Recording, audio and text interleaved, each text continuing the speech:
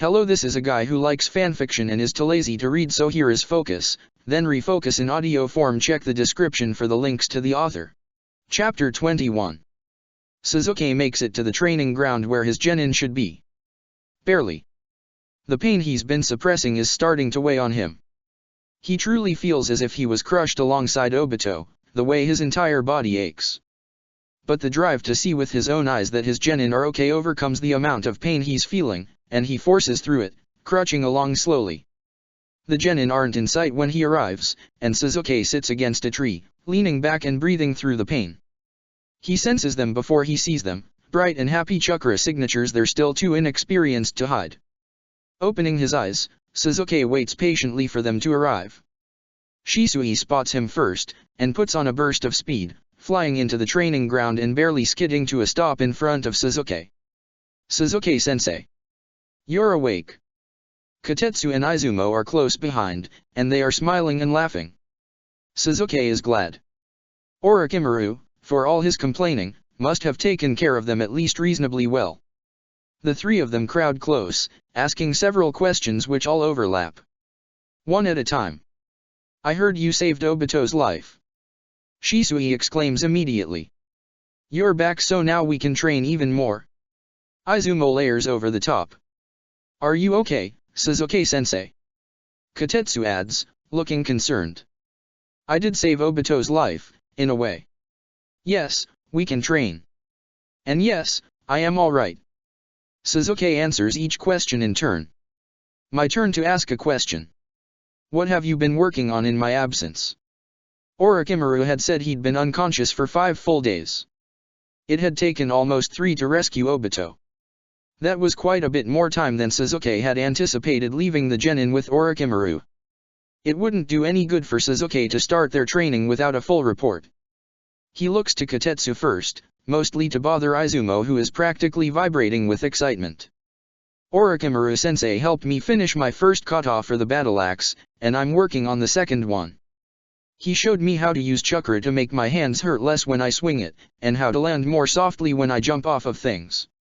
And I started working on a formation to use with Izumo. So far so good. Jumping off of things sounds relatively concerning, but Orochimaru isn't one for property damage, so it's probably fine. Good. Izumo. Izumo had to be next, because the boy is ready to explode with words. And he certainly does. Did you know Orochimaru-sensei has a sword in his mouth? Izumo shouts like it's simply the most incredible thing he's ever heard. I am aware. Sasuke acknowledges, with some amusement. Okay, well, I asked him to show me how to do that and he didn't. He said I wasn't good enough for that yet and that I'd die. It was so unfair. Izumo crosses his arms, pouting. Devastating, Sasuke deadpants. Did you have time train as well? Izumo balls his hands into fists. Hey. Of course I did. Orochimaru-sensei showed me how to do a second kata, just like Kotetsu, and I'm working on that formation with him. I learned how to use chakra to make my sword move faster. And I finished water walking. The boy yanks his sword out without restraint and Sasuke watches as the blade glows slightly. He's more impressed that Kakashi had given Izumo a chakra-conductive sword than anything else, but the chakra-enhanced speed would surely help Izumo in battle. Good work, Sasuke nods approvingly. Izumo beams. Sasuke looks to Shisui, who is shifting slightly on his feet. We performed 10 D ranks, and I completed my training for the Shunshin. Orochimaru-sensei said it was good enough to use in the field. Sasuke waits, but Shisui doesn't continue. There simply isn't any way that Shisui only finished a jutsu he'd almost completed when Sasuke left. Orochimaru wouldn't treat him differently because he was Uchiha, and Shisui was more than intelligent enough to pick up more abilities. And Sasuke asks as delicately as he can. He taught Meti Mystic Palm. Shisui rushes out. A little slower. Sasuke requests. Orochimaru-sensei, that is, taught me how to use the Mystic Palm. Shisui looks extremely nervous. The base healing jutsu. Sasuke clarifies. Shisui nods. Sasuke is surprised, but he doesn't show it. Shisui looks slightly stressed about it for some reason. Sasuke decides to call him on it instead of asking a question which might be all wrong. Why are you upset about this? Did you not want to learn it? Shisui's eyes go wide, and he shakes his head. No, that's not it. I just saw him healing Kotetsu after he fell out of a tree, with my Sharingan, and I didn't fall, I jumped. Kotetsu inserts. Sasuke considers for a moment. Do you want to be a healer, Shisui? Shisui shakes his head again. No, I don't. I want to be on the front lines with everybody else. Sasuke is patient. If you become a combat medic you can do both. Don't think medical ninjutsu is a barrier from the field. Shisui calms after that, but he still has a bit of a frown. I was a little worried that if they found out, they'd stick me as a medic, he admits. But no, I don't want to be a combat medic either. I just thought it might be useful. The kid still looks a little worried. It is, Sasuke assures him. Are you clear to use it in the field? Shisui nods, only for cuts and scrapes. So no bones, muscles, or organ damage. Still, Shisui is right. It will be useful to him in his career. If he ever wants further training, he won't be able to get it from Sasuke. Healing basic bleeding is the extent of Sasuke's medical ninjutsu as well. Sasuke asks what they've done already today, and is told they've completed their D rank for the day. He asks Izumo and Kotetsu to go through their katas, and while they do, he motions for Shisui to stay behind with him. The other two have a path set out for them. They will need to learn a series of katas and formations to become proficient at their weapons. Shisui, on the other hand, has not expressed a specialty yet, and is the only genin not to be currently working on something. What would you like to learn next? Sasuke offers. Shisui thinks it over for a few minutes as they watch Izumo and Kotetsu work their way through the first kata. They are much improved. I want to be a ninjutsu specialist, like you, Sasuke-sensei. Shisui says after his silence. Sasuke isn't simply a ninjutsu specialist. In fact, he's actually jounin level in every discipline, excepting non-Sharingan fueled genjutsu. But if Shisui wants to learn more jutsu, Sasuke isn't going to turn him down. Do you know your chakra nature? Sasuke assumes it's fire. Most in Konoha, and especially the Uchiha, are. Shisui shakes his head. Aren't Uchiha supposed to be fire-natured? Sasuke shrugs. They usually are. There are exceptions of course. Sasuke himself is one of those, with his primary elemental nature being lightning. Not that he's going to tell Shisui that. Sasuke ends up sending Shisui to a shop to pick up some elemental paper. He sits underneath the tree watching quietly the entire time. He isn't in any shape to be up and running around the village for simple errands yet. By the time he returns, Kotetsu and Izumo are struggling through their second kata. Sasuke decides to go ahead and test the other two as well, when they finish with their katas. He pulls a strip of chakra paper and holds it out to Shisui. Put just a little of your chakra into this. Shisui obeys immediately. The paper burns, as expected. But Sasuke doesn't miss the way it slightly crumples as it does so. You have a fire nature, as expected. You do possess a secondary nature of lightning, though it isn't as strong as fire. Shisui looks at him curiously. Is that good? Sasuke nods. The more chakra natures you can use, the stronger you will be. With the Sharingan, you'll be able to use any chakra nature. But these two will come easier to you. Especially if Shisui starts inventing jutsu, but he's nowhere near that right now. We'll start you with fire jutsu. Soon, Sasuke is going to have to start training him with his Sharingan. But not today. Watch this, without your Sharingan. The Sharingan may allow for instant memorization, but to truly learn a jutsu, inside and out, Sasuke wants Shisui to learn a bit slower. At least for now. Shisui watches as Sasuke weaves one-handed signs. Fire release, incinerating hail. Sasuke opens his hand, and a couple small fireballs fall to the ground. Kotetsu and Izumo cease their katas and stare. Shisui looks odd. That's one you used on the battlefield, right, sensei? His voice is full of admiration. It makes Suzuki a little uncomfortable, but he chooses to ignore the discomfort. Suzuki had actually used a blended jutsu to make it more powerful, but the idea was the same. More or less. Did you get the hand signs? Shisui nods. Suzuki sends him off to practice with a warning to use as little chakra as possible until he gets the hang of it. The last thing Suzuki wants is a fireball hail the size of the training field. Izumo runs over with Kotetsu on his heels, and Suzuki convinces them to calm down long enough to use the chakra paper themselves. Izumo is fire-natured, which is not a surprise to Suzuki. Izumo seems happy enough with it, especially when Suzuki assures him that when he gets better, he should be able to cloak his sword in flames. Kotetsu is earth-natured, which is also within Suzuki's expectations. Earth is one of the other more common chakra natures in Konoha. Water is next, and lightning after, leaving wind as the rarest chakra nature in Konoha. Kotetsu asks if he'll be able to do something with his nature with his battle axe, and Suzuki informs him that earth-natured chakra can easily help him both stand his ground defensively, and land harsher blows, once he's more experienced. Since the two have finished their katas, Suzuki sets them on their physical routine. They run off immediately, arguing about who will complete it faster, or better. Suzuki is relieved that his genin have so far not fought him on the physical training front. Most genin despise physical exercise alone, simply because it isn't as flashy as ninjutsu or genjutsu. But the truth is, chakra is made by a mixture of physical and mental energy, and if they want to have more chakra, they need to be in better shape. While the genin go through their training, Suzuki meditates. Yet another thing he'll be forcing on his genin soon enough.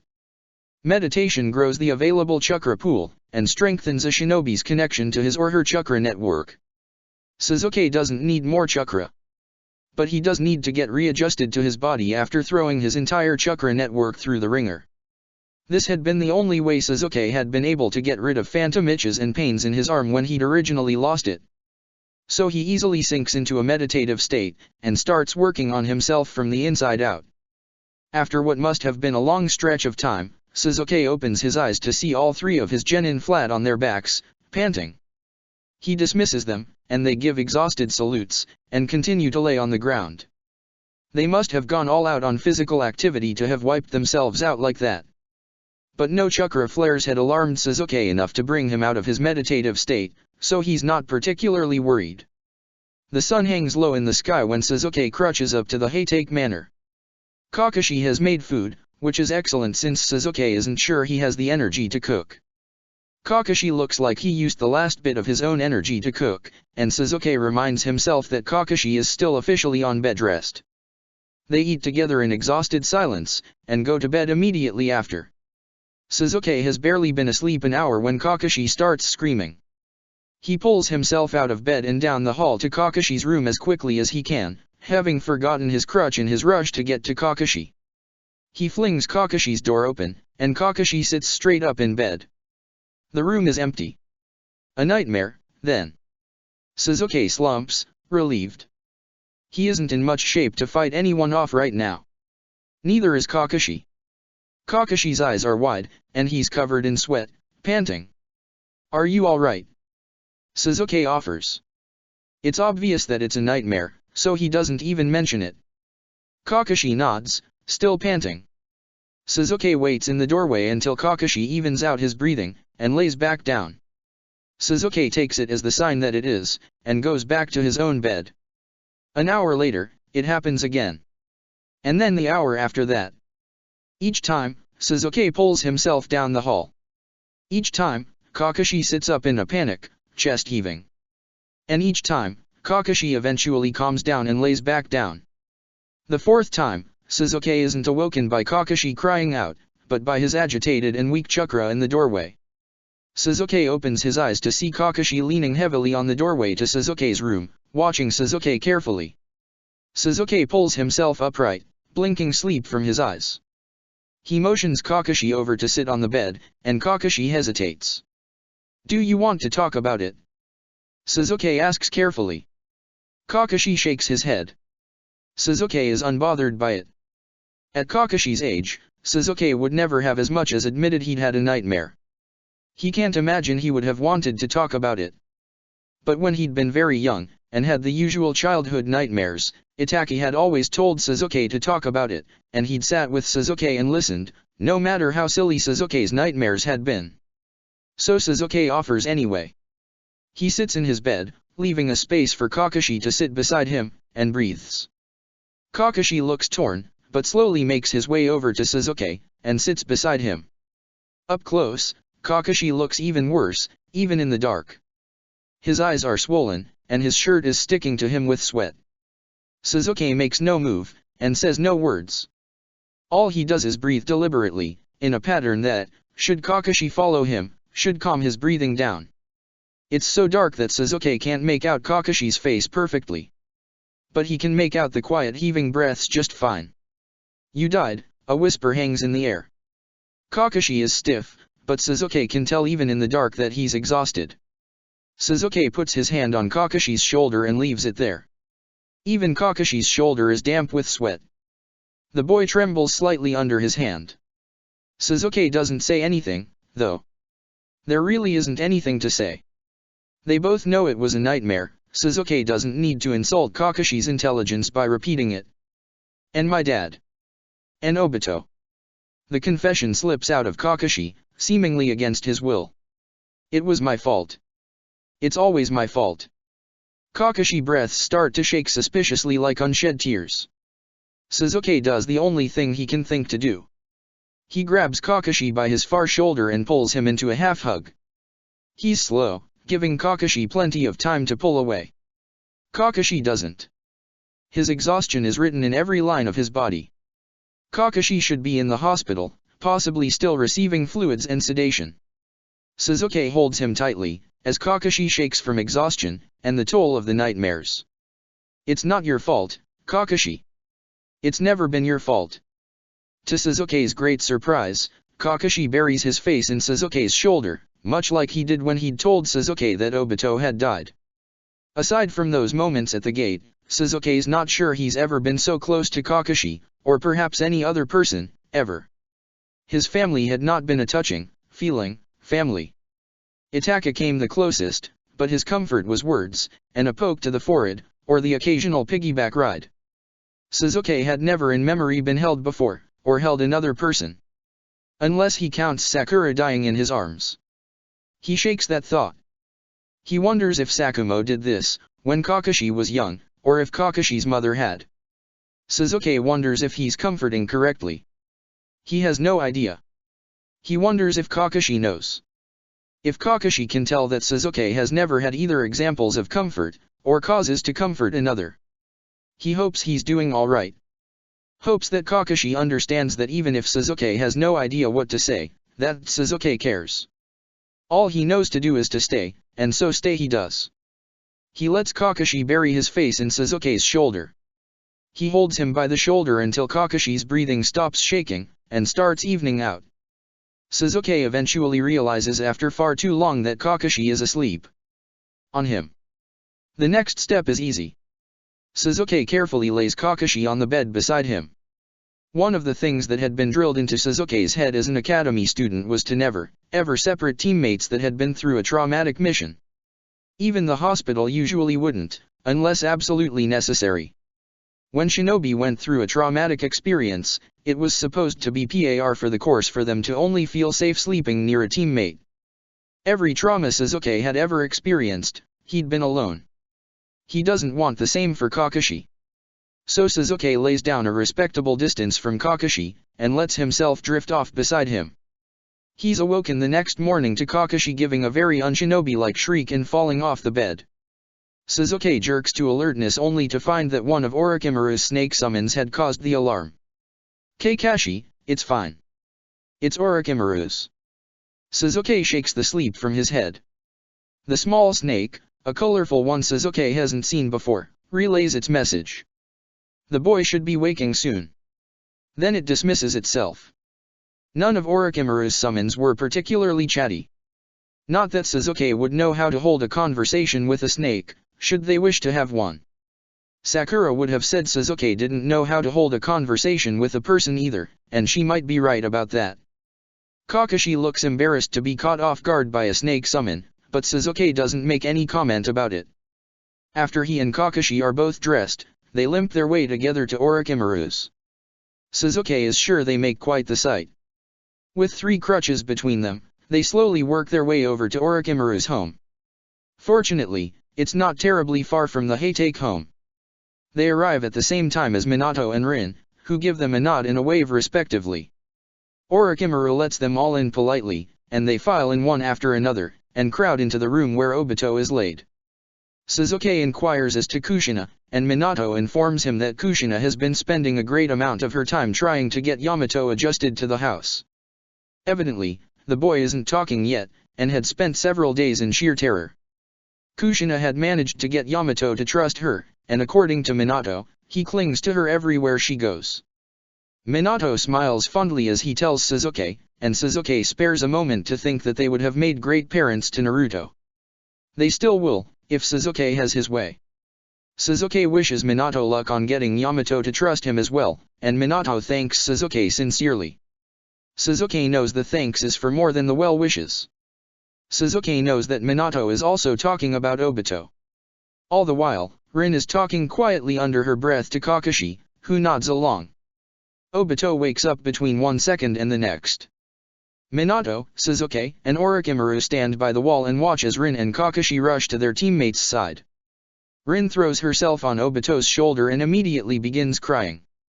Kakashi is far less emotional, but he stands as close to Obito as he can, and stares at him as if he might disappear if Kakashi looks away. Hi guys. Obito croaks out. Minato walks forward after that, desperate to see his student. Suzuki exchanges a look with Orochimaru, and they both step outside for a moment to give the team time to talk. Izumo wants to store his sword in his mouth now. Suzuki says mildly. Orochimaru looks amused. Does he now? Are you going to tell him he probably can't? Suzuki comments, ignoring the elephant that is Obito in the next room. I don't think so. Orochimaru's eyes glitter with mirth. He's likely imagining Izumo attempting it. Suzuki is too. The mental image is quite humorous. Don't be surprised if he starts banging on your door about it someday. I'll most certainly be out that day. Suzuki knows if Izumo really did decide to try and learn it, Orochimaru's absence at his home would do nothing to deter him. Suzuki suspects Orochimaru knows that too. Orochimaru finally brings up Obito, and informs Suzuki that he believes Obito will make a full recovery, with whatever side effects he may end up with. He also mentions that he found the seal Madara mentioned on Obito's heart. Suzuki starts at that, but Orochimaru just says that the seal is broken, and was designed to die with Obito. When Obito had briefly died on the way back to the village, the seal had lost its effect. Which was an enormous relief to Suzuki. They make more minor talk then, about Suzuki's genin, or some of Orochimaru's less illegal experiments. A little while later, Minato, Kakashi, and Rin exit the room. Rin's eyes are red and swollen, but she's smiling. Suzuki notices that Minato's eyes are a bit red too. Kakashi is pulling his mask up as he exits, crouching along slightly. Minato clasps Suzuki on the shoulder. Thank you. Suzuki nods. As much as he likes Minato, he hadn't done it for him. Then Minato hugs him. This is by far the most uncomfortable hug Suzuki has experienced. Hugging children is quite different than hugging another adult. Suzuki bears it with as much grace as he can. Minato can sense Suzuki's obvious discomfort and lets go quickly. He's asking for you. Suzuki inclines his head. I hear you're the next Hokage. Congratulations. He'd forgotten to mention it to Minato earlier, and he wants to mention it before the man leaves, in case it makes it awkward that Suzuki hadn't said anything. Minato's face grows deadly serious. Yes. Hiruzen says it'll be after the peace negotiations finish. Then maybe I can finish what we started. He nods in Orochimaru's direction. The blonde turns to leave after his 2 students, but before he does, he shoots a look at Suzuki. I hear we have a nickname now. Congratulations. Trying to lighten the mood slightly, Suzuki comes up with, I'm sure you'll regret sharing it with me. It feels awkward, but he tries to make it sound light. Minato laughs, so he must have succeeded. Oh, I'm sure. Then he shoos Suzuki towards the door. Go, see Obito. Suzuki places his hand on the door, but before he can push it open, Kakashi appears at his side. He eyes Orochimaru slightly suspiciously, then leans in. Obito might need a place to stay while he gets better. Since it's impolite to impose on Mr. Orochimaru this much. Orochimaru looks amused at the formal title. Suzuki hears the unasked question. If that is the case, yes, he can stay with us. Do you want to tell him? Kakashi startles and he shakes his head. Embarrassed to admit he cares for his teammate. Suzuki can understand that all too well. All right. If it comes up, I'll tell him. Kakashi nods and crutches off as fast as feasibly possible. Probably to leave the scene before Obito realizes it was Kakashi's idea. Suzuki enters the room without another interruption. Obito is looking towards the door, and his eyes light up slightly when Suzuki enters. Mr. Suzuki. His voice is still raspy, and Suzuki sits at his side, laying his crutch down. What do you remember? Obito shudders all over, and his eyes dull slightly. Suzuki regrets his question immediately. I remember how it felt to have those rocks come down. I remember crying because I was going to die all alone, and it hurt so much. He sniffles slightly. Orochimaru returns from absolutely nowhere with a glass of water and a straw, and Suzuki helps Obito drink before he continues. Everything after that. It feels like a nightmare. So he remembers being saved by Madara and Zetsu, then. Suzuki vividly remembers Obito screaming as Zetsu tried to bond to his flesh.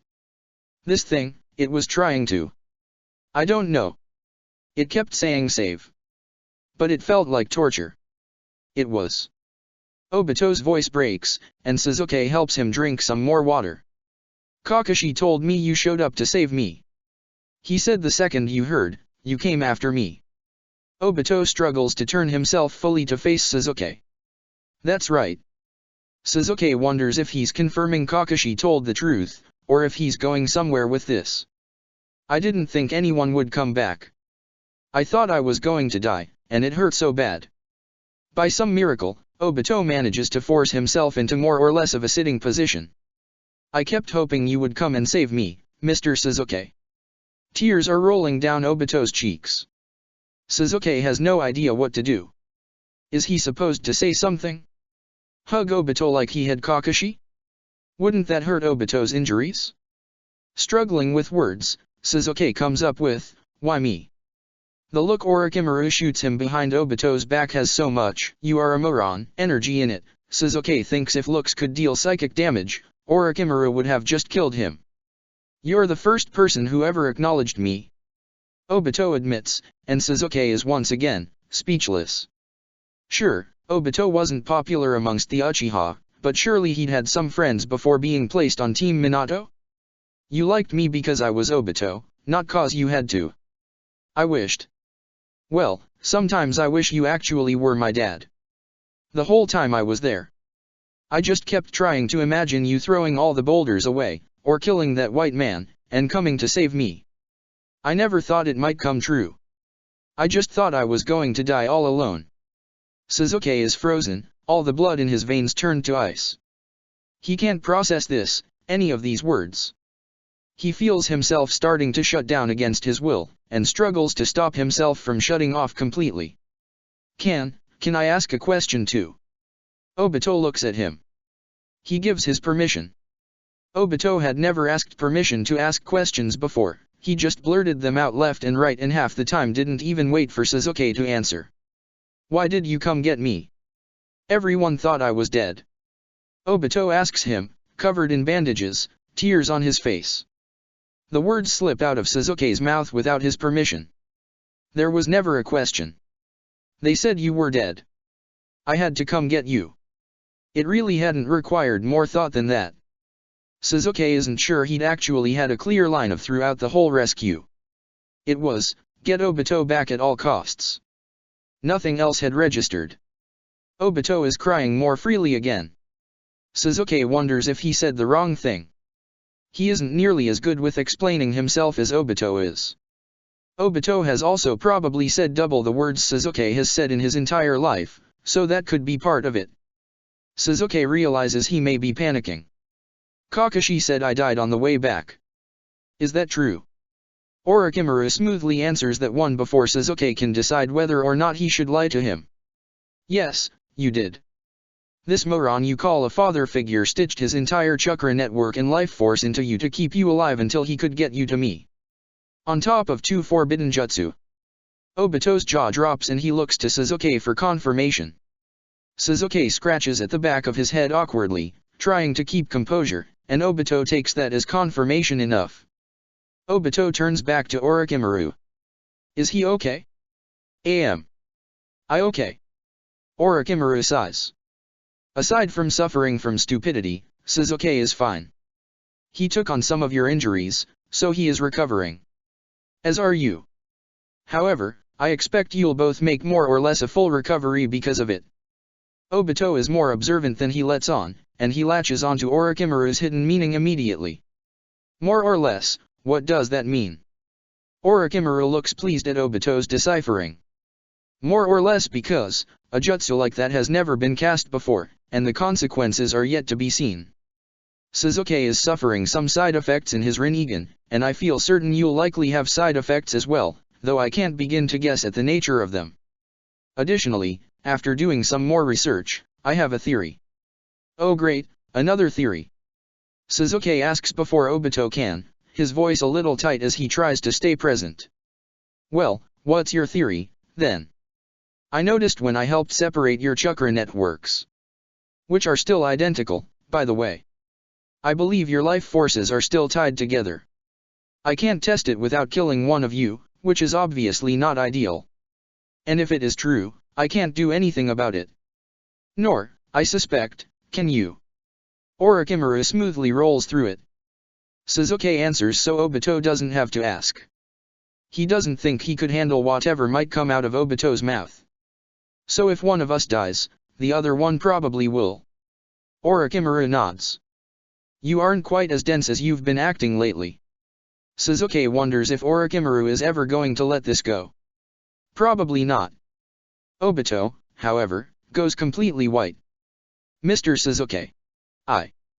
I'm so sorry. Sasuke looks over at him. For what? Obito is panting with the exertion of sitting up, and being upset. Sasuke is fairly certain it isn't good for him. He doesn't stop him. He thinks he may have forgotten how to move. I'm not worth all of that. What if I die for real and you die too? Sasuke is far more concerned about the exact opposite. Sasuke is far more of a target than Obito will ever likely be, at this point. Sasuke shrugs, forcing nonchalance. He isn't upset about this, and under no circumstances can he let Obito think he is.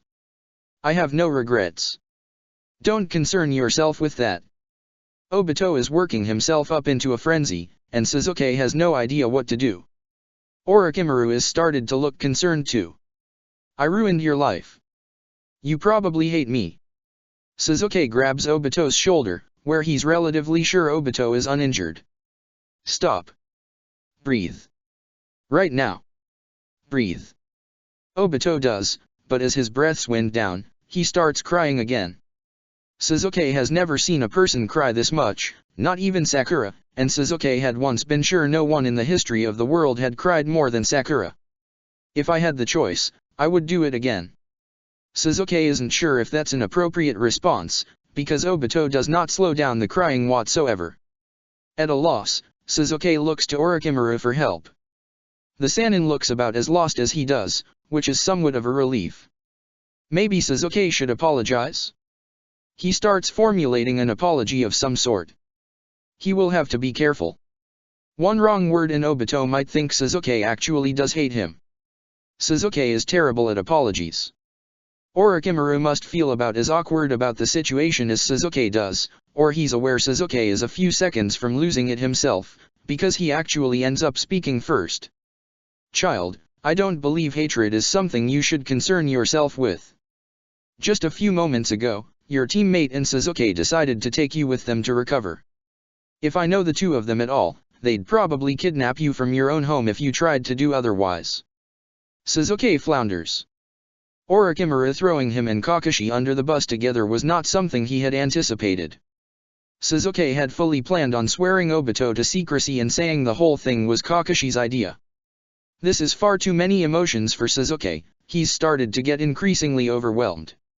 He needs to calm down. He can worry about the implications of Obito's words later. Somehow, Orochimaru's words work better than Suzuki's had, and Obito's tears start to slow. Really? Suzuki just nods, grateful for the moment to not have to say anything, to get himself under control. Orochimaru continues. I'll drop you off there after we've determined if there are any obvious side effects. Suzuki is in no condition to be carrying people around. The look on Orochimaru's face says he is glad to be dumping this crying child off to be Suzuki's problem. Suzuki can't blame him. It is a lot of emotions, and neither he nor Orochimaru are equipped to deal with them. But, Suzuki had dropped everything to run after Obito, had potentially sacrificed everything to bring him back alive. It was Suzuki's fault that their lives were tied together, just as it was Suzuki's fault that Obito was sitting alive in front of him right now. Suzuki supposes that does make Obito, emotions, and all, his problem. That doesn't seem all that bad. There were worse problems to have. Suzuki breathes. He can handle this. Right? Chapter 22. The incidents start off small at first. Izumo narrowly avoids a falling stack of bricks on a deer rank. It could feasibly happen to any genin on a job. Suzuki is unconcerned. 2 days later, Shisui nearly gets impaled by a poorly designed fence. Suzuki begins to get suspicious. The next week, Kakashi reports that Rin had nearly fallen into an abandoned well, and was only saved by Minato's quick reflexes. Suzuki is a Kage-class jounin.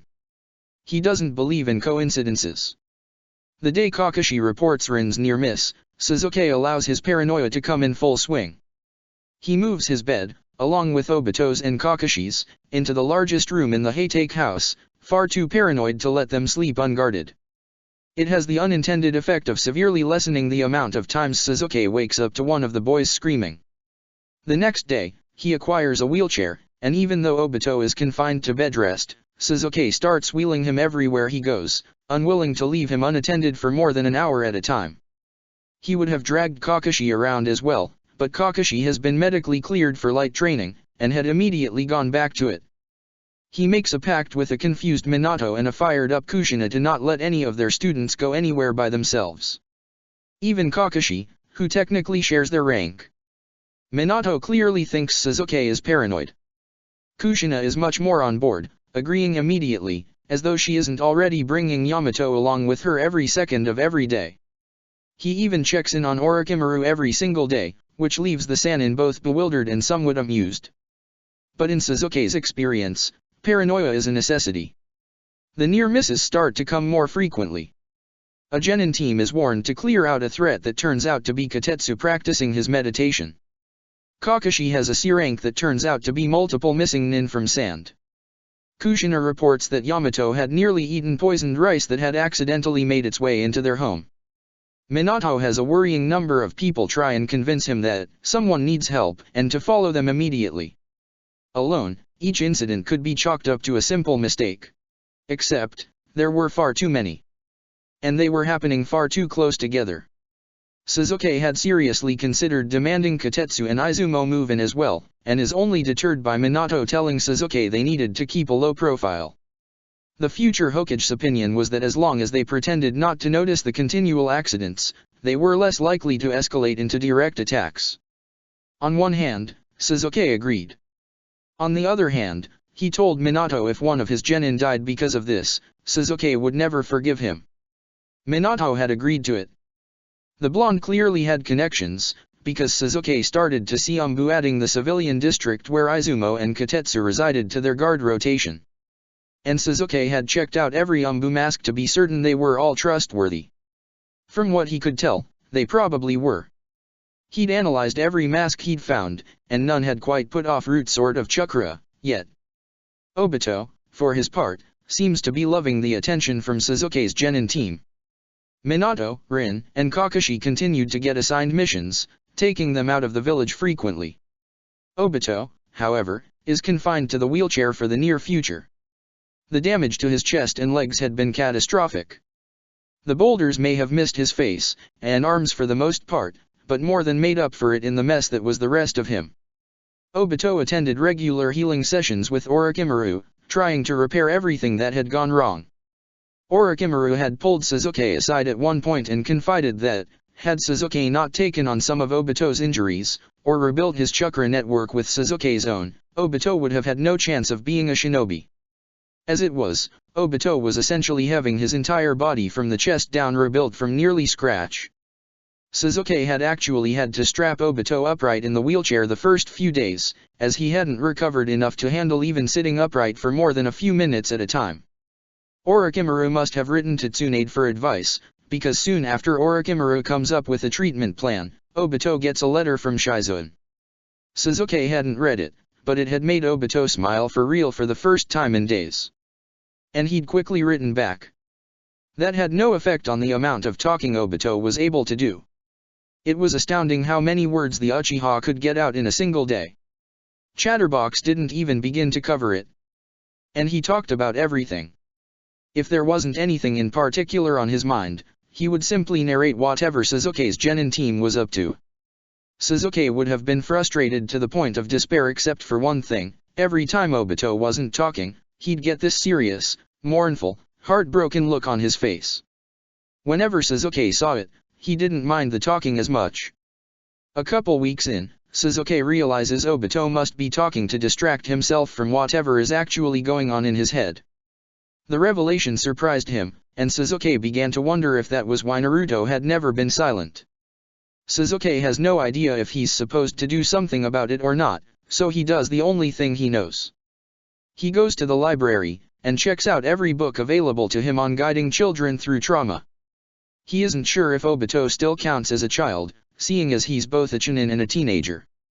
But there is a scarcity of information on how to deal with traumatized shinobi. That is to say, there are none. So he sticks with the civilian section. There still isn't a lot, but Sasuke reads everything the library has. There are 5 books on dealing with trauma with children. 3 of them focus on how to help the child, 2 of them are supposed to be, from a child's perspective, whatever that means. There is exactly 1 slim book on how to handle an adult. Sasuke grabs that one, too. He almost throws the first book away in disgust. The civilians clearly have no idea what trauma is actually like.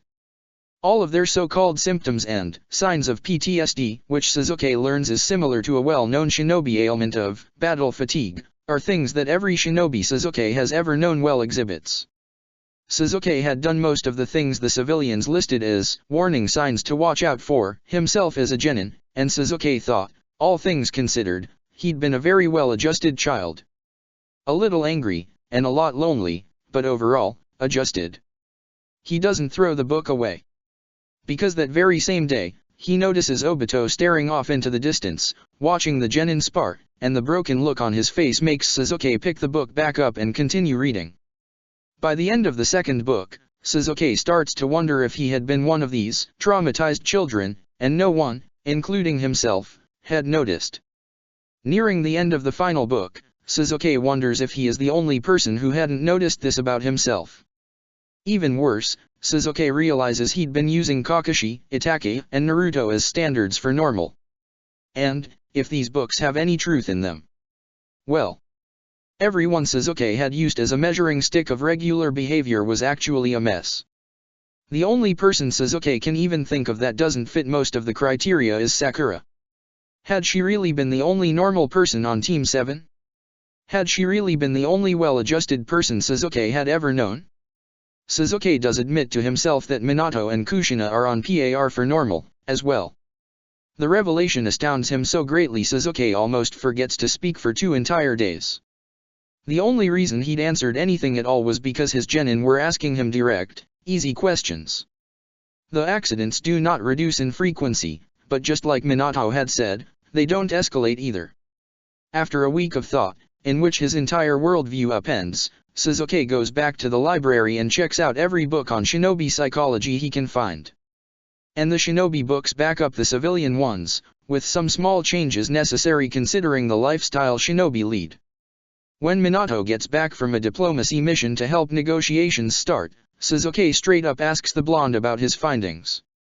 Minato gets the strangest look on his face, and he spends quite a long time telling Sasuke that he thinks Sasuke is an honorable, upstanding shinobi and that he trusts Sasuke with his life. He does not answer Sasuke's question. He gives no confirmation or denial that Sasuke might be traumatized. So he asks Kushina.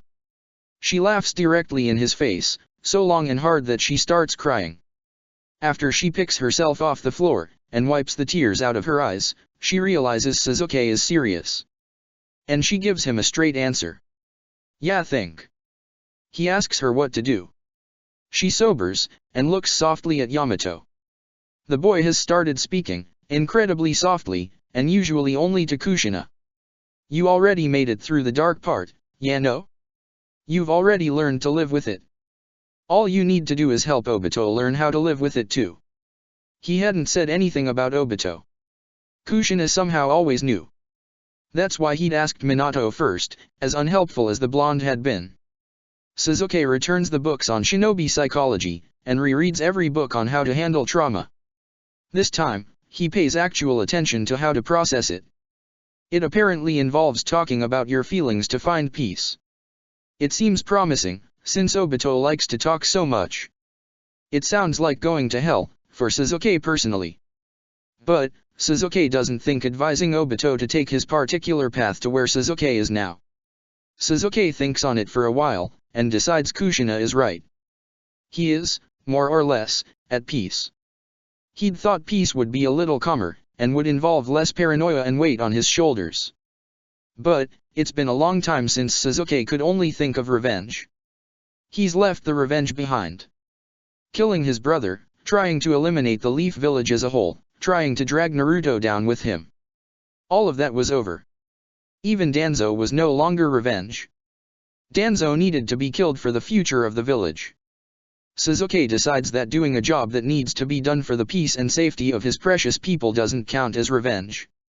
The worst part of talking about feelings is apparently to get the best results, you're supposed to talk to someone. And for Obito, Sasuke guesses that's supposed to be him. He'd offered the job to Minato.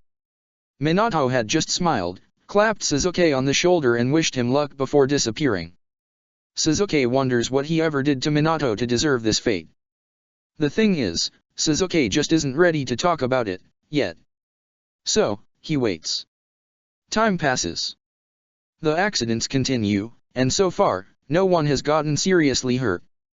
Sasuke trains his genin harder and harder every day, and Minato throws himself into negotiations, hoping to speed up his rise to Hokage. If Sasuke isn't mistaken, the negotiations are taking a suspiciously long time. But for the moment, his hands are tied. Rin makes Jounin, and forms a two-man squad with Kakashi, assuring Obito it will become a three-man squad the moment he's cleared for action again. Obito somehow manages to make an enemy of Guy, who is forever at the house.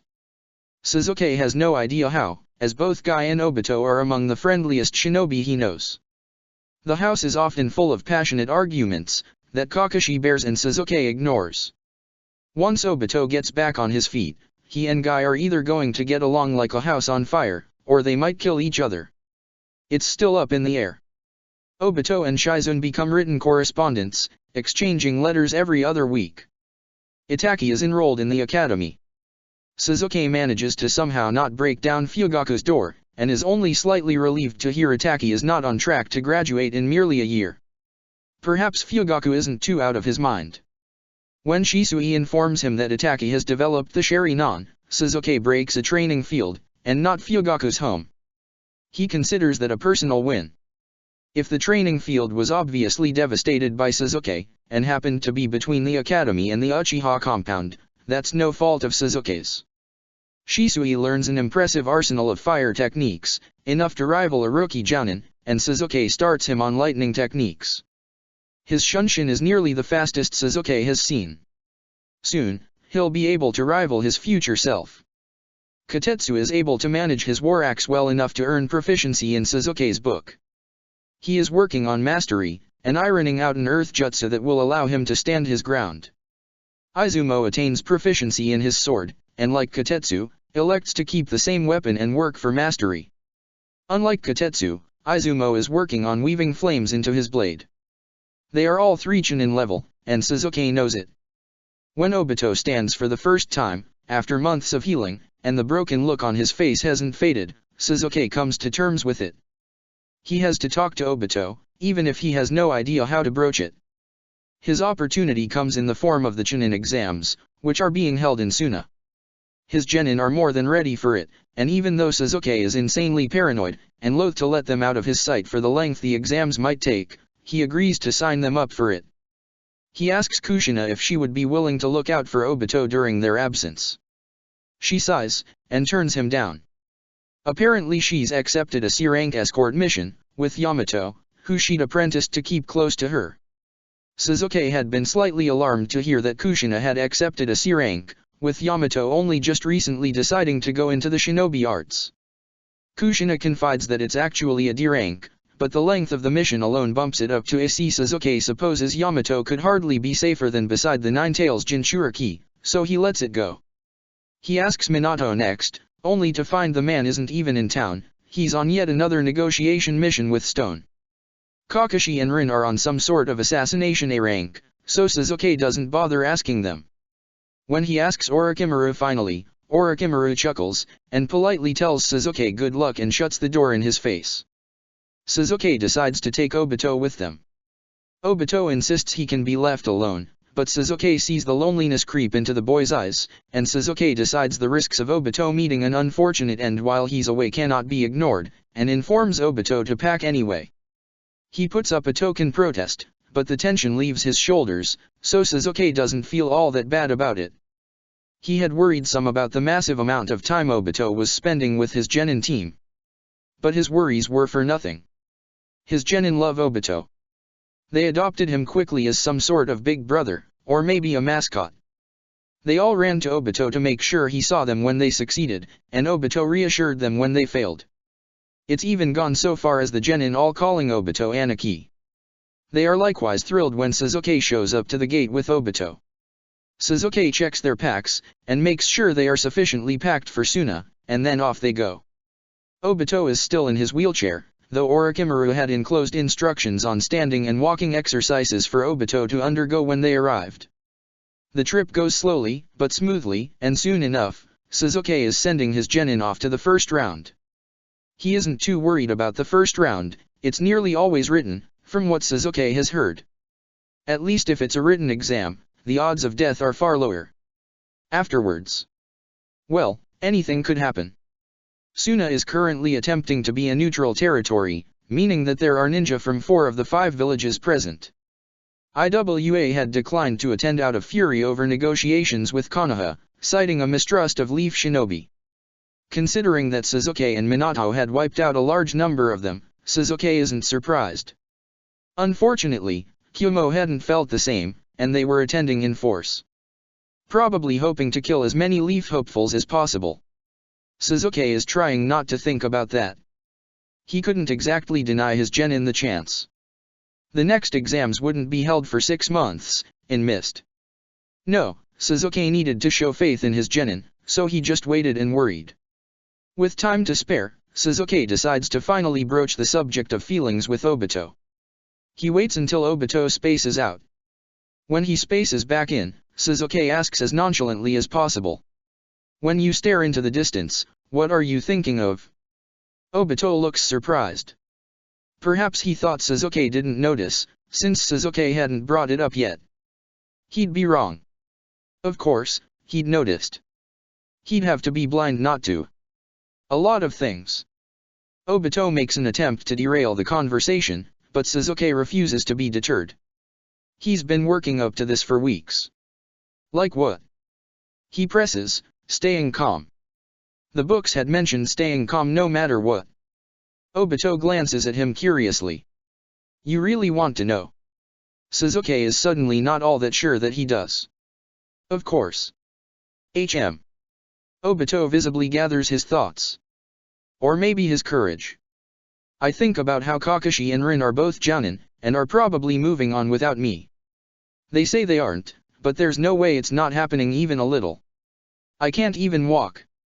Sasuke just breathes, and focuses on Obito's words, trying to make sure he's understanding any hidden meaning as well.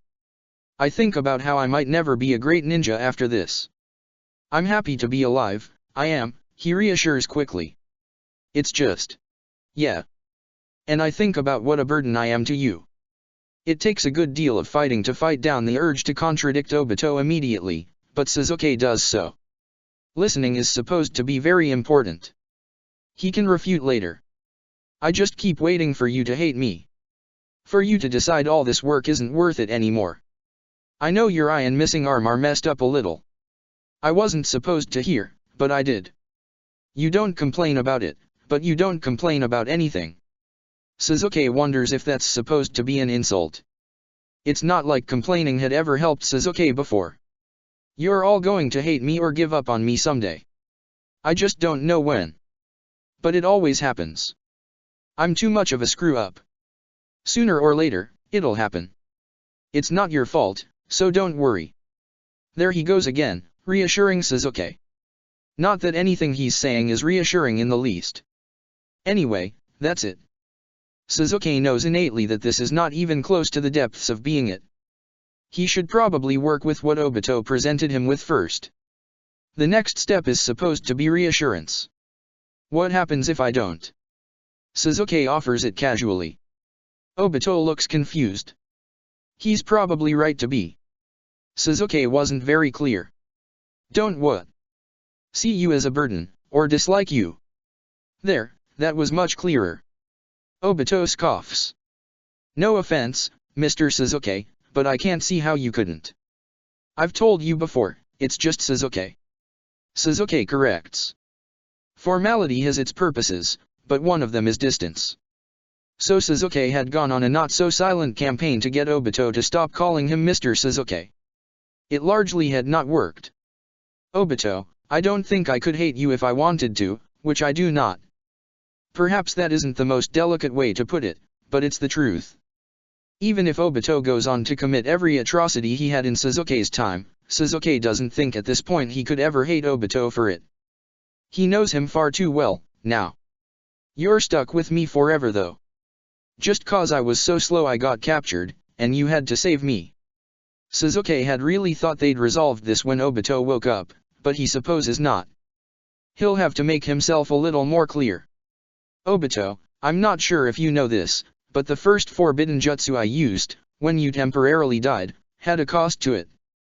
Obito nods, I know, it hurt your eye. Sasuke shakes his head. That isn't quite right. The cost was a bit more than that. Stunned, Obito asks, what was it, then? The cost was my own life. Obito gasps, but before he can interrupt, like Sasuke knows he wants to, Sasuke raises his hand to show he isn't done talking. He's just not quick at sorting out all these difficult words. When I felt you die, I realized it was a price I was willing to pay. Technically untrue. Sasuke hadn't known the jutsu would kill him. He had no regrets at any point, even after he realized, so he tells himself in hindsight, it was true. If Sasuke had the knowledge now he did then, he still would have done the same exact thing. So he doesn't feel bad obscuring the truth slightly, so Obito gets the point. Luckily, I had a second forbidden jutsu that I was able to cast, to stop me from dying. Even if I hadn't known the second jutsu, I still would have used the first one. Do you understand? Sasuke isn't sure. It had sounded a lot more obvious in his head. Obito is looking at him with so many emotions Sasuke can't even begin to wade through them, so he chooses not to. You're saying you would have died so I would make it? Yes. He would have. And he would again, if it came up. The urge to protect Obito is so strong it is nearly overwhelming. Kakashi would have never forgiven me if you had. Obito trails off, worried. I wasn't thinking about whether or not Kakashi would forgive you or me at the time. I was only thinking about doing whatever it took to bring you back. This is so uncomfortable to admit, Suzuki sort of wants to shun Shin away and pretend he was never here. But he forces himself to stay, to keep going. But at Mr. Orochimaru's house, when I said I thought of you like a dad sometimes, you got really upset. So apparently Suzuki isn't as good at hiding his emotions from Obito as he'd hoped. Did that mean these last few months were all his fault? Suzuki shuts that down immediately. If Obito can read him that well, he'll have to worry over that when Obito isn't around. I'm too young to be your father, Obito. Far too young. In fact, it would be nearly biologically impossible for Suzuki to have fathered him. It took me by surprise. I'm not exactly used to people having faith in me. For good reasons. Suzuki is literally a traitor to the leaf, although no one in this timeline knows about it. Me neither, Obito admits. But you helped me, even when I was in the academy. You believed in me. So why wouldn't I believe in you too? They are getting a little off track here. I'm not going to tell you what you can or can't believe. I apologize that you took my reaction to you as a dismissal. I did not intend it in that way. Suzuki is starting to get overly formal, an annoying tell of his when he gets uncomfortable. Obito doesn't seem to mind the sudden formality. So, you're not mad that I wanted you to save me? Or that I wish you were my family? Suzuki has had a long time to come to terms with this. He has an answer. No, Obito. I'm not upset. I may not feel like a father, but you are family to me too. No matter what, I will always do whatever I can to save you when you need me. Literally and metaphorically family. Not that Obito knows about the literally bit. Suzuki sincerely hopes he did well enough on the reassurance part. Obito's eyes well up with tears. He hopes that's a good sign. So, you really don't hate having me around all the time? Not at all. Can I tell you something? He'd already told Suzuki several somethings. Suzuki doesn't know why Obito is hesitating now, but he nods anyway. Sometimes, when I close my eyes, I'm stuck back there in the cave, and everything hurts and I'm scared and I'm going to die. Obito shivers, even though it's almost as hot as the surface of the sun in Suna. Or, at least it feels that way. What do you do when that happens? Suzuki is interested in the actual answer to this one. I reach out my chakra. I know I'm not supposed to, don't tell Mr. Orochimaru. But, when I reach out my chakra even a little bit, I can feel yours. And then I remember that you came and got me. Then it's not as bad. Obito is still shivering, so Suzuki takes a moment to pull a light blanket out of a storage seal and drape it around Obito's shoulders. Obito is being surprisingly open. And a little childlike, considering he's a teenager, and they aren't supposed to talk about feelings. Suzuki wonders if growing up alone had something to do with it. Naruto talked about his feelings a lot, too. Or maybe that was more of a personality trait. There was no way for Suzuki to know, he just accepted it as is. Did you know, if I try, I can find you anywhere now, Obito? Our chakra is linked, and even though I'm not a sensor ninja, I can always tell where you are, even when you're out of my sensory range. It's true, Suzuki had tried it one day after he'd left Obito with Minato and taken his genin on and out of the village D rank. You'll never be anywhere again where I can't find you. Obito pulls the blanket closer. That's kind of cool. But you know what, Mr. Suzuki? It's just Suzuki, Obito. Right. You know what, Mr. Suzuki? What? You couldn't do that before, and you found me anyway. So I know it's going to be okay. Obito's voice is so confident, so assured that Suzuki will always make it in time. Suzuki knows that isn't always the case. Terrible things can and do happen to everyone, all the time. But now isn't the time to break it to him. I'll do my best. If you don't mind that I think it, would it be okay if I called you Dad? There is slight mirth in Obito's voice, and Suzuki is almost certain he's teasing. What about an older brother? Suzuki says, just to make sure. Thanks, Dad. Obito can't hide his smirk any longer, and Suzuki knows he's being messed with. Suzuki sighs. When will round 1 of these exams be over, anyway? Chapter 23. Suzuki and Obito are waiting outside the testing center for Suzuki's genin team. Suzuki is not nervous for them. He isn't. He hadn't ever officially passed the Chunin exams himself, after all. They don't mean anything. So if his genin fail, that's fine. Still, he's relieved when they stream out of the building, and Izumo, Kotetsu, and Shisui are smiling widely. There's no way they'd be smiling if they'd failed. Right? Suzuki-sensei, guess what? Kotetsu beams. We passed. Izumo yells at the same time, effectively answering Kotetsu's question. Kotetsu doesn't look put off in the least. Suzuki ruffles the hair on all three of their heads, and they're all beaming brightly, and for this second, it looks okay. Suzuki doesn't let himself hope this early, however. The survival task will be up next, and Suna is terrible to survive in, weather-wise. When is the next portion of the exam? Suzuki asks before they can start giving him a play-by-play of the exam. Tonight.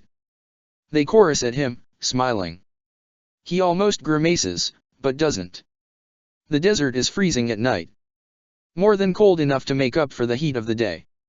Shisui looks thoughtful, which causes Obito to poke the younger boy in the face. What ya thinking about, Shisui? Shisui smiles. My best friend, Yuki, from the academy is here taking the exam too. His team passed too. Obito nods. Is that a good thing? Suzuki watches the exchange with some interest. Yeah. He looks a lot stronger. I hope we get to fight in the finals, so we can test our strength together. Obito pokes Shisui again, causing him to yelp in surprise. Sounds good, kiddo. Just don't forget whose team you're on. Suzuki tunes the remainder of the exchange out, because it quickly dissolves into a simple shouting match of excitement between all three genin and Obito about who is a kid and who isn't. He nudges the lot of them towards the marketplace, hoping to feed them before they enter the next phase of the exam. While on the way, he hears all about the written exam. How they had to find their question sheets hidden throughout the building, and figure out which ones belonged to them, and then had an additional difficulty of finding answers. Evidently, much like Suzuki's own Chunin exam, there was a twist at the end, and those who didn't share knowledge with their teammates were failed. Izumo proudly announces that they shared all their information, and had definitely been the best team out of all the potential genin. Obito riles them up and responds to each play-by-play moment with the appropriate amount of jubilation or despair. Suzuki finds he slightly envies Obito's ability to respond just the way the genin want him to. They arrive at the food cart, and over the spiced rice dish, they talk strategy. Suzuki reminds Shisui of the simple water jutsu he'd taught him, just in case their canteens ran out. He'd also told him to be careful with it, because of the chakra drain. Casting a water jutsu with no water source nearby is an enormous strain of chakra, compared to the same jutsu near a pre-existing source of water. As for the actual specifics of the exam, Suzuki has no idea, which is exactly the point. A good Chunin candidate should be able to adapt to a survival situation on the fly, since a Chunin is supposed to be capable of leading a squad. The hardest, and most unpredictable part of a survival portion is the other candidates. Suzuki supposes their exam can't be too much worse than his was. Sure, there was an entire village of genin hopefuls that would like nothing else than to kill anything bearing the leaf insignia. Hopefully, there would be no high-powered ninja infiltrating the exam specifically to target Suzuki's genin, however. As soon as the thought crosses his mind, Suzuki curses himself. The moment he starts thinking things will probably go alright, is the exact moment they'll go wrong, and Suzuki has to be prepared for everything to go terribly wrong, at any moment. At any time.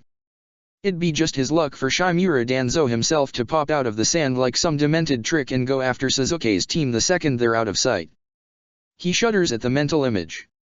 Suzuki drops his genin off as the sun sets, ruffling their hair and trying very hard not to imagine that it could be the last time he ever does so to one of them.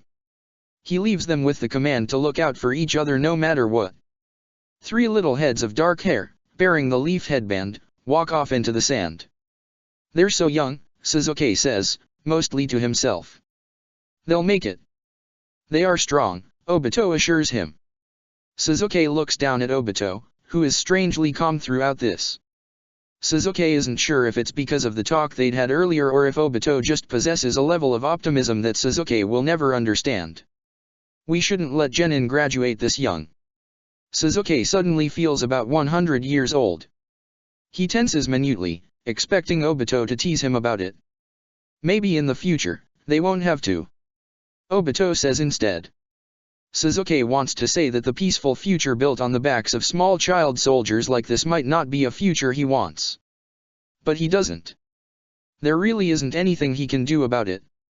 Not right now anyway. All he can do is do his best to make sure his 3 genin aren't just another set of names carved into the memorial stone. After the exam starts, Suzuki gets the notification of the specifics of the exam. It's common courtesy to offer Jounin-sensei details of a long exam such as this one after it begins. It's supposed to offset the paranoia that so many Jounin experience. Perhaps because the climate is a lot harsher than the Forest of Death, the rules are much simpler. Survive in the desert for 5 days. Any team left standing with all 3 members at the end of 5 days passes. Easier said than done, Suzuki knows. Some of the teams will spend all 5 days hunting down other teams. Some will struggle to survive in desert conditions. And some unlucky genin will probably be attacked by some sort of wildlife.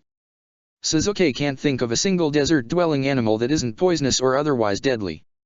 To stop as many preventable deaths as possible, Suzuki learns all genin are equipped with several flares. Setting one off is a signal of retreat, and they are also allowed to set one off if they find a downed team. Suzuki knows most won't. They will just leave the fallen there to die, in the desert. To assuage fears, Jounin-sensei will be informed immediately if their team surrenders, or is forcibly surrendered. So, in the best-case scenario, Suzuki waits around for 5 days, with no knowledge of anything. No news would be good news. But it still sounds like an eternity to not know, to not see them. Suzuki knows they could slip beneath the sand, never to be seen again. The first day, Obito nervously guesses at what the genin may or may not be doing. Suzuki knows he's doing it to comfort himself. He certainly hopes Obito is making assumptions for his sake, because it's making every nerve Suzuki has stand on end. He helps Obito with his assigned physical exercises. That night, he dreams of digging through the sand, looking for 3 small bodies. The second day, Suzuki is completely silent the entire day. Obito notices, and chatters twice as much to make up for it. It takes everything in Suzuki not to just leave Obito and find silence for a while. Only the thought of Obito being defenseless, and the memory of Obito dying in his arms keeps Suzuki by his side. The third day goes the same as the second. That night, Obito is the one having nightmares. He tosses and turns and cries out throughout the night. Suzuki gets very little sleep. The fourth day, there is a sandstorm. All day long. Suzuki paces across the small room they've been allotted so many times he thinks he must be wearing a hole in the floor. Obito tries to point out that it's a good sign that they haven't heard anything, and that the genin are probably fine. Suzuki snaps a little at that point, and bites out that Obito would have to be crazy to believe that the proctors are actually able to see flares or search through the sand. Obito falls silent. The silence is far worse than the chatter, and Suzuki ends up apologizing to Obito, who accepts his apology with a great deal of grace. But he doesn't resume his usual chatter, and they sit in tense silence throughout the night. The fifth day dawns clear and bright. Suzuki knows he isn't the only one holding his breath for a messenger to come and tell them the worst. Obito is too nervous to talk. They work on Obito's exercises in silence. Obito can now stand unaided for an extended period of time. Walking is still a challenge, but Obito looks relieved to find he can at least stand.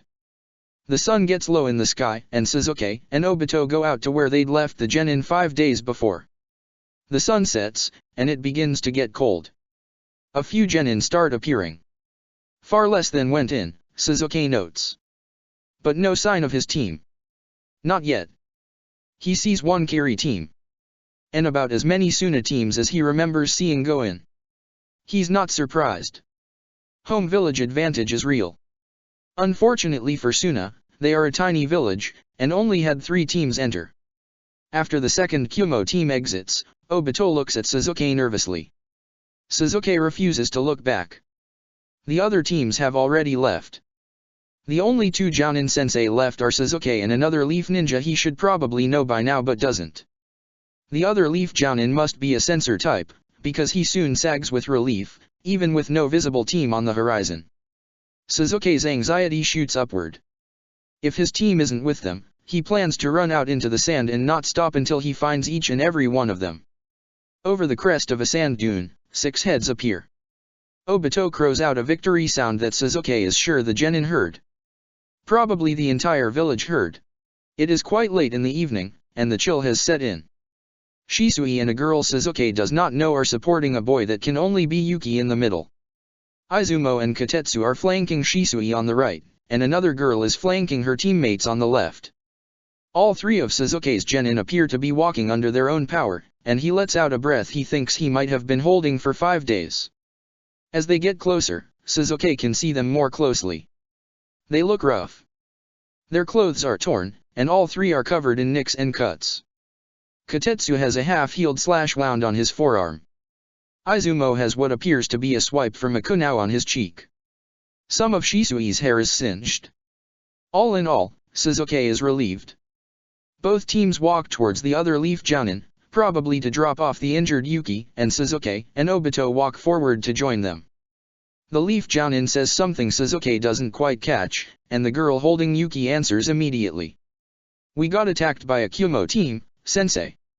They almost had us, but Shisui and his team interfered on our behalf. Yuki was hurt pretty bad but Shisui healed him up. And that was before the sandstorm. The Jounin takes a look at Shisui, and inclines his head deeply. A huge show of respect. Suzuki can't remember the last time he's heard of someone doing so to an Uchiha. Shisui Uchiha, I am in your debt. Shisui grins, and there's a little blood in his teeth. Suzuki is sure he'll hear all about it later. Yuki is my friend. Shisui passes off Yuki to his sensei, and they leave quickly. Suzuki's team is a little slower, thanks to the limitation of Obito rolling a wheelchair through the sand. Suzuki can't resist the urge, so he ruffles each and every one of their heads. How did it go? He's surprised Izumo didn't start word vomiting the second Suzuki was in sight. He must be exhausted.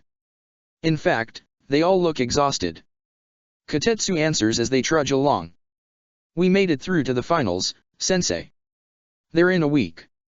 Suzuki nods, waiting for more about the exam, but the genin are not very forthcoming.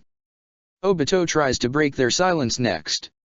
You should have seen Mr. Suzuki, he was all worried like a little mother hen during that sandstorm. Huffing, Suzuki ruffles Obito's hair. If I was a mother hen, what does that make you? A chicken, Izumo responds, seeming unable to help himself. His smile is sleepy. Obito makes a fussing sound. I am not. Kotetsu makes his way right to Suzuki's side, and Suzuki looks down at him. The look on Kotetsu's face is more proud than any he's seen. I used the earth wall jutsu to protect us during the sandstorm. Creating an earth wall strong enough to outlast a Suna sandstorm is an accomplishment indeed. And Kotetsu had barely mastered it when they'd left Konoha. Suzuki puts a hand on Kotetsu's shoulder. Well done. That is a high-level application of it. Kotetsu's tired smile lights up his whole face, and something warms Suzuki to see it. Izumo comes up to Suzuki's other side immediately. Suzuki thinks he's there to brag about his own accomplishments, but he doesn't. He just sticks as close to Suzuki as he can. Suzuki doesn't have an arm on that side to put on his shoulder, so he tries asking about it. Izumo, are you okay? Izumo looks exhausted, and there's a slightly haunted look in his eyes. Suzuki thinks he knows what Izumo's about to say, but he lets the boy say it anyway. I made my first kill, sensei. Suzuki had suspected as much. He casts his mind back to the books on how to handle genin, and remembers that the section on first kills tells the sensei not to congratulate their student. So Suzuki doesn't. Instead he asks, how did it happen? Izumo takes a deep breath. They all wait him out, each one of them respectfully silent and giving Izumo space. A Kumo team attacked Yuki's team. We stumbled on them and decided to help, since they're from the Leaf too. The Kumo guys were really strong. Shisui went to help Yuki, Kotetsu went to help Haruna, and I helped Mako. He was so angry, and he was running at me so fast. He pauses, and Sasuke walks around him so that he can offer a hand on his head, as a sort of weight. Izumo immediately grabs Sasuke's hand with both of his own like a lifeline, and Sasuke sees he still has blood under his fingernails. Sasuke keeps his hand resting where it is on Izumo's head while he finishes his story. I pulled my sword out, but it happened so fast. He ran straight onto my blade. I don't think he even noticed I had one until it was too late. His eyes were green. What Sasuke assumes he means by that is that Izumo watched the life leave the Kumonin's eyes. Eye color is a specific mention, and Izumo will likely never forget it, for as long as he lives. Sasuke still vividly remembers watching the life leave Orochimaru's golden eyes. That had been Sasuke's first kill. Izumo is still clinging to Sasuke's hand. It's now Sasuke's turn to talk. You protected a comrade of the leaf against an enemy. You've done well. He doesn't want to take the attention off of Izumo, but he needs to know. Casting a look at Kotetsu and Shisui, he asks. Did either of you make your first kill as well? Kotetsu shakes his head, but Shisui nods. Sasuke pulls up the speech from the book. He'd glanced at it with his Sharingan in secret, so that he would be ready when this time came. Killing, or not killing, is nothing to be ashamed of. It may seem easy. After all, it's our job as shinobi to kill as necessary to defend the village. But it is okay to be upset at killing another person. It is also okay to not be upset about it. You might feel guilty, or just relieved. If you need to talk about it, you can talk to me, or Obito. That finishes the speech from the book. People deal with death in different ways. Either you can kill until it doesn't bother you anymore, and let it make you harder. Some say that can give you strength. Or, you can continue to feel every time you take a life. Some would say it makes you more human. I disagree. I think you need to do whatever helps you move forward. Sasuke adds this part on his own. It feels important. To tell them they can let every life they take affect them, to dig at them. Like Naruto, Hinata, and Yugo had. But his Kakashi-sensei had a body count in the hundreds, if not thousands. And he had dealt with it the other way. As had Shino, and Niji. Sasuke isn't sure if either is right. Knowing Kakashi now, he wonders if Kakashi would have been better served to not shut himself down. But the other two, it had worked as a legitimate coping mechanism. So he offers his genin both. Izumo's hands tightens on Sasuke's, still on top of Izumo's head. I feel a little guilty. He says in almost a whisper. Shisui looks at the ground. I'm not sure yet. Both of those are okay, Obito interjects, looking to Sasuke for confirmation. Sasuke nods. Obito takes a sidelong glance at the way Izumo is holding Sasuke's hand, and takes initiative, putting one of his hands on Shisui's shoulder. Kotetsu steps fluidly behind the wheelchair and starts pushing it so Obito continues moving, even as Shisui starts to breathe a little easier under Obito's hand. By the time they're back in the village proper, Izumo has let go of Sasuke's hand, and Sasuke gently lifts his hand off of his head. Obito holds on to Shisui a little while longer, but by the time they see the first passerby, Obito too, has let go. When they get back into the room, Sasuke pulls out some food he'd purchased for a hopeful celebration.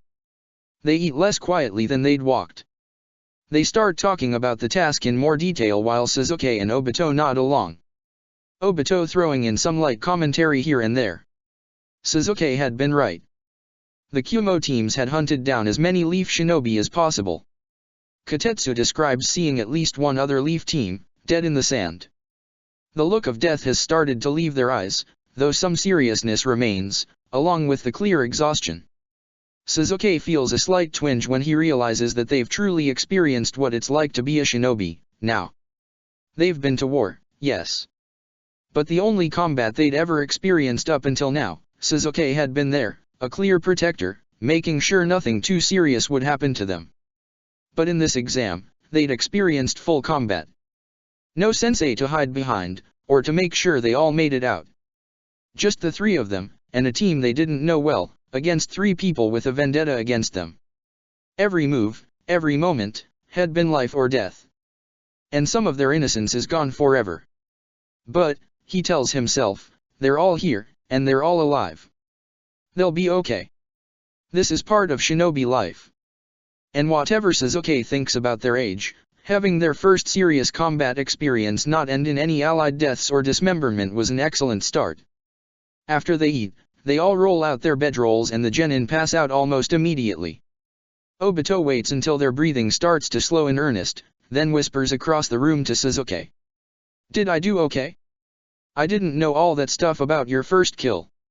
You did fine, Sasuke answers quietly. Didn't Minato talk to you about it after your first kill? Sasuke has trouble believing Minato wouldn't have had what was supposedly such an important conversation with his genin. Obito grimaces a little. I made my first kill the day I sort of died, so I don't think he had time for it. Ah. That makes sense. Sasuke makes a noise of agreement. Sasuke is almost asleep himself when he hears it. I protected Kakashi. And his eyes were brown.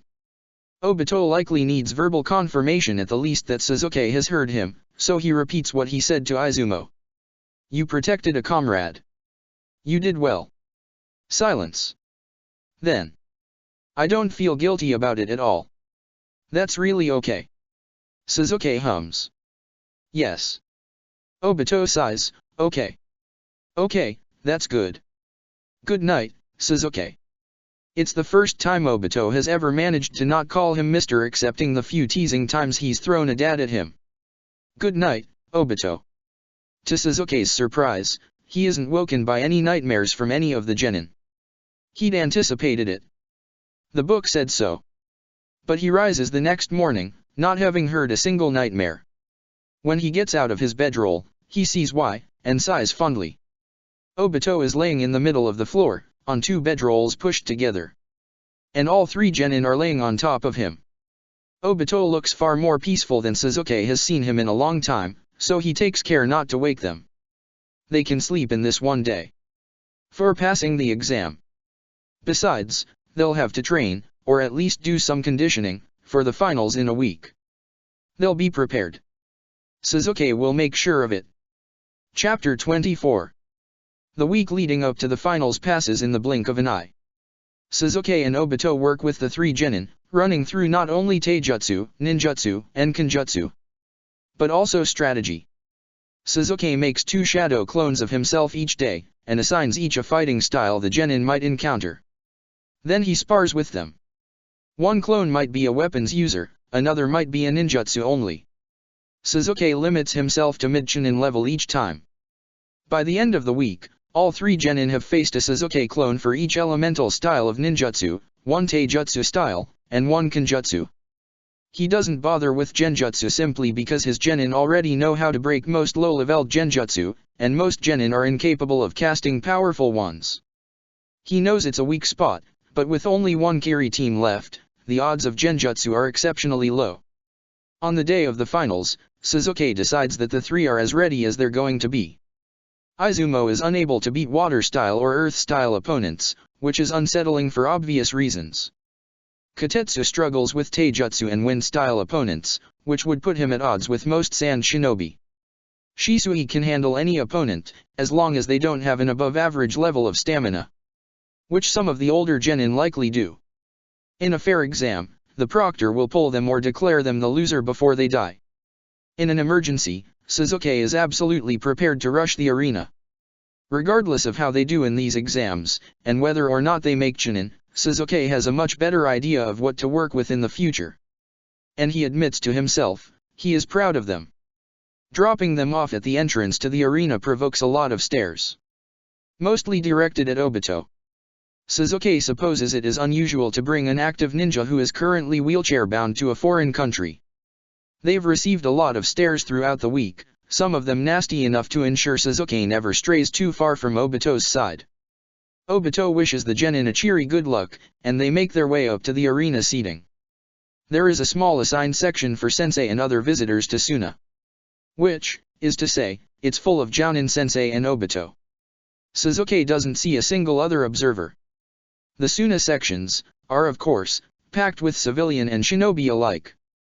In a war, it would be unlikely for a civilian to feel safe enough to travel to a different country, especially one that was on the edges of the fighting. Likewise, most nations likely couldn't spare active shinobi for activities as mundane as watching the Chunin exam finals. Paranoia in full swing, Suzuki ensures that Obito is seated at the very edge of the box, and Suzuki sits beside him. Any Jounin sensei who might be brave enough to go after Obito would have to go through Suzuki first. And Suzuki is now a well-known shinobi. He's seen his bounty in the bingo book, and the reward for killing him is enormous. Most would think twice before starting something during this event. But Suzuki has never been one to depend on reputation, so he keeps his eye out regardless. Soon after, all the genin are paraded into the arena. It's a fairly large, round arena. There are no remarkable features about it. It's a plain dirt field, with a light dusting of sand Suzuki feels sure is unintentional. All 24 of them walk in, some nervous, some with an undeniable swagger. The arena falls silent as the proctor announces. The finals of the Chunin exam are about to begin, listen to the rules carefully. To his surprise, Suzuki does actually recognize the proctor. It is the same shinobi that later served as Jounin sensei to the Kazekige's children. Beiki, he thinks it was. He's much younger, of course. Probably still a Chunin or young Jounin. But the signature headpiece is already present, allowing Suzuki to recognize him on sight. Beiki continues. The finals will be a free-for-all. All 24 contestants against each other. A murmur floods the arena, and the genin shift uncomfortably. Obito shoots Suzuki a very concerned look, and Suzuki nods in acknowledgement. This is bad. There are more than enough teams that hate the Leaf to target and annihilate them. But there isn't anything Suzuki can do about it. He'd thought it slightly strange that they hadn't assigned the battling pairs ahead of time, but chalked it up to Suna being a small village. He should have considered that there might be other reasons. The rules are as follows: if you wish to resign, simply say so. Any genin that resigns is not to attack further or be attacked. Am I understood? The genin nod, but Suzuki notes that the Kumo genin look less than genuine. The last genin left standing will be considered the winner. If the last 2 or 3 genin are from the same squad, they will be considered the winning squad. The unspoken rule being that squads could team up to take out other squads. Suzuki relaxes slightly at that. If there's anything his genin are excellent at, it's looking out for each other. Lastly, to prevent unnecessary bloodshed, if you are unable to continue, you will be considered resigned by default and will be pulled from the arena. It's small comfort. With 24 genin battling at the same time, it will be exceedingly difficult to pull a single unconscious genin from the arena. Suzuki assumes Beiki is stating that more as a watch yourselves to the genin than anything else. But he's seen the looks on the genin from the Bloody Mist, and from Kumo. This could very well end in a bloodbath. Every single nerve of Suzuki's is on edge, and Obito looks more or less terrified. But there is nothing they can do but watch, and hope that the training will be enough. Beiki asks if anyone has questions, and of course they do not. The genin are then separated by squad, and placed around the edge of the arena. Suzuki's team is directly across from him, so he can see every single one of his genin tensing and preparing. Fortunately, or maybe unfortunately, none of his genin look particularly concerned. They simply look focused. Then, it begins. If this was a Jounin exam, it would have started silently, all the opponents trying to size each other up. But in a Chunin exam, many of the participants believe a good enormous jutsu is a great opener. Thus, the second Beiki calls start, it more or less looks like the arena explodes. There is sand, earth, and water everywhere. Suzuki spots some fire mixed in with it all, and isn't sure if he should be hopeful that fire is not from one of his, and that they're focused on defense, or if he hopes the fire is from one of his, and that they're still standing. When the initial chaos dies down enough for the participants to be seen once again, Suzuki scans the arena. Both Leaf teams are still standing, locked in a team formation. On the opposite end of the teamwork spectrum, is the one remaining Kiri team. The Bloody Mist ninja are nowhere near each other, one of them is attacking a Suna team, and the team is struggling against the singular ninja. The second Kiri ninja is nowhere to be seen, though that in no way means that they're gone. The third is attacking Suzuki's team. or attempting to. Izumo and Kotetsu are in front, weapons brandished and blocking projectiles and ninjutsu. Shisui is behind them, calling out patterns and launching fire jutsu. The Mist Shinobi is fast, and clearly bloodthirsty, but Suzuki's genin are holding their own. In the middle of the arena, the two Kyumo teams are being assaulted by a single sand squad, and the fight looks extremely chaotic and very unfocused. Off to the side, the last sand squad is attacking the other leaf squad, and they seem evenly matched. The noise of the fighting is enormously loud, but even all the clashing sounds can't drown out the sound of the first death. A Kiri shinobi breaks through a sand shinobi's guard, and rips their throat out with a fist. The sand shinobi drops lifelessly, and the Kiri nin crows with success before focusing on the remaining two of the squad. Inspired, or perhaps in fear, of the direct kill, instead of a simple knockout, the riot in the middle accelerates to bloody quickly. The 6 Kyumo shinobi have the sand squad pinned to the ground in a second. Pinned in the literal sense, as each of the sand shinobi are pierced through with earth spears, stuck to the ground. At least one of them is missing a limb. Beiki attempts to intervene, before Sand loses an entire squad of genin. Before he and the other proctors can get there, one Suna who hasn't had his arms pinned lets loose an incredibly strong wind jutsu. At the same time a Kyumo ninja fissures the earth underneath all of them. The resulting wind and earthen explosion is a crimson red. Suzuki loses sight of his team for a moment. The proctors flood in, and start yanking unconscious genin. A Kyumo missing an arm, another unconscious. 2 Suna with holes blasted through them. Suzuki has no clue if any of them are alive or not. Beside him, Obito is sitting stock still, and his face is incredibly pale. Suzuki reaches out with his chakra, and finds it still flows easily into Obito's, as if it was his own. Obito's chakra is wild, choppy, as he internally panics. Suzuki keeps his own smooth and calm, and tries to buffer Obito with a soothing presence. In response, Obito shifts closer to Suzuki, so that their knees are touching, and takes a breath, nodding. Suzuki lets him without comment, too busy looking to see how his genin are faring. They become visible shortly, and Beiki once again sends proctors in to grab fallen genin, the bloody mist who had attacked his team this time. The Kiri shinobi looks slightly burnt, and has a stab wound small enough it can only be Izumo's. His team have bits of blood flecked on their faces, but they look determined. Suzuki's genin are by far the smallest team on the battlefield. And they don't stay unchallenged for long. Mere seconds later, they are assailed by 4 Suna genin at once. One of the attackers has a stake of earth sticking out of her leg, though she is ignoring it. Kotetsu sweeps his weapon in a huge arc, keeping the enemies at a distance. Izumo moves to the side, and darts in with blows whenever he sees an opening.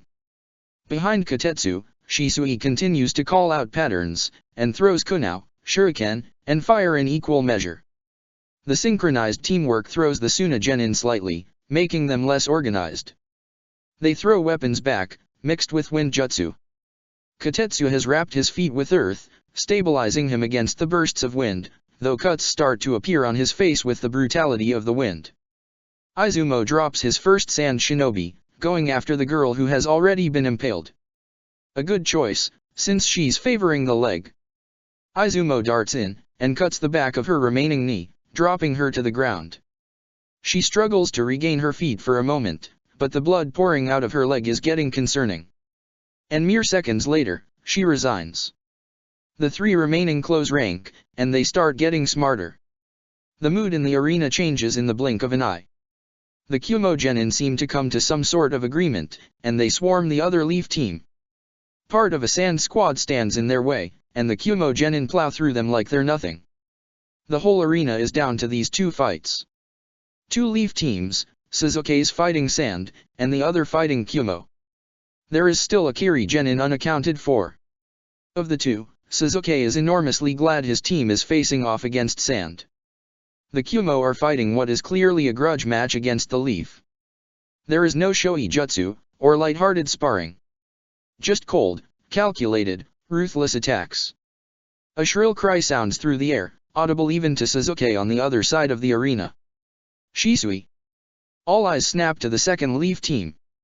Yuki's teammates have been cut down, and are bleeding out in the sand. The 3 remaining Kyumo genin are stepping onto them, pushing them further into the sand, and preventing the proctors from interfering for a moment. Shisui's friend had screamed his name, faced down with 3 Kumo genin who are bleeding, and angry. Yuki looks terrified. Sasuke sees Shisui's eyes dart over to his friend. Time flickers as Shisui faces an impossible position. Shisui's team is barely holding the advantage of the 3 sand genin against them. Shisui is fast enough to get to Yuki. But if he does, he leaves his own team unprotected. If he doesn't go, Yuki is going to die. Panic blooms on Shisui's face, and Sasuke knows what's going to happen about a second before it does. Shisui hesitates. The Kumo genin do not. 2 of them grab Yuki by the arms, and the third slits his throat. Blood sprays onto the sand, and Yuki's eyes glaze over before he is unceremoniously dropped to the sand. This time, it's Shisui who screams, "Yuki!" Then the unthinkable happens. Shisui's Sharingan shifts, and takes on a new shape. His young, tiny student blooms the Manjakure right in front of Sasuke's eyes. Tears of blood stream down Shisui's face, and his cry of rage rings through the arena. 2 of the Kumo genin burst into black flames. Amaterasu! Obito almost throws himself out of his seat. Grabbing Sasuke's arm, Obito voices nowhere near a whisper. "Mr. Sasuke, is that dash?" Sasuke slaps his hand over Obito's mouth, and shakes his head in warning. "This is bad. This is beyond bad." The Kumo genin roar in rage and pain, as they burn alive. Nothing can put out Amaterasu except Manjakure users. And Shisui's attention is caught by a strong wind jutsu that blows Izumo back against the wall with a crack. The screaming of the burning alive is terrible, and Sasuke can see tears streaming down Katetsu's face as he rushes to cover Izumo's position, taking down Asuna genin with a well-aimed strike. Shisui is continuing to weep blood, his Manjakure on full display for all to see. Most won't know what it means, but some might question. It doesn't look like a normal Sharingan. The missing Kiri shinobi finally makes his appearance, leaping out of the earth and killing the last standing Kumo genin before rushing the last 2 sand shinobi. Shisui and Katetsu seize the moment to grab Izumo and prop him upright. Izumo is conscious, but his gaze looks unfocused. Probably a concussion. Sasuke's team is in bad shape. Sasuke only hopes that the sand can take out the last Kiri genin, so that his genin will only get knocked out, and not an attempt at slaughter. Shisui is shaking with exhaustion, and probably grief. Katetsu has more cuts than unmarked skin at this point, and even with his strong stamina, is beginning to waver. Izumo stands under his own power, but he's in no shape to fight. The 2 sand genin turn and cast a joint wind jutsu, causing another murmur through the stands. Joint jutsu are notoriously difficult. If these genin survive, they'll likely be promoted. The mist shinobi goes through a flurry of hand signs, and Sasuke realizes that this genin probably has almost his full stores still. The resulting wall of water looks like a tsunami, and it crashes into the wind with a roar, sweeping everything in the arena. Everyone gets on the edge of their seats, waiting to see who is still standing, if anyone. The spray clears. The Kiri genin is plastered against a wall, clearly unconscious. The 2 sand genin are face down in the mud. And Katetsu is standing on the wall, clutching one teammate with each hand. All are conscious, none look great. The crowd explodes. Instead of wild and raucous cheering they might have heard in the Leaf, the arena is filled with angry, violent boos. The crowd are from the sand, and they wanted Asuna win. Having a whole Leaf squad still standing is causing an outrage. Sasuke rises quickly, and grabs Obito, wheeling him out of the viewing area as quickly as possible, trying to outpace what will soon be an angry mob. He hears, faintly, Baki call his genin the winning team. He has just gotten Obito down the stairs. Teleporting to his genin is slower than it's ever been, and Sasuke curses the state of his Rinnegan. As it is, it still takes only seconds. He lands on the wall beside them, scoops a very muddy Izumo over one shoulder, throws Shisui over the other, and gestures for Katetsu. Katetsu takes the gesture for what it is and climbs onto Sasuke's back. The whole exchange takes less than a minute, but by the time Sasuke teleports them all back to Obito, there's already an angry crowd kicking at his wheelchair. That stops immediately upon Sasuke's presence, but the angry looks grow stronger and stronger. They have to get out of here. He dumps Shisui unceremoniously into Obito's lap, and sets Izumo and Kotetsu down. Izumo grabs onto one arm of the wheelchair out of habit, and Kotetsu slowly walks alongside. They move slowly, but surely, towards the gates of Suna. A crowd of civilians quickly catches up and follows them, jeering and cursing at Sasuke's team. They stop short of assaulting them, more than aware of what Sasuke is known to be capable of. But at risk of an international incident, Sasuke does not interfere with the taunting, and the sand throwing of the angry mob. They call Obito a useless cripple. They call the genin curses in the local dialect that Sasuke doesn't even know, and hopes that extends to the genin too. He's never been so glad that his genin are so exhausted they're barely conscious. None of them dare to call Sasuke anything. Sasuke wishes they would, and leave his team alone. Obito holds Shisui to him protectively, but the younger boy doesn't seem to notice. They start throwing trash, and they're so close to the gates Sasuke can see the open sand beyond it. Just before they pass through the gates, a Kyumo-sensei stops them, standing directly in their path. "Move aside," Sasuke says firmly. "Oh, I don't think so, trash. You killed my brother. And your bastard genin killed two of mine." The man's eyes glint brightly, like he's delighting in the thought of smearing Sasuke and his team into a paste. Sasuke doesn't have time for this. Faster than a blink, he drops the man into a Tsukuyomi. Instead of going the usual route of torturing the man into insanity, Sasuke drops the man into a scenario in which he has a child of his own, a child that he loves. Then he causes that child to ask questions without end. There is no worse annoyance than a toddler demanding to know why. He bases the child's questions off of both his genin team, Obito, and Naruto. Then he just leaves the man like that. In reality, he's only stopped for 5 minutes or so. In his head, he's trapped for 72 hours. It's unusual, but it is different enough from the normal Tsukuyomi that Sasuke shouldn't be caught out as an Uchiha because of it.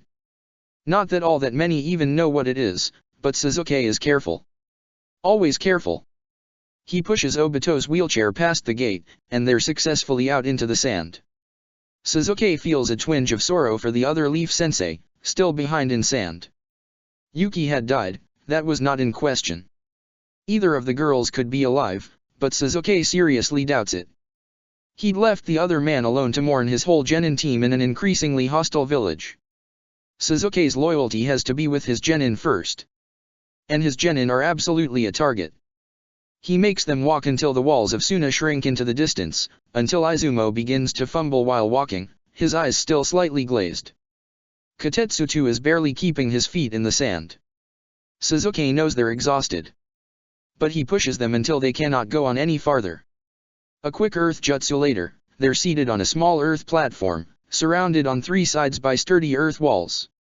Only here does Sasuke stop and take a closer look at his team. They look absolutely terrible. Obito has a pale, haunted look in his eyes. Izumo's eyes are unfocused, and after this length of time, that probably means a serious concussion. Shisui looks catatonic, though he has managed to shut down his main Jakua. Kotetsu looks near tears, and Sasuke realizes that with as many cuts as he has all over his body, the sand has probably been just short of torture. He focuses on Kotetsu first. He makes a small orb of water, like he's seen Sakura do dozens of times, and uses the water to rinse out the boy's wounds. Kotetsu flinches the whole time, but bravely manages not to cry. Once the wounds are rinsed, Sasuke uses his limited healing jutsu to start closing wounds. Sasuke is unable to do more with medical jutsu than basic wound closing. Luckily, it looks like that covers essentially all of Kotetsu's. As they close, Kotetsu breathes easier. By the time Sasuke finishes, Kotetsu looks almost relaxed. Sasuke thinks he might fall asleep, but he doesn't. Instead, his brow wrinkles slightly. "Sensei, did we mess up?" Sasuke shakes his head. "No, you did exactly what you were supposed to do. But nothing. You protected your teammates. And you won the Chunin finals. That's better than I could have done at your age." Kotetsu's eyes widen slightly. Really? At Kotetsu's age, Sasuke wasn't even a genin and he'd hated every single person he came across. Yes, really. He tells Kotetsu to rest, that they'll have to move again soon. Unfortunately, it's true. Sasuke can't trust that another angry sensei won't try and hunt Sasuke down. They'll need to at least get into the land of fire. He moves to Izumo next. Do you know where you are? Outside of sand. What's my name? Sensei. Close enough. Izumo's ability to answer questions is promising. The differently sized pupils are worrying. He won't be allowed to sleep. Sasuke is going to have to watch him. He hands Izumo a canteen and instructs him to drink slowly. Next he moves on to Shisui, still sitting catatonic on Obito's lap. Sasuke carefully grabs Shisui's face with his hand. Shisui, can you hear me? Shisui's eyes are unfocused. Yuki's dead. Because of me. Yes, he died. But it wasn't because of you. That was a risk you all took in the Chunin exams. Sasuke doesn't mention that this Chunin exam was more of a bloodbath than some battlefields he'd been on. It might have been a mistake to bring his genin here. But he hadn't had too much of a choice. If he kept his genin out of the exams, he likely would have been questioned for it. And Sasuke has been avoiding the Hokage at all costs. He can't now, though. Not with Shisui unlocking the main Jakkyuha. He'd hoped to avoid this, but now, there's no way he can. He and Shisui will have to go straight to the Hokage's office when they return to the village. Shisui doesn't respond in any meaningful way. Sasuke gently pulls him off of Obito's lap and lays him next to Kotetsu, with a similar command to get some rest before they have to move again. Lastly, Obito. He's looking at Sasuke searchingly, still far too pale. Are you okay? Obito nods. Shisui. He unlocked the main Jakkyuha, didn't he? Sasuke sighs. Yes, he did. What's going to happen to him now? Our clan. He trails off. Obito likely has seen exactly what happens to geniuses in his clan. Sasuke shrugs. I will take him on as an apprentice. The Uchiha will fight you. I know. And Sasuke does know. That's why he's going straight to the Hokage. He hopes he still has some good favor with Hiruzen. He's going to need it. I was useless, back there. Obito looks more than a little broken about it. I'm always useless when I'm needed.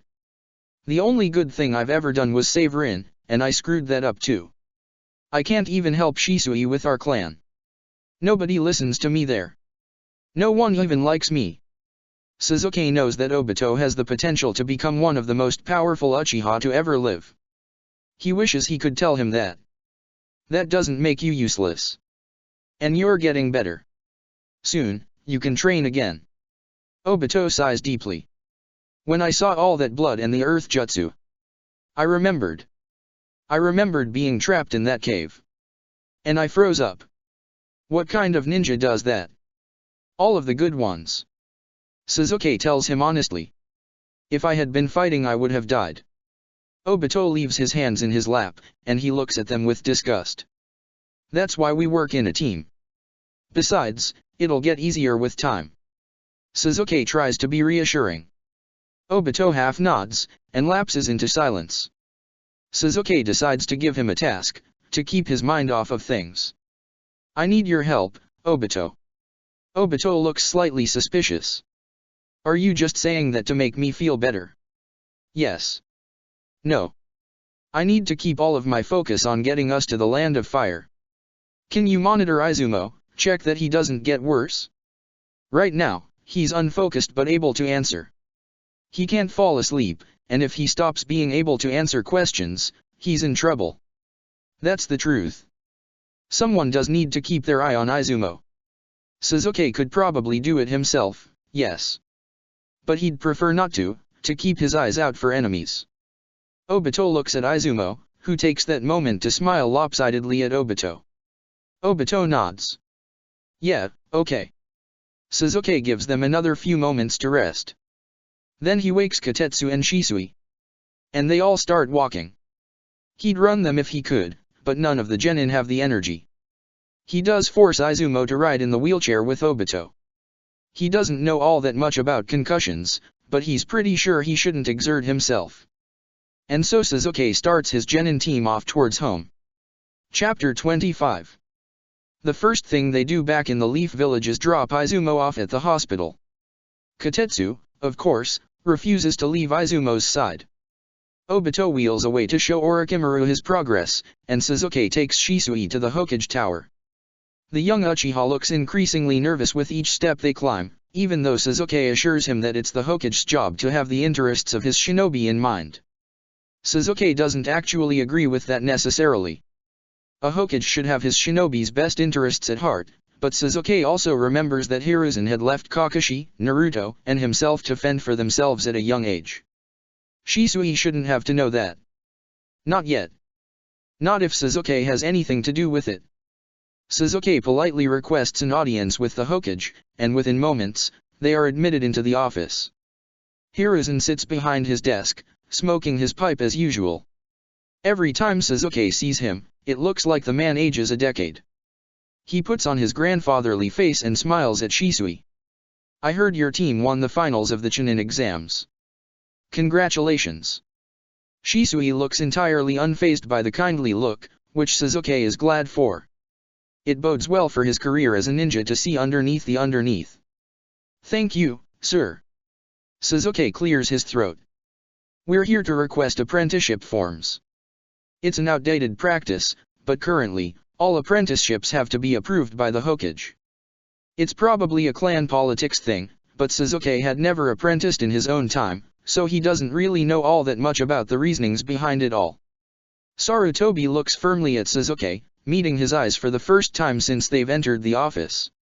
Sasuke sees that they are cold, and his apprehension grows. May I ask why Shisui, and not one of your other genin? It's technically a fair question, although Sasuke knows that isn't why the Hokage is asking. He needs to play this carefully. Something is going on here. In the middle of formulating his response, Shisui answers instead. I don't want to be a part of the Uchiha police force. I asked Sasuke-sensei if he could help me, and he offered to take me as an apprentice. Shisui's tone is all innocence, but Sasuke hears the thread of something else in it. This is not the ideal place to test out subterfuge skills. In any case, Sasuke will back him up. The Hokage is smiling kindly down at Shisui, but his eyes are sharp. Sasuke knows Shisui sees it too, because the boy straightens, and shifts slightly towards Sasuke. Does this have anything to do with the rumors that you've unlocked the main Sharingan? Sasuke freezes. So does Shisui. The Hokage leans back in his chair, and sternly looks at both of them. I do know about the main Jakua. I was the student of the first and second Hokage. I may be old, but I am not senile. Sasuke, please state your reasoning for attempting to apprentice the first main Jakua of a generation without informing the clan head. The look in his eyes is not friendly. Sasuke gets a sinking feeling in his gut. Based on our previous conversations, sir, I think you know why. I would be happy to discuss it with you in private. He tries to avoid outright mentioning his past as a time traveler. Shisui doesn't need to know, and neither do the Umbu stationed in the room. The Hokage sighs grow even colder. I think you ought to be able to discuss this situation openly with both your Hokage and your genin student. Shisui may not know what's going on, but he can sense the shift in the room. Sir, please let me keep training under Sasuke-sensei. Hiruzen ignores him in favor of staring down Sasuke. There are things you haven't been telling me. Don't think I haven't kept my eye on you. Sasuke knows immediately that Sarutobi is talking about Danzo. Sasuke had known that the Hokage wouldn't believe him, he'd just been hoping that proof would be enough. Evidently, he'd been mistaken in not keeping the man informed. Still, Sasuke doesn't think Sarutobi would have believed him or acted on Sasuke's words. There are some things simply not meant to be repeated. Sasuke tries to make his meaning clear. Shisui has now shifted so close to Sasuke that their arms are brushing. Things are taking a turn for the worse, and Sasuke needs to get Shisui out of here. I will talk to Fugaku, as you request. Then we will return. My apologies, sir. Sasuke inclines his head in a small show of respect. Hiruzen shakes his head. I don't think that will be necessary. He motions, and the hidden Umbu step forward. The Hokage addresses them. Please escort Sasuke to Tni for the time being. The man turns back to Sasuke, and there is true steel in his eyes. We should have had this conversation a long time ago. But now, we will have all the time we need. And I will finally get the answers that I am owed. Sasuke considers scooping up Shisui and making a run for it. But he can't leave Obito, Izumo, Katetsu, or Kakashi alone. Danzo could and would get to them the second Sasuke steps out of the village. If he wants them to survive, in one piece, he's going to have to obey. Shisui grabs Sasuke's arm. Sasuke-sensei. He whispers, alarmed. Sasuke spins and kneels in front of Shisui, grabbing his shoulder. Everything is going to be fine. I need you to go and find Obito. He'll look out for you while I'm busy talking to the Hokage. Sasuke knows that Obito can't protect Shisui from the Uchiha. But he's hoping Obito will think to go to Orochimaru or Minato for help. Shisui starts tearing up. Sensei, I'm sorry. Forcing his face and grip to soften, Sasuke shakes his head. This isn't your fault. I just need to meet with the Hokage about some important things. Jown into cage. All right. The Umbu are closing in, trying to block off Sasuke's exits. Like he couldn't just teleport out of this room if he felt like it. But he won't. He has people to protect. Sasuke nudges Shisui out the door. As soon as it closes and locks, Sasuke looks at Hiruzen. I will go willingly. If anything happens to the people under my protection, that ends. Hiruzen raises an eyebrow. You would defy your Hokage. Sasuke stares, letting the iciness of his heart fill his voice. If those under my protection are harmed, you are no cage of mine. Then he follows the Umbu down into the depths of Tni. They snap a chakra-blocking cuff onto his wrist. On most shinobi, this would prevent them from using chakra altogether. For Sasuke, he feels the ceiling of his chakra, but the reality is that he can't use chakra outside of his body. For most, that is effectively the same as blocking chakra. But Sasuke can still use the teleportation of the Rinnegan. Because it doesn't require any chakra outside of his own chakra system. He isn't going to, but if he has to, he will. Any chance Sasuke has of settling this easily and peacefully die when, instead of setting Sasuke into a simple interrogation room, they put him in a cell. While he waits for the Hokage, Sasuke goes through his potential options. He could tell Hiruzen everything. Give him the full and entire picture of the future, and hope that it settles the man. This would require Sasuke to trust Hiruzen to be tactful about what, if any, information Sasuke shared. It would also require Sasuke to trust Hiruzen.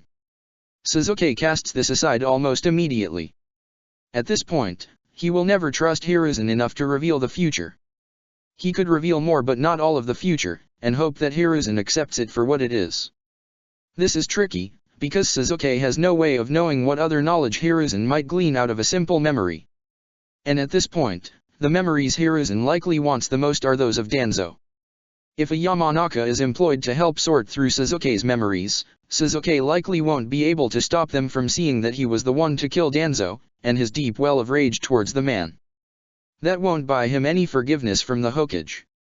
So Sasuke sets this aside as well. Begging for forgiveness and asking Hiruzen to trust him is the next option. Sasuke almost laughs considering it. Hiruzen isn't a fool, as much as Sasuke wishes he was. At this point, Sasuke will never get away with that. The last option is to stonewall. To put up with whatever invasive mind jutsu, or interrogation he might undergo, and wait until Minato becomes the Hokage. Minato is a complicated thought. Part of Sasuke wishes he'd already told Minato everything already. He feels relatively certain the man would understand Sasuke's viewpoint, and help him. But part of Sasuke is glad that he didn't. Minato is optimistic and respectful. He's also next in line for Hokage and a known associate of Sasuke's. He will likely undergo a subtle interrogation to see if Sasuke has told him anything. And for that, Sasuke is glad that he hasn't told Minato yet. Forcing the blonde to choose between loyalty to a friend or the village would weigh heavily on him, and Sasuke can't be certain that friendship would win, over the potential well-being of the whole village. He'll tell Minato everything, keeping nothing back. As soon as Minato is the Hokage, and Hiruzen is no longer the main factor. And so his decision is done. Sasuke will stonewall. All of that is, of course, dependent on the well-being of his genin team, Kakashi, Obito, Orochimaru, and Minato. If any harm comes to them, Sasuke will not hesitate to break out of this cell and raze however much of the village necessary to the ground. At his core, Sasuke is not loyal to the village. Only to some of the people in it. Part of why he would make a truly terrible Hokage. A small, childish part of Sasuke hopes this doesn't take too long. He hates sitting here, not knowing what's happening on the outside. Not too long later, the Hokage shows up himself. A somewhat promising sign. He stands outside the bars of Sasuke's small cell. He no longer even slightly resembles a kindly grandfather. No, the person who stands before him has earned the title, God of Shinobi, for his generation. Sasuke is unafraid of him. He's stared down far worse. We are alone, Sasuke. It is time for you to tell me everything. The voice is stern, commanding. It demands an immediate compliance. The fact that you've had to put me behind bars to do so does not bode well for this conversation. Sasuke keeps his voice flat and unemotional. In fairness to myself, you did attempt to frame a very well-respected member of this village, without giving your Hokage the courtesy of even the smallest heads up. Additionally, you made what some would consider to be a threat on my life in my own office. You would not have trusted my information on this well-respected villager, and we both know it. That is a lack of disclosure I do not allow from my shinobi. I am a shinobi of the leaf, but I do not belong to you. I was sent here on a mission from my Hokage, and I will not jeopardize the future for your ego. Hiruzen's eyes grow angry. Who is your Hokage, then? That answer, Sasuke has no problem giving. Naruto Uzumaki. Naruto hadn't been an official Hokage, but at the end, he had been the de facto leader. If things had ended differently, Sasuke would have been proud to call him Hokage. Not in this time, it isn't. We are at an impasse, Sasuke. You clearly do not trust me, and due to that, I can no longer trust you. If that's how you see it. The Hokage sighs narrow. I don't think you quite understand your position. Sasuke remains flat and toneless. Please enlighten me. I am giving you one more chance. Tell me about the future, so that I may help you. If you refuse, I will be sending in my head of interrogation, and his counterpart. Threatening mind invasion and torture. Classy. Sasuke may be riling the man up, but Hiruzen had gotten his temper flaring, and this was the best Sasuke could do while trying to keep composure. He's been through both interrogation and torture before. He's not looking forward to it, but to protect the future, to protect his people, Sasuke will endure it again. Hiruzen gives him a look Sasuke assumes is supposed to be pity. It comes off as superiority. Sasuke doesn't blink. Very well, Sasuke Uchiha. I will be back in to talk with you again soon. After they've attempted to break him. Sasuke raises an eyebrow. See you then. And Hiruzen spins on his heel and leaves. Sasuke cannot trust him with the future. But he's hoping he can trust him with his genin. At least for now. And hopefully, Orochimaru and Minato and Kushina will look after them while Sasuke is stuck down here. Now all that's left to do is wait. He doesn't have to wait long. He assumes a direct missive from the Hokage is all the needed pressure for speed. A Yamanksa man Sasuke doesn't even remotely recognize enters first. He sits across from Sasuke, and makes a hand sign.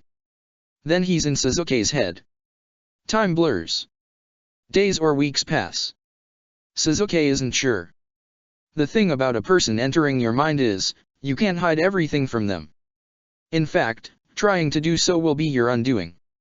Sasuke knows this, he's had people in his head enough times.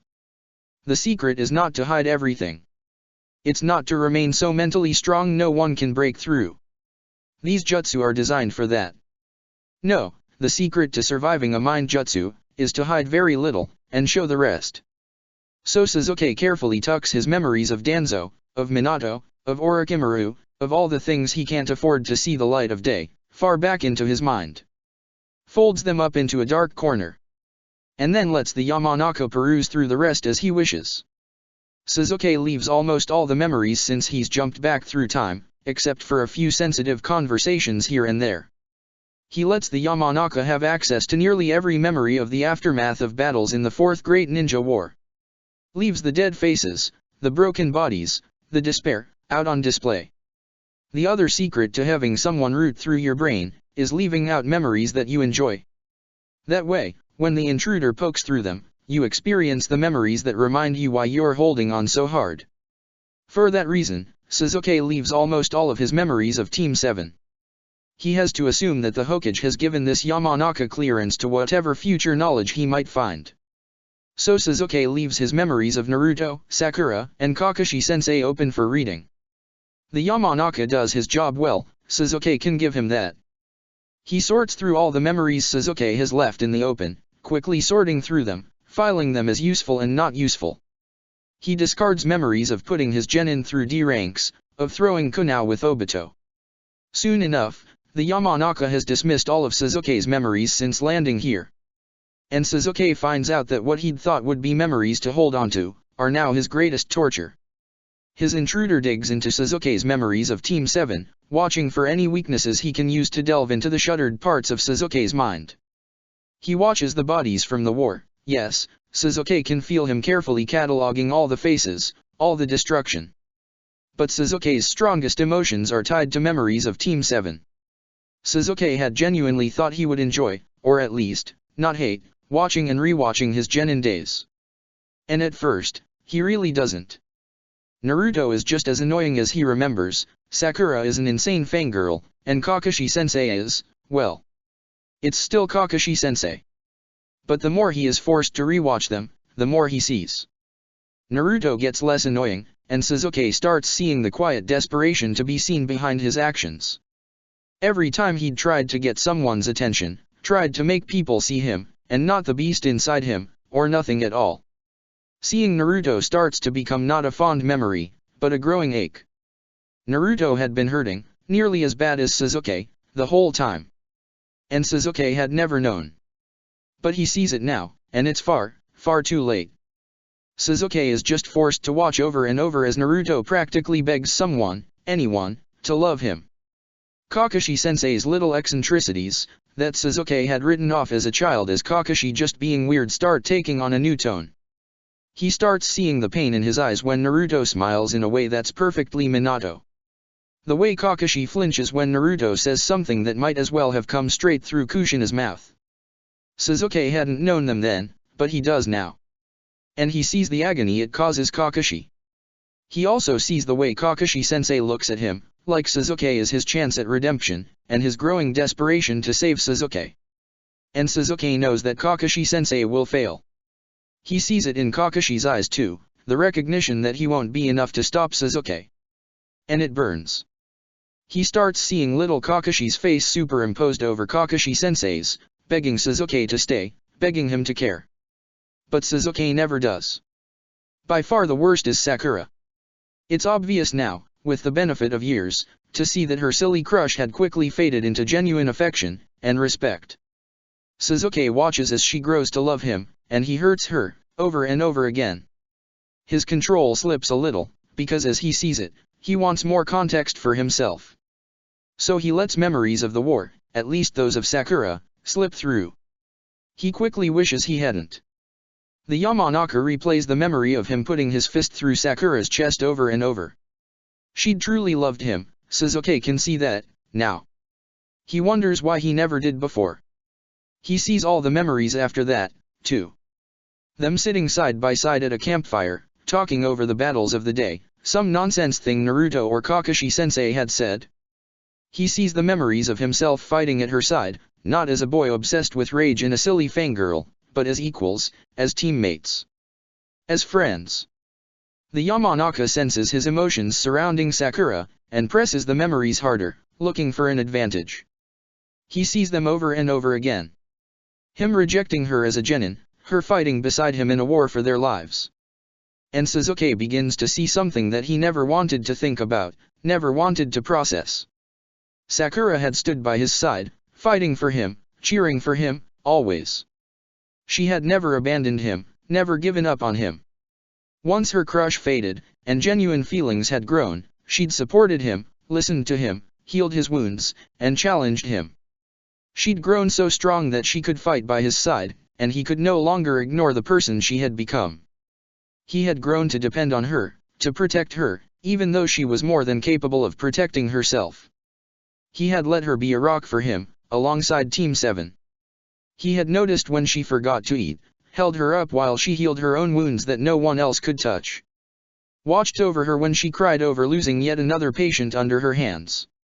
He had loved her, too. And he had never known. The moment he realizes it, his reaction is so strong it shakes his entire mental landscape.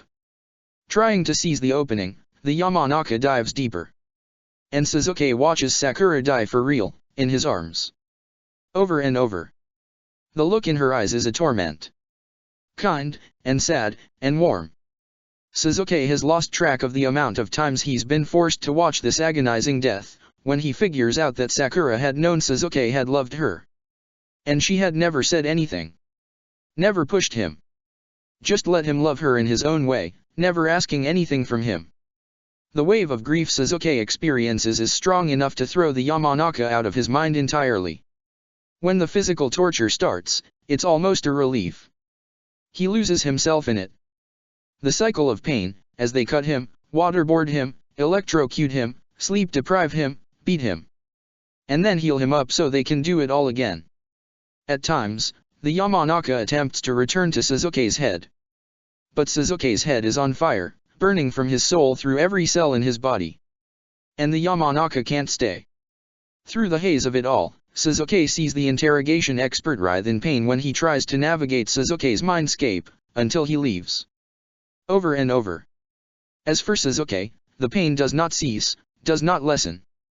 Each time he gets a moment of clarity, one of their faces floats to the front of his mind, and he's lost again.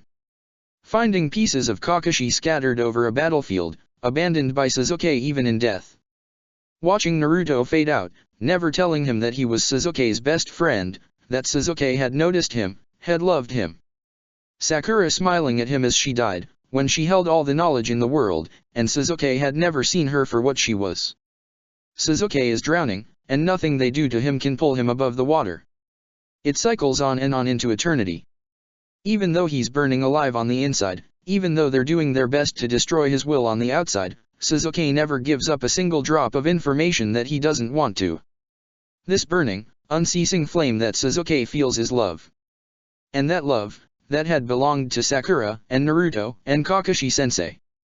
Sasuke still has it. For the ones he has now. Sasuke never gives up, because he isn't going to let the people in his heart fade away. Not this time. Not ever again. Everything falls silent. Chapter 26. Sasuke gets his first visitor while he's waiting for the Tni healer to show up. He anticipates it being Hiruzen, coming to see if Sasuke has broken yet. He does not expect for it to be Minato. He hears the blonde talking to a guard as he enters the nearby passageway and Sasuke goes full damage control immediately. He attempts to pull himself up into a sitting position, with no help from his ribs, which he thinks might all be broken. He doesn't really remember. As his back grates against the smooth stone wall behind it, Sasuke hisses. He can at least hide the fact that his back likely looks like raw ground meat. Minato comes into sight before Sasuke completely finishes schooling his face. Minato's eyes widen in alarm. Sasuke. Sasuke tries to clear his throat, and finds it's been so long since he's spoken that his voice sounds more like a scratching growl. Nice to see you. Minato looks horrified. Sasuke hadn't considered that he might look that badly off. The blonde rushes off to the side, probably to demand entrance to the cell. Sasuke takes the opportunity to spit a mouthful of blood out while Minato isn't there to witness it.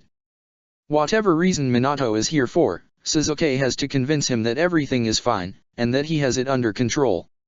If Minato tries to fight Hiruzen on this, he might take the position of Hokage out from underneath Minato, and Sasuke cannot allow for that to happen. Sure enough, Minato comes back with a guard, who lets the blonde into Sasuke's cell. Minato rushes over to Sasuke, looking him over critically. What on earth is happening down here? Sasuke so badly wants to tell him everything. But it'll have to wait until Minato takes the hat.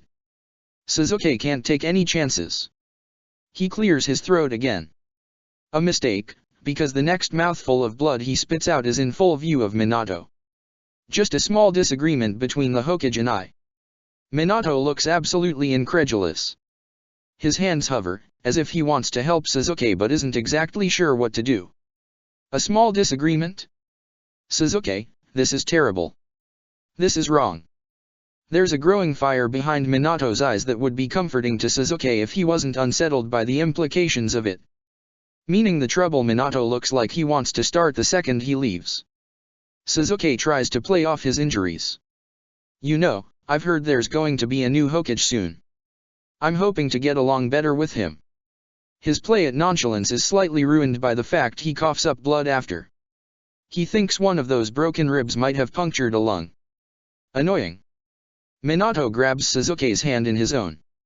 There's nothing wrong with Sasuke's hand, so he decides he doesn't mind. The future Hokage's grip is stabilizing. The first real thing Sasuke's been able to hold on to outside of the burning inferno that is his head. Sasuke, why are you here? Please tell me. Sasuke meets his eyes, and that gaze is so Naruto that it makes Sasuke's chest hurt. The warmth, the imploring of an answer, the unspoken promise of help. I want to tell you. But I can't. Not until you're Hokage.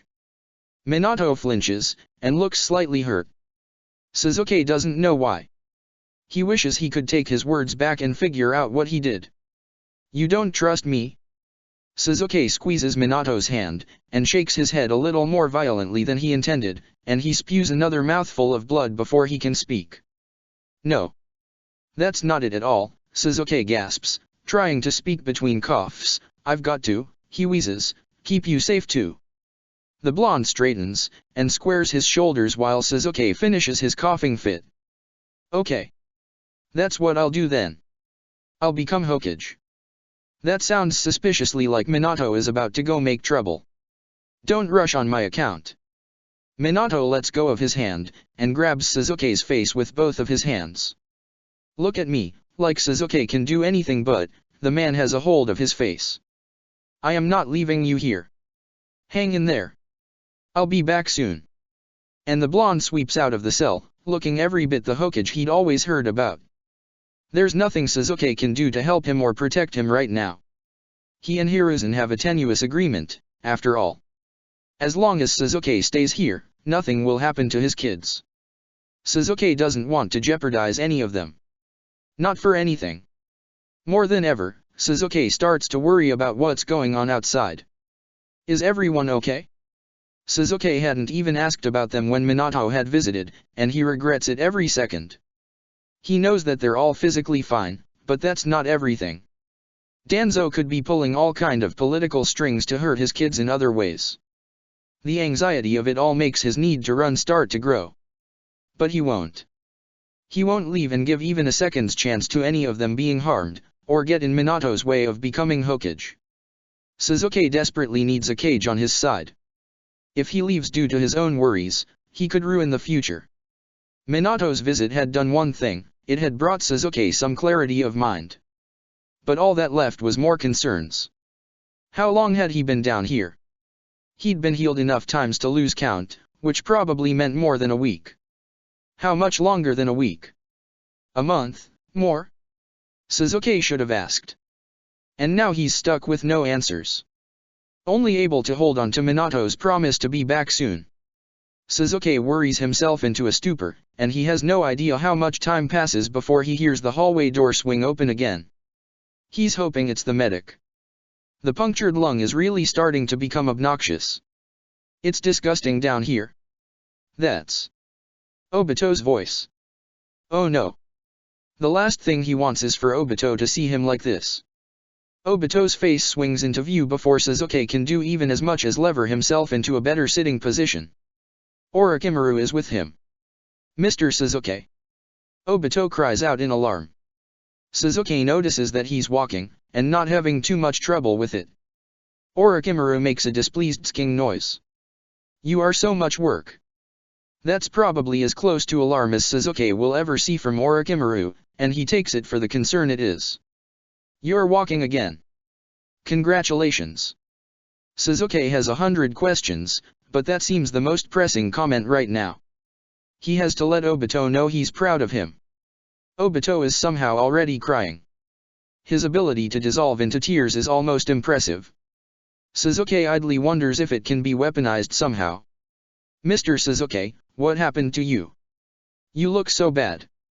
Shisui said you promised you were just going to talk to the Hokage, but it's been forever and people are saying things and no one would let us see you and dash. Orochimaru lightly smacks Obito on the back of the head. That's enough words, child. Obito falls silent, sniffling. The Sannin looks Suzuki over. What questions do you have? Suzuki limits himself to a single question at a time. How long have I been here? About 3 months. That's a long time. Anything could have happened. How is everyone? Obito starts talking quickly, looking desperate to be helpful. Kakashi is okay. He was a little weird for a while, so he and Rin have been taking loads of missions. Izumo and Katetsu are good. They got super awesome with their weapons because of Mr. Orochimaru, and now they are practicing with other weapons too. Shisui, he's not as good. Obito looks near tears again.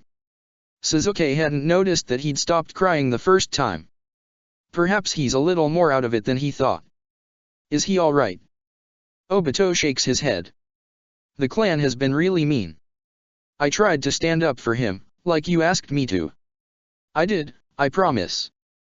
But I got thrown out of the clan meetings for being, well, technically for having a broken Sharingan, but they think it's because I'm a bastard Uchiha.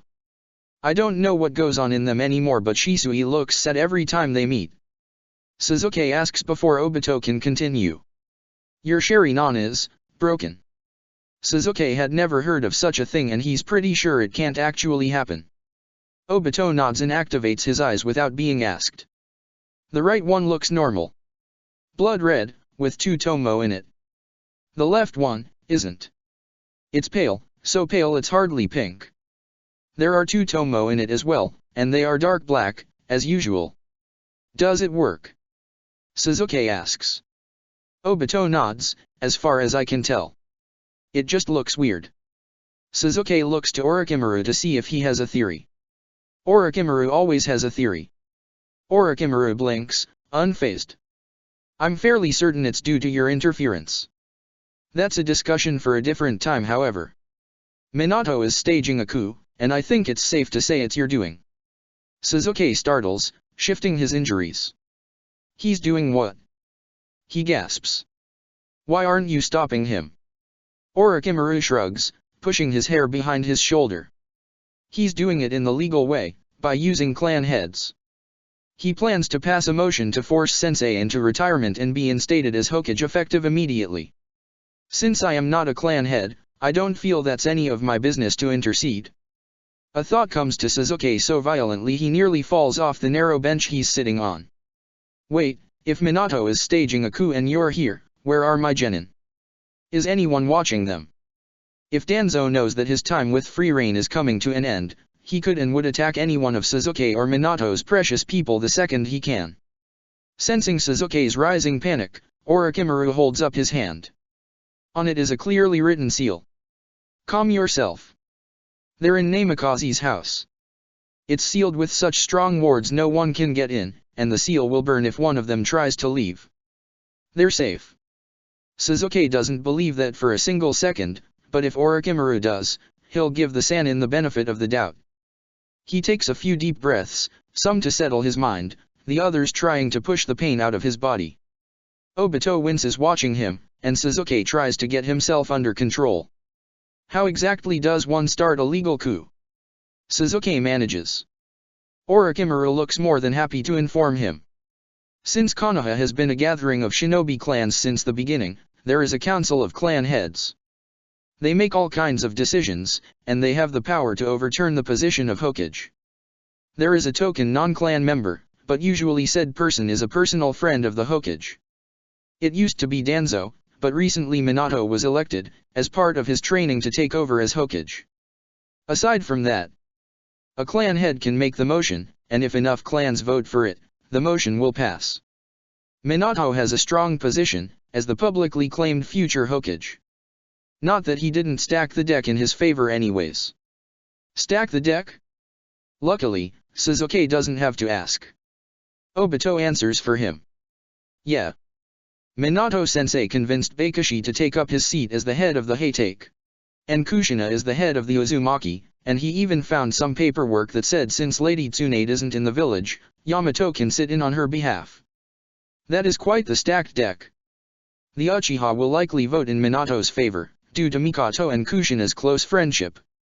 The Inoshikacho trio is now comprised of the clan heads Sasuke remembers, and they're young enough to be Minato's contemporaries, and thus will likely vote in his favor as well. The Hyuga will vote against the Uchiha as a matter of pride, and the Aburame and Inyazuka are wild cards. It's a bit of a risk. But Minato could very well work this out. He could be Hokage today. The thought is so relieving, Sasuke sinks back slightly.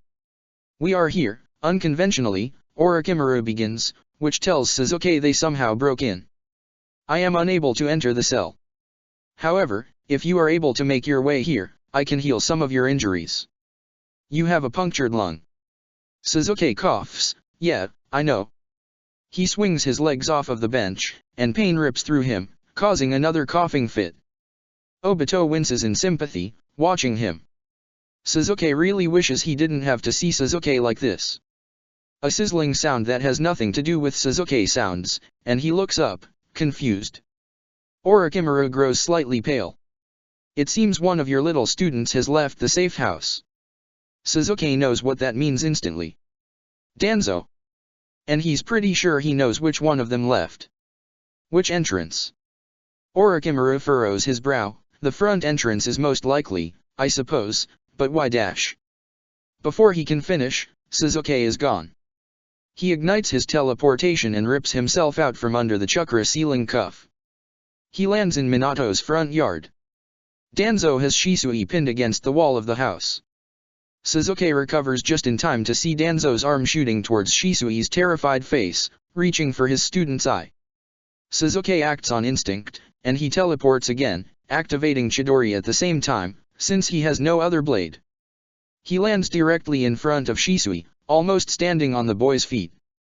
With one quick uppercut, he severs Danzo's hand from the rest of his arm, practically touching Sasuke's chest, and just inches from his student's face. The ruined appendage drops uselessly to the ground. Barely on his feet, Sasuke stares down his foe, with a mouth full of blood. Shisui is mine. He spits blood at Danzo menacingly. His chakra flares so hard, accompanying Sasuke's feelings of rage, and his killing intent floods the surrounding area, so thick and malicious that if Danzo was even slightly less of a shinobi, he would have died on the spot.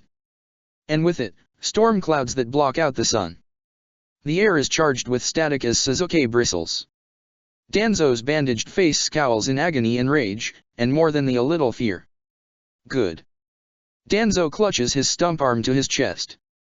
There's no blood, as the Chidori burns all the connections. Even if he lived long enough to retrieve his hand, the best medic in the world could never reattach it. But Sasuke isn't done. Danzo still breathes. Shifting his broken body more fully in front of his student, Sasuke activates his Chidori again, letting the crackle of the lightning blow his hair back and away from his Rinnegan. You don't get to touch him. Shisui belongs to me, and for this, you will die. He bares his teeth and lunges, his killing intent exploding across the sky in a tempest of lightning and hail for all to see. Even tortured to the point he shouldn't be able to stand, Danzo is no match for Sasuke's speed. Danzo is a seasoned shinobi, but he's also old. And in shock. Sasuke is neither. His Chidori sinks into Danzo's chest, and out the other side. Once he's sure the man is skewered completely on his arm, Sasuke yanks his hand back out of the massive hole without pause. Danzo blinks, in a stupor. And then, Sasuke feels the enormous pull of chakra. Izanagi.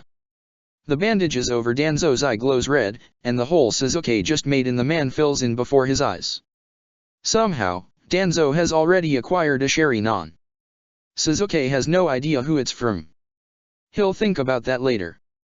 Danzo is still breathing. Pulling another Chidori to his hand, Sasuke prepares to try again. He'll stab Danzo through as many times as necessary. Danzo is more prepared this time, and he leaps back, and 4 root ninja appear in front of him. A guard. This isn't the end. Sasuke leaps back, once again standing in front of his student. He glares at Danzo, aware even a mere second away from his student's side could spell his death. Make no mistake, you will die by my hand. Danzo tries to smirk, but he's still missing a hand, and it's clearly hurting him. Sasuke hopes it's agonizing. Sasuke's enemy turns tail and runs, and Sasuke has to let him, because his 4 guards leap forward. He can't help the growl of frustration that rips its way from his lungs. But there's something more important than revenge. Rather, there is someone more important than revenge. And Sasuke is never sacrificing someone he loves for the chance at revenge ever again. He lets Danzo run. Because Shisui's life is worth more than the satisfaction of skinning Danzo alive. But Sasuke will kill Danzo again, even if he has to follow him to the end of time itself. The 4 root use a typical Umbu level leaf formation, which is to their disadvantage. Sasuke knows how those work. And how to get around them. Pulling a lightning cloak around him to boost his speed, he leaps forward, Chidori in hand. Even more unfortunately for them, they're no more than Haichunin in ability levels. In less than a minute, all 4 are dead, their corpses toppling to the ground. And Danzo is long gone. He considers following him for a second, before recognizing that in his current state, he wouldn't do much good. If Danzo had a bit of preparation, he could likely take Sasuke down. Shisui runs up to his side, and Sasuke sees the remnants of terror on his face, and fear in his eyes. Sasuke's student looks so guilty, so afraid. Sensei. I'm so sorry Sensei, I didn't mean to Sensei, are you okay? Sasuke isn't okay, actually. All the jostling might have punctured the second lung, and there's definitely something wrong with his legs he hadn't remembered. The world starts fading, and Sasuke's last thought as he falls is to avoid collapsing directly on top of his student. Sasuke-sensei. It all goes dark yet again. When he wakes, there are 4 worried sets of eyes looking at him. And 1 pair of golden eyes, concentrating on putting Sasuke back together. Orochimaru's chakra is soothing, and cool. Somehow, even though all of his genin and Obito are staring directly at him, Orochimaru notices he's awake first. If you keep needing this much intervention, you're going to start owing me favors. Sasuke huffs, and it doesn't cause of a coughing fit of blood. I already owe you about a dozen life debts, I think. The others catch on immediately, and they start clamoring for his attention. Sensei. Sasuke-sensei. Mr. Sasuke. Sasuke looks them all over carefully. They look concerned, but most importantly, they look okay. Sasuke is so relieved, he can't even speak. Sasuke-sensei, guess what? Izumo starts proudly. You'll have to tell me. Sasuke doesn't think he's really in any shape to try and figure out anything that goes on in Izumo's head. We made Chunin. All of us. He beams proudly, and Kotetsu mirrors him. Shisui's smile is far less genuine. Sasuke smiles fondly at the 3 of them. Congratulations. I am proud of you all. He doesn't mention that part of the reason they were promoted so early is because they are still technically in a war, and it's also an excellent political move to maneuver them away from Sasuke's guidance. They're young, and they're proud. And Sasuke isn't going to take that from them. And he is proud of them. They've done well. He can tell just by looking at Kotetsu and Izumo that they've gotten stronger. He can see the growing muscles starting to shape their bodies. He lets their chatter wash over him, and Sasuke listens as Kotetsu and Izumo trade off telling him everything about their training, what missions they've been up to, and stories they think are funny. As they talk and laugh over him, not needing any responses from Sasuke in particular, he starts thinking about their future. Izumo and Kotetsu, if they are to become full jounin, should probably be apprenticed to someone. Sasuke wonders if there's a weapons master he can talk to, one he can trust. Part of him wants to keep the 2 of them close to him, train them under him and keep them part of his squad forever. But the truth is, for their own growth, they're going to need more individual attention than a three-man squad can get them. And even though Sasuke really doesn't want to play favorites, the truth is, he can do more for Shisui than he can for Izumo or Kotetsu. Even though it pains him to admit it. It won't ever stop him from seeing the two as his, though. Just as much as Shisui, Obito, or Kakashi. He could let them go as they do in the future. Let them settle into being strong and proficient Kenjutsu practitioners, and watch the gates faithfully. But, now that they've been on his team, Sasuke wants more for them. If that's what they want, too, of course. He'll have to ask them, probably soon. They could become Jounin, if they wanted to. Sasuke even imagines them becoming a two-man Umbu squad someday, if that's what they want. They'd be lethal at it. Sasuke wishes there was more of him, so he could personally train all three of them. Bring all three of them to their full potential. Whatever happens, Sasuke will make sure he lets them know they always have a place on his squad, on Team Sasuke. He'll do his best to make sure, even if they don't all train together every day, that they never drift apart. But that's a way into the future. Sasuke also has to hunt down Danzo, and Zetsu. And stop Pain. And potentially the whole Akatsuki. But first, get Minato as the Hokage. That way, Sasuke can tell him everything, holding nothing back. It might be nice to get a second opinion on what he should do, and in what order. And, Sasuke admits, it might be nice to share the burden with someone. To not have the entire weight of the world on his shoulders. After a while, Orochimaru finishes healing him, and goes outside to get some peace of mind. Which means, away from all the talking. Obito and Shisui exchange a meaningful look soon after, and Obito tells Izumo and Kotetsu that they should help him make Sasuke some food in the kitchen. Delighted at being given a responsibility, the two bound off after Obito, and soon, Sasuke is alone with Shisui. Sasuke sits up nearly painlessly, and takes in his youngest student, who is determinedly not meeting his eyes. I'm listening. Shisui startles a little. Sensei. Thank you for saving me. I'm sorry you had to. I should have known better than to listen to Lord Danzo. This whole thing is my fault. Then Shisui starts crying. It's so rare to see Shisui even tear up, Sasuke is a little stunned. It's all my fault. All of it. Everything. And I can't fix anything and everyone is upset and dash. And Sasuke suddenly remembers that for all he appears, Shisui isn't even 8 years old. He reaches out, and pulls Shisui into a hug. Shisui goes with zero resistance and immediately begins to sob. Sasuke runs his hand soothingly along the boy's back. It's strange. Sasuke had never really been hugged before he'd landed in this time. And Orochimaru had said he'd only been locked up for 3 months or so.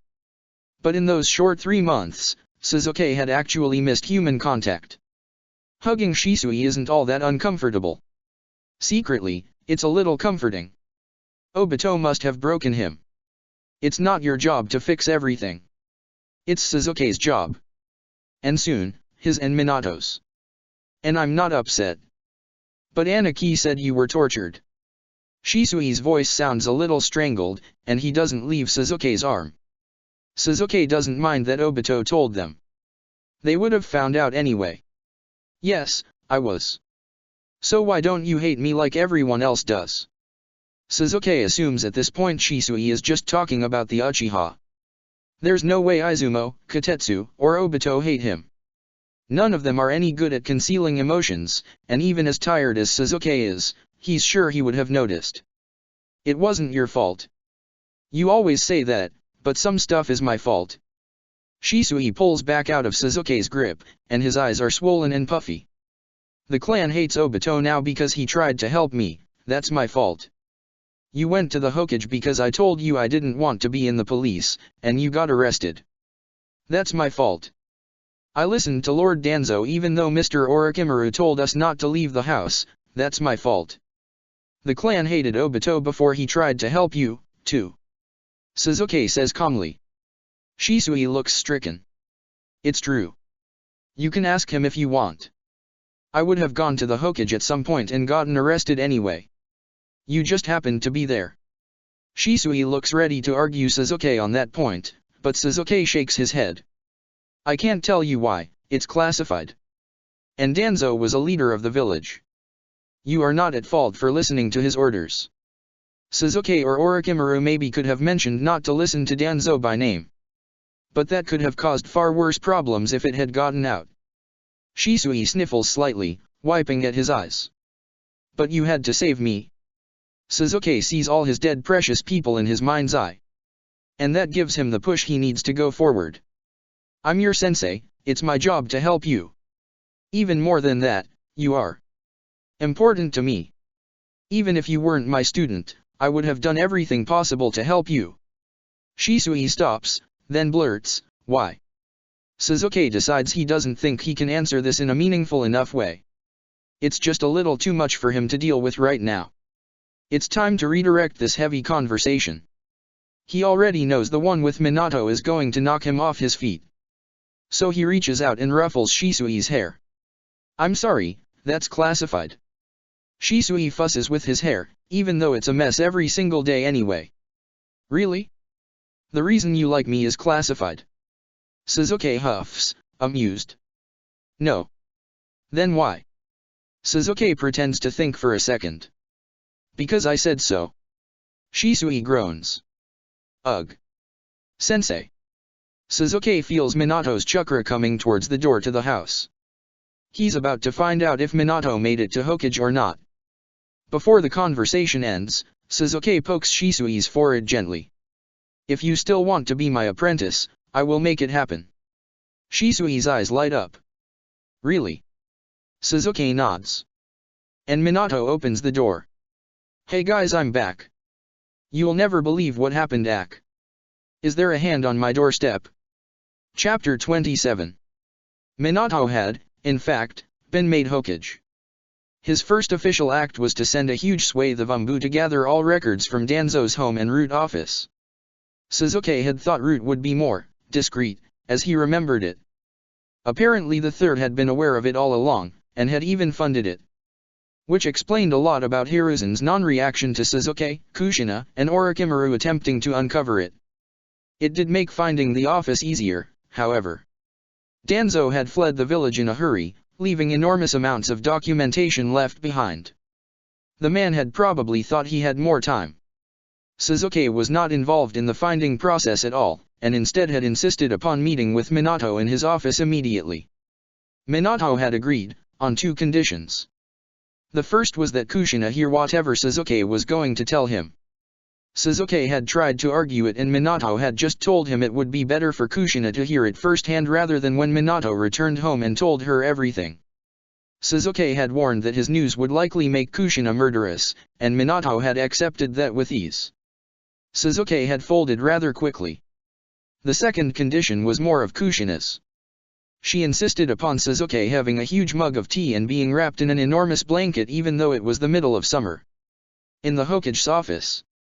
The thought was ridiculous, but the look in Kushina's eyes promised violence to someone if Sasuke didn't accept her smothering.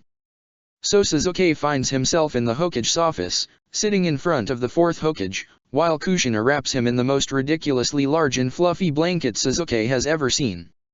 It is sweltering outside. Somehow, the blanket doesn't make it any worse. She shoves a near-boiling cup of tea into his hand.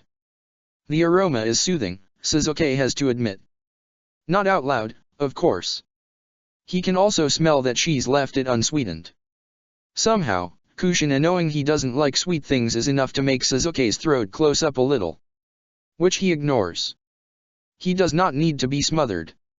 He's doing it for Kushina. Minato isn't wearing Hokage robes, but somehow the way he sits in the Hokage chair is so natural, it feels like he should have always belonged in it.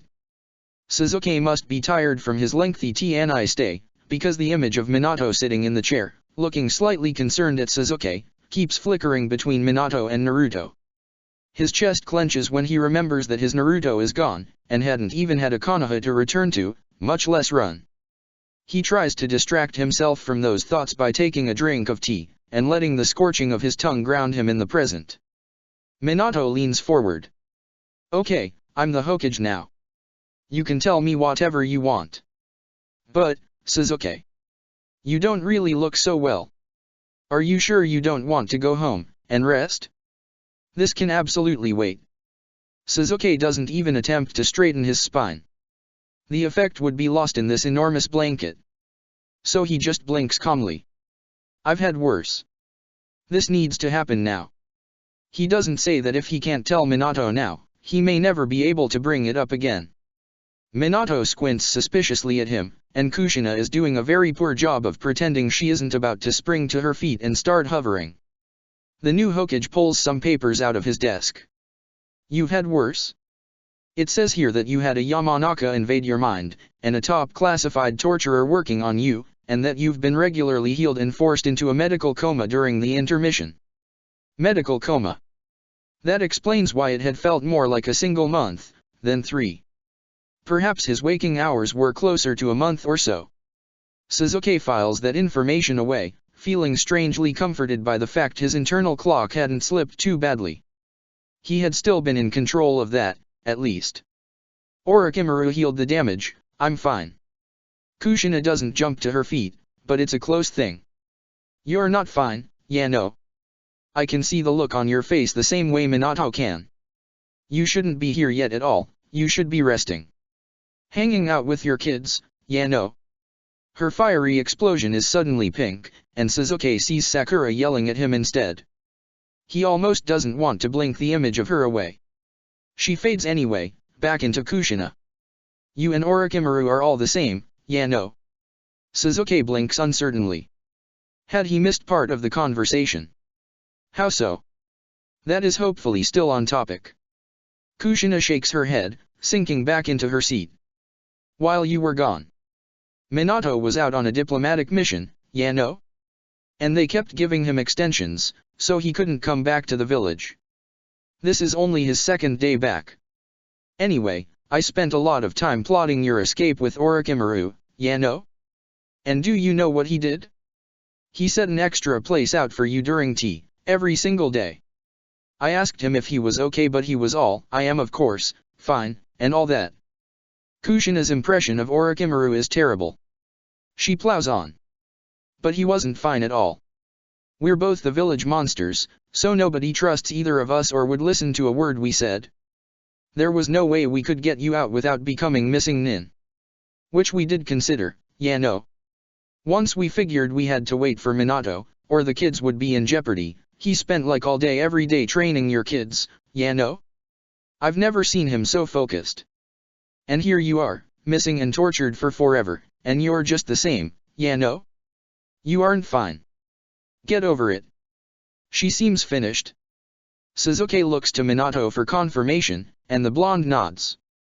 Kushina told me I needed to get home as fast as possible, but her letters were extremely redacted and I kept getting orders keeping me out of the village. I guess they thought I'd do something about it when I got back. And they were right. I'm so sorry I didn't just drop everything and run. I didn't know the full extent. Sasuke, I promise, I would have been there earlier had I known. Minato looks devastated at Sasuke, like every bad thing that's ever happened to Sasuke is his fault. Sasuke shakes his head. I didn't expect you to drop everything. I do have a question, before I start, though. How did you convince the entire clan council to force Hiruzen into retirement? The blonde scratches the back of his head nervously. Well, I just went to all the clan heads who owed me a favor and asked them to trust me. Sasuke blinks. That's it. Minato laughs nervously. Well, I was already supposed to be the next Hokage, so I just sped it up a little. His official motion was that the village needed to look strong as we go into peacetime, and that he was ready to take the position. He did officially usher in the peace treaty this week, so it was kinda a good reason and everything. The clan heads were sorta surprised, but they just voted for it, yeah no. Kushina tacks onto the end of her husband's statement. That has a lot of political connotations for Minato later. Trading in a favor that large, even as well liked as he was. Either more clans owed Minato a lifelong debt than Sasuke realized, or Minato just set himself up to have to fulfill a lot of favors. And he'd done it for Sasuke. He doesn't even know that Sasuke doesn't deserve it, yet. But he's about to. Sasuke clenches the tea in his hands, and forces himself to nod. Will you tell us now, Sasuke? Why this happened? Minato looks at him carefully, like he's attempting to give Sasuke an out if he doesn't want to talk about it. What I'm going to tell you, you probably won't believe. But I only ask that you let me prove it. After, whatever you think of me, whatever you wish to do with the information, or with me, I'll accept your judgment. Sasuke is going to show them everything. His life, including his abandonment of the village, his betrayal of his friends. Everything. Minato and Kushina nod in unison. Taking a deep breath, he takes the plunge. I am Sasuke Uchiha. I'm from the future. Minato does not react in the slightest, and Sasuke envies him his poker face. Kushina outright gasps. I want to show you everything. I did not do so with the third, because I couldn't trust him. That's why. He trails off. Minato nods encouragingly. I'm going to have to show you. If you allow it, I can put you both in the Tsukuyomi. In it, 72 hours can pass in a handful of seconds. I think that would be the fastest way. But, it's not safe if you don't trust me. The Tsukuyomi is most often used for torture. In it, I can make anything what I want. I could show you false memories, and you wouldn't be able to tell them apart from my real ones. Kushina pats the blanket wrapped around his shoulders. Is it safe for you? Sasuke nods. Do it, Minato and Kushina say at the same time. Sasuke has just told them both he's kept his real identity a secret the whole time they've known him, and they're still perfectly willing to undergo a potentially dangerous jutsu. They might actually be insane. His straight face isn't as good as Minato's, because the blonde immediately reassures him. We trust you, Sasuke. It's going to be okay. Sasuke doesn't believe that for a second. But he captures them both in the Tsukuyomi anyway. The sky turns blood red, and all three of them stand inside his head. For whatever reason, Sasuke is still wearing that oversized blanket, even in his head. He could get rid of it, but decides not to. Then he shows them everything. The early memories are the easiest for Sasuke. They don't react much when they discover whose son Sasuke is, or even when they see the memories of Sasuke learning at school about the fourth Hokage and his wife Kushina who had died during the Nine Tails attack. Sasuke isn't sure he could be so nonchalant about his own death. The most reaction he gets is the delight on Kushina and Minato's faces when they hear Naruto's last name for the first time and realize that he must be theirs. Followed quickly by the solemn look as they realize they've both died and left him alone. Kushina openly cries, but makes no sound, when Sasuke shows the slaughter of the Uchiha clan, as seen through Ataka's infliction of the Tsukuyomi. Minato clenches his fists and grits his teeth as Sasuke shows memories of the whole village hating Naruto, throwing him out of shops and spitting at him. When he gets to the first meeting of Team 7, which is the first memory he'd allowed the Yamanaka to see, he starts shaking so bad the flows of memories actually stops.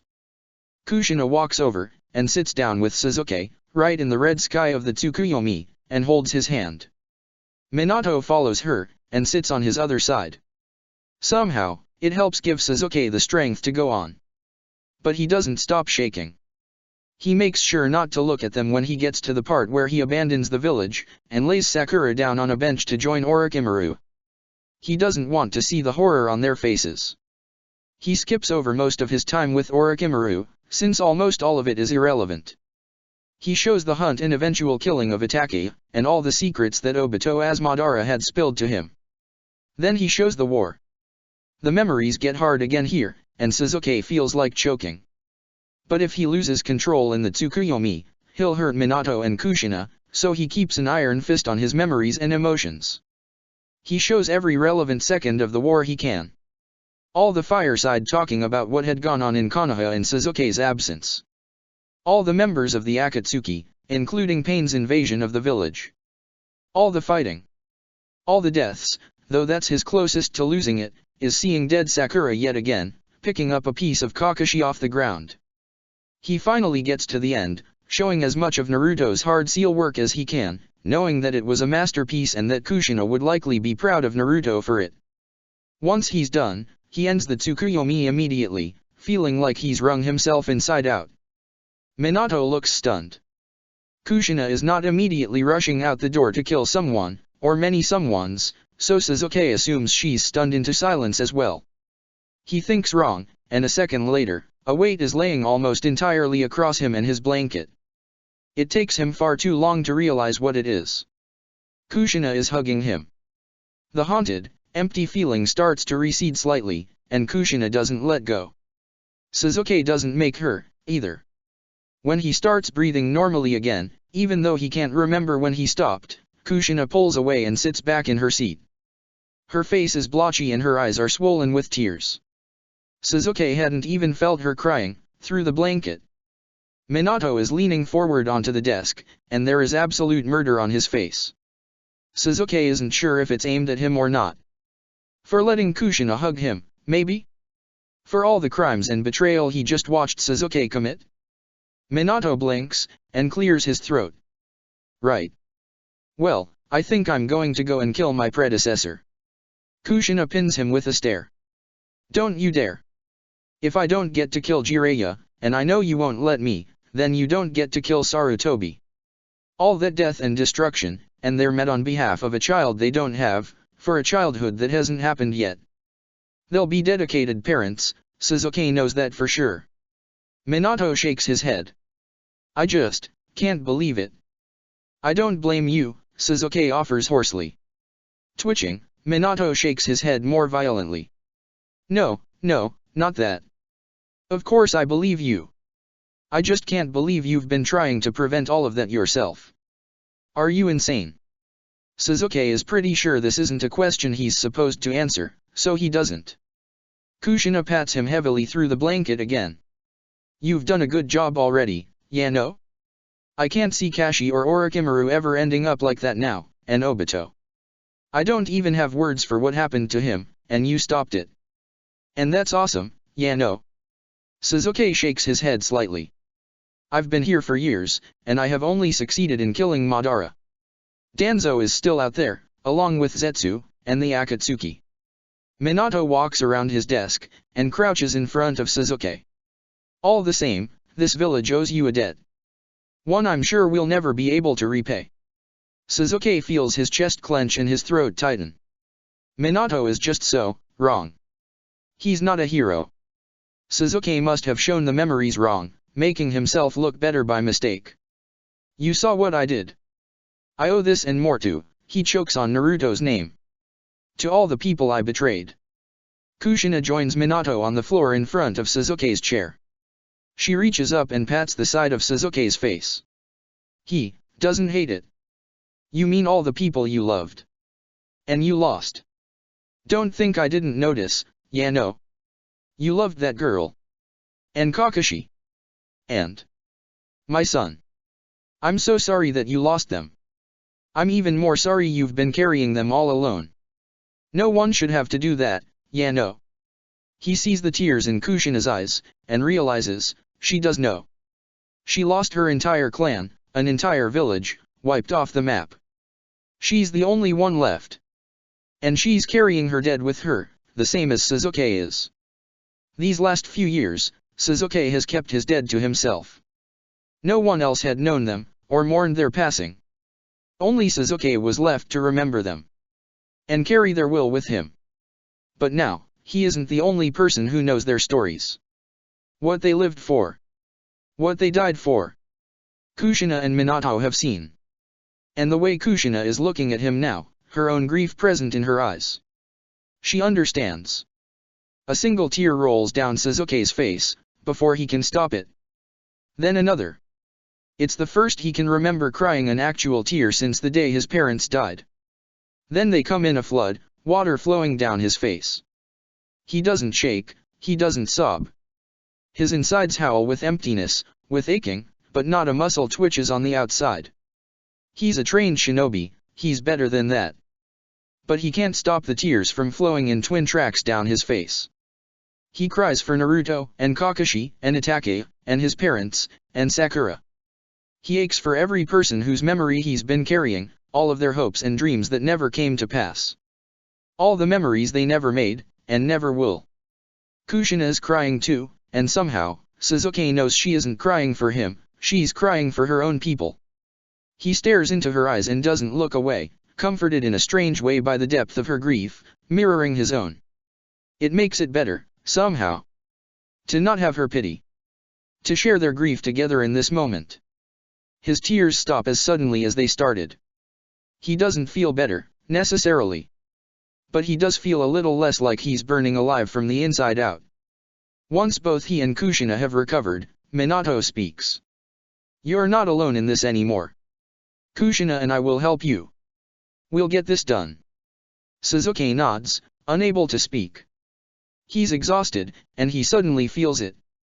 Kushina elbows Minato. I think we made the world's cutest kid. We're definitely doing that part again. Minato flushes red to the very tips of his ears, flustered. He coughs. Let's maybe not make Jiraiya the godfather this time. All the hair on Kushina's head flies back as if due to an invisible wind. I cannot believe your dead weight of a sensei abandoned our child. Minato's face tightens. I can't either. The best possible excuse I can think of is he believed the third would take care of him. Kushina's temper does not die down. He should have known when Hiruzen left Kakashi on his own. Did that old man honestly think he could just leave children living alone left and right? It's a miracle only one of them got met at the village for it. She turns to look at Sasuke. Not that I blame you, yeah no. No offense taken, Sasuke croaks, as his speech starts to return to him. After a long moment, Minato laughs a little, and nudges Sasuke playfully.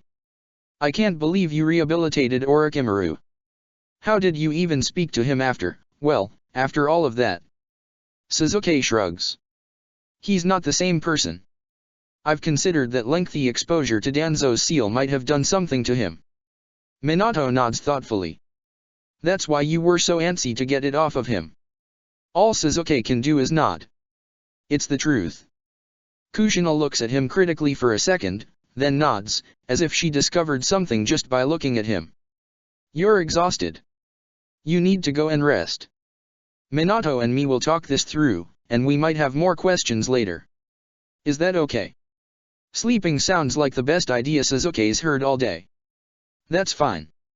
I would be more surprised if you didn't. Minato stands, and offers Sasuke a hand, which Sasuke takes. The blonde pulls him to his feet easily. Thank you for sharing that with us. I know it wasn't easy. Do me a favor, though. Anything. Minato had seen the worst Sasuke had to offer, and was showing him mercy. At least, for now. The least Sasuke could do was a request. Go back to Orochimaru's.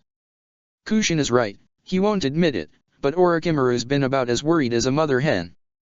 Or, mother snake I guess. Minato pauses to think, probably about if mother snakes are worriers or not. Kushina smacks Minato. That's just weird, yeah no. She turns to Sasuke. You should go, though. Especially since. Well, after what you've been through, I think you'd probably feel safer sleeping in a house where all of the inhabitants could fight you in a spar. She's implying Sasuke will have nightmares. She might be right. Sasuke had them regularly after each incident of Itachi trapping him in a Tsukuyomi, and his stint in TNI had felt like the longest Tsukuyomi ever. If he did wake up in a panic. Sasuke nods thankfully at Kushina. He doesn't want to be anywhere near any of kids while sleeping until he's absolutely certain he's not a danger to them. I'll do it, then. He attempts to fold the blanket Kushina had lent him, but she takes it from his hands before he can and shoos him off. Sasuke takes the hint and teleports onto Orochimaru's porch. Before he can even knock, Orochimaru opens the door. Sasuke clears his throat awkwardly. I apologize if it's an imposition, but I was wondering if I could stay here until I better assess my mental state. Orochimaru's golden eyes hold a deep warmth to them, so foreign to the Orochimaru from Sasuke's future. I believe that would put you up to 13 life debts. Orochimaru keeps his inflections light, like he's merely making an observation about the weather.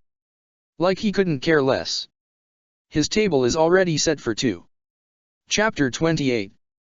Sasuke is grateful for Kushina's suggestion. The very first night he spends at Orochimaru's, he wakes up with Chidori already in hand more than once. Orochimaru is a seasoned enough shinobi, he isn't even in the room whenever Sasuke wakes. Sasuke would guess he's just monitoring Sasuke's chakra in his own room. He can't imagine what might have happened if he'd been in the Heitake home with Kakashi and Obito. Well, he can imagine. He just tries not to think about it. The next morning, Orochimaru gets a summon to the Hokage's office, and Sasuke makes his way to the training ground Kakashi usually frequents. He hasn't seen his ward since he had escaped from TNI, and Obito's comment about Kakashi being weird has him slightly concerned. Kakashi is there, just as Sasuke had assumed he would be. He's throwing kunao, and judging by the sheer amount of them, he's either upset about something or he's practicing throwing a large number of them at once. Kakashi picks up his chakra signature right away, and tenses minutely. By the time the young jounin has turned around, his face is carefully nonchalant. He salutes Sasuke lazily, a habit Sasuke has no idea where he picked it up from. Maybe Kakashi was always meant to do it. Yo. Sasuke considers how to open this conversation. He's not very good at talking around a topic. Kakashi is. How have you been? It's not subtle at all. Sasuke hopes Kakashi secretly appreciates that Sasuke is straightforward. He's never fully mastered the sort of delicate wordplay that Kakashi and Orochimaru delight in. Kakashi sighs instantly. Obito sent you, didn't he? He didn't send me, Sasuke hedges, but he did say you were acting weird.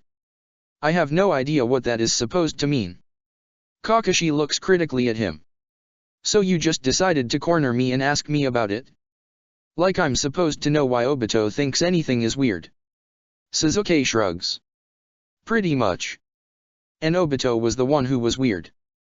He got all cagey and had this crazy look on his face all the time. You should be asking him why he's weird, not me. Kakashi spits out petulantly. Sasuke is vividly reminded of the first time he'd met Kakashi, and told him that he was now Sasuke's ward. Kakashi rolls his eyes at him. Sasuke isn't sure if that's a good sign or not. But Kakashi doesn't look like he intends to answer Sasuke's original question. He decides to handle it the same way he had when Kakashi was a child. Would you like to spar? Sure. Kakashi answers instantly. Sparring is a form of communication, after all. Maybe a good spar will help Sasuke understand. They set ground rules, that are mostly just handicaps for Sasuke. He doesn't mind. They decide on no eye-based jutsu of any sort. Sasuke adds on no battlefield ruining jutsu. Which, as far as Sasuke knows, still affects only himself. But on the off chance it doesn't. Well, he doesn't want to explain to Minato how he'd broken a training ground on the man's first full day in office. They agree to the rules and start. By unspoken agreement, they both begin with taijutsu. The Heitake do not have a special taijutsu style, unlike the Uchiha. Sasuke utilizes a mix of Uchiha and his own personal style, and Kakashi utilizes mainly the strong fist, which he has no doubt picked up from Guy, with a surprising mix of the basic academy style. Most shinobi learn a specific taijutsu style after they graduate and use that, but Kakashi's slightly unorthodox use of the academy jutsu is impressive. They switch to Kenjutsu after Kakashi draws his Tanto, and Sasuke draws his Chokyuto in return. This, Kakashi excels at. He has mastered the Heitake style of Kenjutsu, despite having no teacher from the time he made Genin. Lightning leaps down both their blades as they clash. At some point, Sasuke begins to see Kakashi getting visibly angry. Sasuke isn't sure if it's because he's holding back slightly, or his other worries, or weird that's made him angry. Deciding to test it, Sasuke starts pushing him. He increases his speed to just at the edge of what Kakashi can handle. Kakashi gets angrier, and then Kakashi starts getting sloppy. Kakashi's blows get harder, and he starts leaving openings. Sasuke takes advantage of whatever ones he can without drawing blood. One particularly enraged blow causes an opening which sends Kakashi's Tanto flying out of his hand. Without waiting, Kakashi immediately blows a fireball in Sasuke's face. Sasuke dodges, and the ninjutsu battle begins. Kakashi has lost almost all of his usually impeccable battle composure, so Sasuke sticks to low-level jutsu that wouldn't seriously damage. Because at this point, he doesn't know if Kakashi will dodge all of them. The spar ends when Kakashi, eyes full of anger, runs at him with Chidori.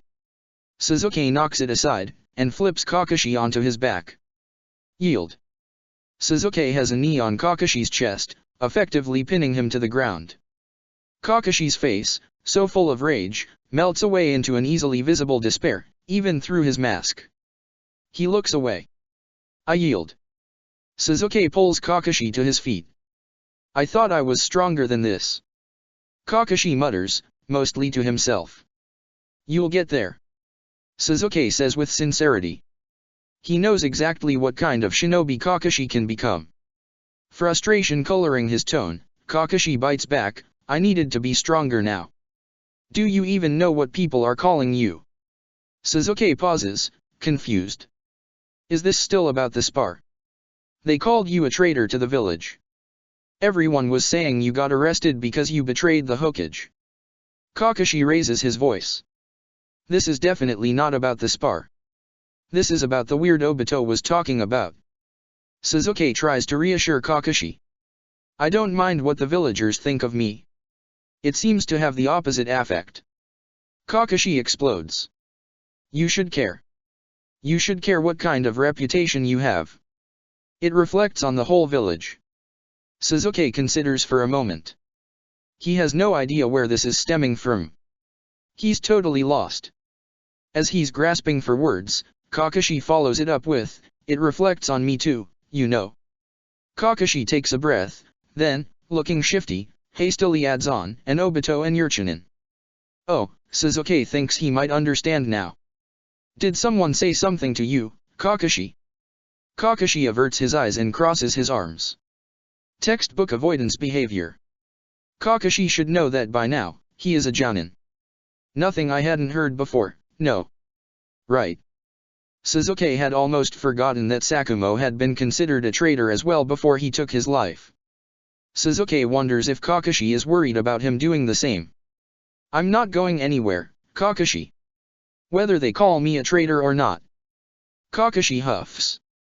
Well, are you a traitor? Sasuke's heart skips a beat. What do you mean by that? Kakashi looks at him like Sasuke is the dumbest person alive. My dad broke the shinobi code. Whether he thought it was right or whatever, that's still being a traitor. So I want to know if you're a traitor too. If you define a person only by the shinobi code, then I suppose yes, Sasuke allows. Kakashi's eyes flash dangerously, so Sasuke continues quickly before Kakashi can interrupt. Let me ask you this, Kakashi. What is your ninja way? Your own personal shinobi code. Sasuke stays calm, neutral. Kakashi doesn't need Sasuke to get mad or upset. Or at least Sasuke doesn't think he needs that. I don't need my own shinobi code, because they already wrote a shinobi code. That's my ninja way. Kakashi answers immediately. Well, then what would you say your ultimate goal would be, Kakashi? Sasuke tries a slightly different way. To be the best tool I can be for my Hokage and for the village. Kakashi again, answers instantly, still perfectly confident. Why are you asking me questions when I want you to answer mine? Sasuke bends and picks up Kakashi's tanto, laying to the side of the training ground before answering. The answer is not easy. If you see yourself as only a tool of the Hokage, then yes. I was a traitor. I kept some intelligence from Lord Third, and according to the shinobi code, that's treason. But I don't see myself as a tool of the Hokage. I'm fighting for the Leaf Village. Kakashi takes the tanto and carefully places it back in its sheath. But the Hokage is the Leaf Village, he sighs exasperatedly. Some people see it that way. But I don't. The Hokage does run the Leaf Village, yes. But his job is to protect the people in the village, and take care of his shinobi. After all, if you don't take care of a tool, it will rust away. Sasuke explains carefully. Kakashi nods, suspicion on his face. I would say being a shinobi of the leaf does not mean serving your Hokage perfectly. It means serving the people of the leaf. That's what makes the village. Not the buildinga, not the Hokage, but the people in it. My shinobi way is to protect the people precious to me. And usually, that means I follow all the Hokage's requests, because I know he has the village's best interests in mind. But this time, I disagreed with him. Sasuke words himself very carefully, trying not to encourage insubordination in Kakashi, but to remind him there are some things more important than orders. When the village's shinobi code conflicts with my personal ninja way, I pick my ninja way. And I think your father did, too. You don't have to agree with me. Kakashi is looking a bit like he's eaten a lemon. I heard you escaped too. You weren't even released. He doesn't mention it's supposed to be impossible to escape TNI. That's true. I escaped because I knew Shisui was in danger. I'm sorry my decisions caused you pain. You are, after all, one of the people I intend to protect. But let me ask you one more question. When it came down to a mission, or the life of one of your precious people, you and Obito picked Rin's life over the mission. You ended up completing the mission too, but you didn't know that at the time. That, by your standard, makes you a traitor too. So, I'll ask you again, what is your ninja way? Sasuke hopes he has been clear enough. He doesn't want Kakashi to go into a crisis. But he hadn't imagined that by saving Obito, Kakashi might not have fully learned the lesson Obito had taught him in Sasuke's original time. Kakashi opens his mouth to answer, and Sasuke holds up a hand, silencing him. Don't tell me right away. Think about it first. You can tell me when you know. And Sasuke walks away, leaving Kakashi on the training ground, a puzzled look on his face. He runs into a very irate-looking Orochimaru on his way to the training ground where he hopes his Genin turned Chunin still meet. The Sannin stops dead in front of Sasuke, killing intent leaking off of him. He shoves a piece of paper into Sasuke's hand. This is your fault. I don't know how, but you're involved in this. Sasuke looks down at the paper and reads it. It's an apprentice application. Orochimaru's name is written at the bottom, in what is clearly Minato's handwriting. Beside it is, you're apprenticing Itachi Uchiha. Orochimaru runs a hand through his hair. This was not my idea, I'll have you know. Minato, that upstart, claims that my excellent work with your Genin team proves that I should have a student of my own. Sasuke almost laughs. Almost. I've heard Itachi Uchiha is a genius, he shouldn't be all that hard to train. Isn't he still in the academy, though? Orochimaru sighs. They graduated him early. I heard he could have gotten out in less than a year. The boy does have one of the highest exit exam scores in the history of the academy. Orochimaru muses. Sasuke can see him coming to terms with his fate. An interesting move by Minato, to be sure. The Uchiha can't turn down an apprenticeship with one of the legendary Sannin. If they did, it would have huge political ramifications. It will be seen across the village as an honor for the Uchiha, they can't afford to turn it down, with how bad it would make them look if they did. At the same time, Minato saw the future that Sasuke lived. And by putting Itachi under Orochimaru, he'll have a chance at a better outcome. At least, it will be wholly different from the life Itachi had lived before. It remains to be seen if it will end up being a benefit or not. But it's an excellent political move. It makes the Uchiha look better to the village, and in return, the Uchiha likely owe Minato an unwilling favor now. Sasuke has no idea what that might be. Realizing it's been a moment since he's spoken, Sasuke tries to pick up the thread of the conversation again. When are you supposed to meet him? Today. Sasuke nods. No time to talk yourself out of it. Hiruzen did the same thing to me when he saddled me with my Genin. But it turned out alright. Orochimaru gives Sasuke a measured look. I plan on accidentally dumping this child on you at least as often as you've done it to me. Sasuke knows that's probably untrue, so he accepts easily. It's only fair, of course. He doesn't say that he's never been able to bring himself to so much as introduce himself to Itachi, though he has kept careful tabs on him. He must have graduated extremely recently, if he hasn't been placed on a Genin squad yet. It will probably be easier for Sasuke to keep tabs on him now that he will become Orochimaru's student. Unfortunately, Orochimaru will definitely get suspicious if Sasuke won't as much as talk to him. He's going to have to prepare himself, because sooner rather than later, he's going to have to introduce himself to his brother. Sasuke doesn't know if he'll ever fully be ready for it.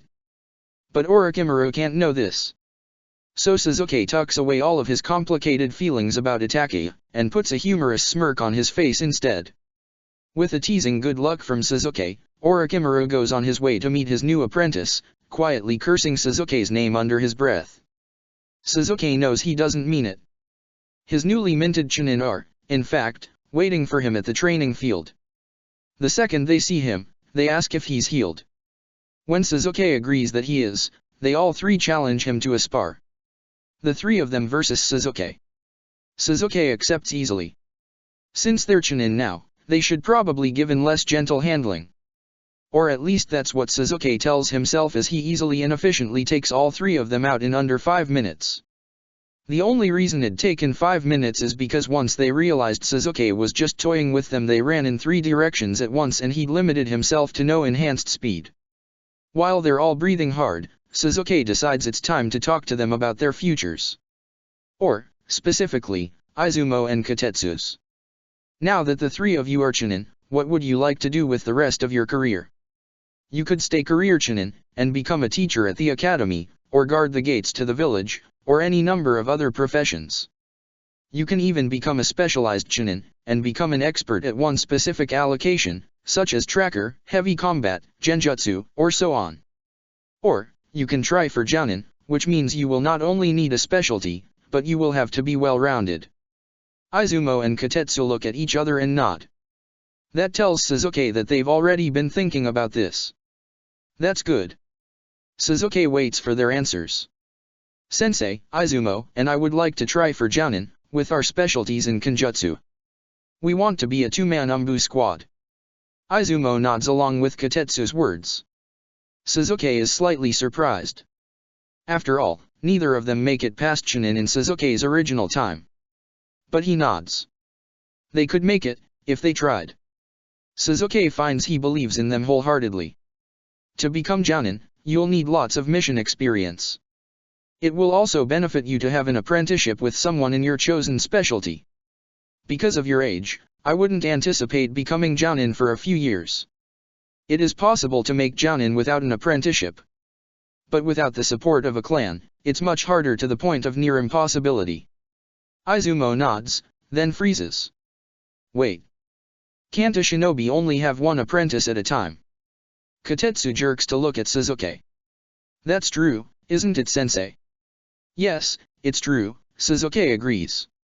Which is why I will be attempting to help you both find a suitable weapons master to apprentice you. Wait a second, Katetsu says, scrunching up his face. What about you, sensei? Izumo throws a hopeful look at him. I can only apprentice one student. And, I am not considered a Kenjutsu specialist by the village. Even though you would no longer be an official member of my team, both of you will always be welcome on my squad. And I will always be here to help you if you need anything. Suzuki tries to reassure them. The two boys look a little heartbroken. Are you apprenticing Shisui, then? Izumo asks glumly. Yes, I intend to. There's no reason to lie to them. Shisui has told me he plans on becoming a ninjutsu specialist, like myself. Unless that's changed. He looks to Shisui, who shakes his head. No, sensei. I still want to be a ninjutsu specialist. Katetsu looks at Suzuki with intensity. You promise if we get apprenticed we can still train together and go on missions sometimes? Suzuki nods. I promise. Then he pulls out 3 small boxes and hands one to each Chunin. He'd purchased them before the Chunin exams, just in case they passed. It is traditional for sensei to gift their students something when the squad makes Chunin, as a reminder of where they started from, and to keep a piece of their genin bonds with them throughout their careers. They take the wooden boxes eagerly and open them. Inside each box is a leather pouch for kunao, embroidered with the leaf symbol on the front, and a differing pattern on the back depending on the student. Katetsu's is a shield, Izumo's is a sword, and Shisui's is a kunao, each bordered by an identical ivy pattern. Congratulations again on making it to Chunin. Izumo's eyes shine as he looks down at his pouch. Katetsu runs his fingers over the embroidery work reverently. Shisui is clutching his tightly. Izumo looks to Katetsu, and then to Shisui. They all three nod, and on some unspoken signal, they all get up and hug Sasuke at once, nearly knocking him over. He ruffles each of their heads in turn. "Thank you, sensei," they chorus. Now he just has to find a suitable instructor for Kotetsu and Izumo. If Sasuke is honest with himself, he won't let it be just anyone. He's going to be incredibly picky. After all, these are his students. If they want to be Umbu, Sasuke is going to make sure they get apprenticed to the best. Or he's going to figure out a way to clone himself permanently. Because there's no way he's going to let either of those boys fall through the cracks. Chapter 29. It takes longer than Sasuke had thought it would to find a suitable apprenticeship for Izumo and Kotetsu. He only finds them one at all because Minato pulls Sasuke into his office and informs Sasuke he is no longer allowed to challenge every weapons specialist in the village to a spar. Sasuke had taken some offense to this, because how else was he supposed to figure out who was a worthy master for his students? Minato had sighed and handed Sasuke the name of a shop scrawled on a piece of paper, and begged Sasuke to go there and tell them Minato had sent them. Sasuke had gone to the shop listed and found that it was a blacksmithing shop. It was run by two ancient-looking men. He had almost turned around and left immediately. Only because Minato had asked it of him, he told the one of the men why he was there. He soon found out that this shop was run by retired shinobi, and that the two owners been considered among the best in the village for weapons specialties. When Tobirama had been Hokage, Sasuke had mostly been impressed they'd managed to live long enough to retire. Not many shinobi received that luxury. In the sake of fairness to all the other weapons specialists, Sasuke did challenge the wizened old man to a spar. The retiree had just cackled at him. Instead, he bid Sasuke to grab a weapon from the shop he was unfamiliar with and head to a small training area, or perhaps more accurately a small testing area in the back. Sasuke grabs a weapon he doesn't even know the name of, but he's pretty sure he saw the Hyuga's teammate, Tenten or something, use during the war. The old man asks Sasuke to go through a kata with it. Of course, Sasuke doesn't know any specific kata for this weapon, but he knows enough basic kenjutsu kata he just picks one of those. He starts moving through it, and he's barely through the first motion before the old man whacks him with a stick and corrects his form. Huffing a laugh, Sasuke continues. And gets whacked multiple more times for his efforts.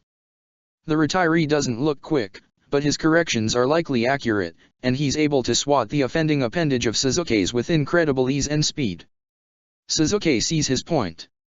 He puts the weapon down, and inclines his head in respect. "I apologize for challenging you." Another cackle greets his ears. "I may be old, but I'm not dead. I know every weapon in this shop like the back of my hand."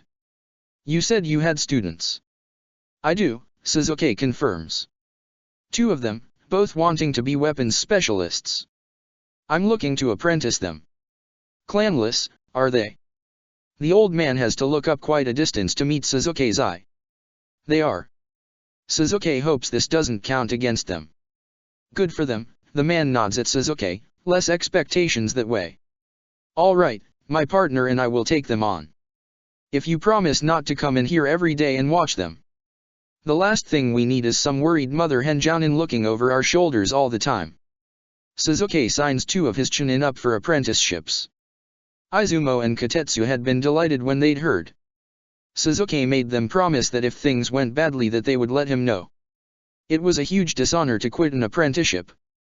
But both of their masters were quite old, and had fought under Tobirama. No one would be surprised if they died of old age. He doesn't tell the boys that, of course. Soon after, he gets an emergency summons from the Hokage's office. Sasuke sincerely hopes it isn't just Minato congratulating him on finding apprenticeships. It would be just like the blonde to do that with an emergency summon, just to mess with him.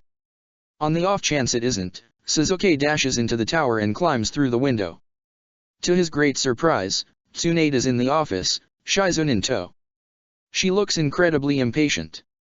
If she's waiting for Sasuke, that explains the emergency summons.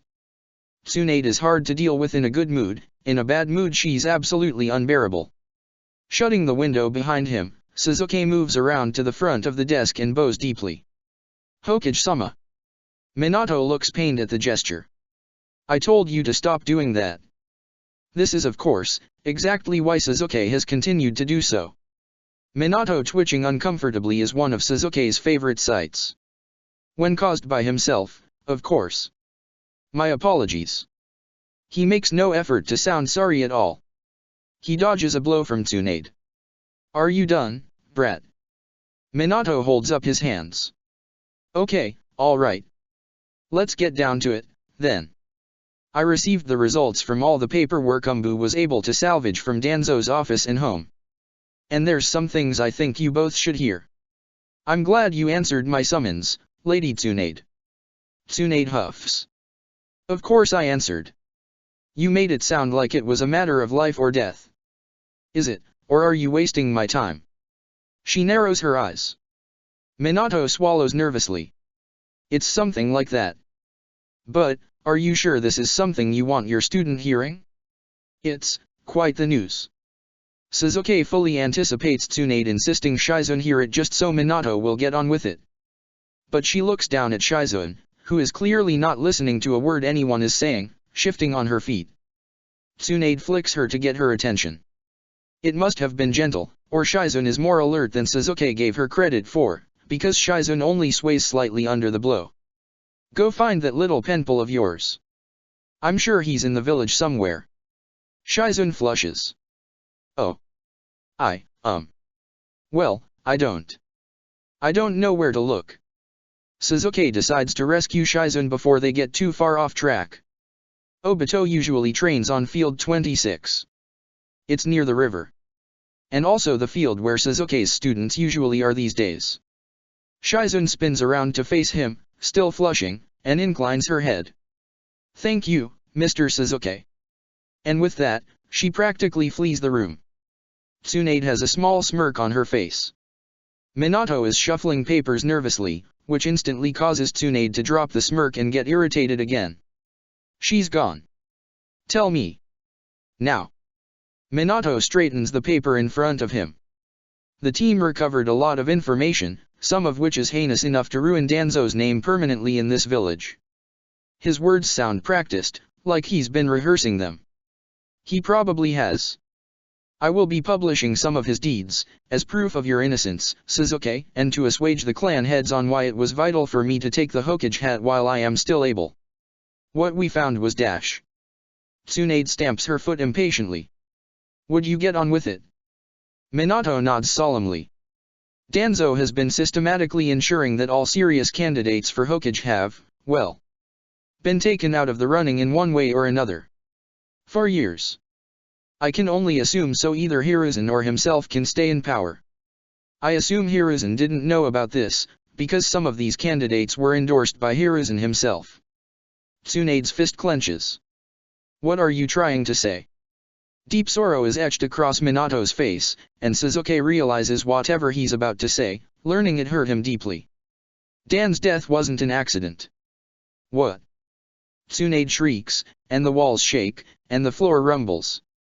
The glass windows have to be jutsu enforced, there's no other way they wouldn't have shattered. A member of Root, or the beginnings of it, I haven't gotten it all in chronological order yet, followed your squad out of the village, and made sure Dan did not return. I have the order here. Minato manages to stay calm, and holds out a sheet of paper. It's not the original. The original was encoded, which is why it took a short while for our intel team to crack it. They were lucky, because Orochimaru was slightly familiar with it, and helped with the key to the decoding. Tsunade takes the paper from Minato's hands, suddenly silent. She reads over it once, then twice. Her hands start to tremble uncontrollably. Suzuki wonders why he's here. He doesn't even know who Dan is. Though judging by Tsunade's reaction it's someone who was very important to her. He remembers Obito vaguely telling him that Tsunade's boyfriend and brother had both died. Perhaps Dan was her brother. Or her boyfriend. Either way. Is he supposed to stop her from rampaging through the village if she snaps? Because, while he would stop her from hurting Minato, he'd join her on her rampage if she'd let him. Why? Tsunade's voice is little more than a whisper. Because Dan was being considered for Hokage. Minato says as gently as possible. Tsunade looks like her knees might go out from under her, so Suzuki quickly grabs a chair and navigates her into it. To his surprise, he is not punched through several walls. She allows it. She clutches the paper tightly, crinkling it under her fingers. "I have to tell Shizuan," she says faintly. Minato grimaces. "I'm afraid that's not all. You were also being considered for Hokage, even before Dan was. It's been tradition to have the Hokage hat pass from sensei to student. Even I'm an example of that, though it skipped a generation." Tsunade shakes her head. "I don't understand. I'm still alive, and I'd remember an assassination attempt." Suzuki is sure she and every member of the village would have remembered it. Tsunade is not famous for being subtle. Minato pulls in a breath. That is true. Danzo wasn't nearly as confident then, either. He wouldn't have attacked a Jounin. Tsunade stares uncomprehendingly. "I don't have an official report for it, but there is some evidence implying that Noeka Senju's death was also suspicious." Minato lays it out. Whatever was holding Tsunade together breaks at that moment. She slumps into the chair and lets out one of the worst sounds Suzuki has ever heard. It's a keening wail that seems to come from a long-buried place. Suzuki looks at Minato to see what the man's reaction is, and finds the Hokage crying silently, too. Judging by the last name, Noeki had to have been a family member of Tsunade's. From what he can glean from the slight information Minato has shared, and what he remembers from Obito, it's likely that Noeki was her brother. Danzo had killed two of Tsunade's precious people. And Suzuki hasn't missed the implication Minato had gone out of his way to avoid making, that Noeka's death hadn't hurt Tsunade enough to get her out of the running for Hokage, and might have been a factor for Dan as well. Tsunade has continued to make bone-chilling sounds of grief, and Suzuki has no idea what to do. Looking around the office, he spots the blanket Kushina had forced onto him, folded neatly on a shelf in the corner. Not stopping to wonder why it had been left there, Suzuki strides over and picks it up, unfolding it. He hesitates when he gets to the back of Tsunade's chair. She's bent in half and sobbing. What if a blanket is not the right thing to do? He decides that if she gets mad and tries to kill him, it's probably better than this. So Suzuki carefully lays the blanket across her shoulders, like he's signing his own death warrant. For all he knows, he might be. It drapes down her sides, and Suzuki feels a little ridiculous, but she hasn't tried to kill him yet.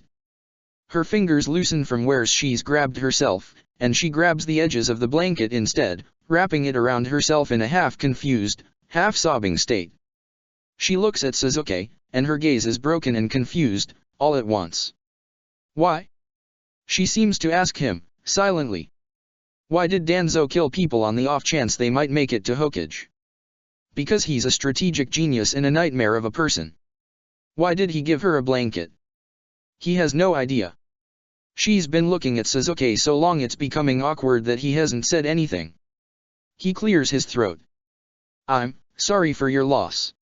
She blinks, and then turns back to look at the floor, flooding it with her tears. Suzuki looks to Minato. "No offense, but was I here for news as well?"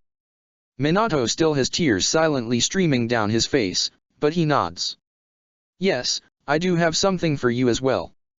I plan to publish all of these wrongful deaths, as they're the least classified deeds committed by Danzo. But before they get around the village, there's some people who need to know first. So they don't learn about it from someone random. News like this deserves to come from your Hokage, or your family." Minato's voice is remarkably steady considering he's actively shedding tears. Suzuki's respect for him rises. There's no way Danzo killed anyone Suzuki cares about, because most of them haven't been born yet and the ones who have Suzuki has kept a careful eye on. Okay. Minato senses his confusion, Suzuki is certain. You fall into the second category. I'm sorry to put this on you, but I think you are probably the best person to tell him this. Sakumo's mission failure, and subsequent ostracization was not an accident, either. Slightly startled, Suzuki blurts the first thing that comes to mind. Sakumo was in the running for Hokage. Yes, he and Orochimaru both were. Hiruzen has been considering retirement somewhat publicly for a while. It's obvious what happened to Orochimaru. Danzo sealed him. Suzuki is sure Danzo hadn't intended for Sakumo to die, It would have been far too suspicious if so many shinobi on the short list for Hokage died. He probably hadn't been all that upset over the man's death, however. Thinking strategically through all the man's decisions, Sasuke comes to the alarming conclusion that the reason Orochimaru is still alive is likely because Sakumo isn't. 2 defamation plots are just as suspicious as 2 deaths, especially if they were the only 2 in the running. Sakumo had committed suicide, which means Danzo had likely intended to cause an accidental death for Orochimaru, and had to switch plans at the last minute. Which explained why the ceiling came out of nowhere, and all of Orochimaru's experimentation was particularly awful.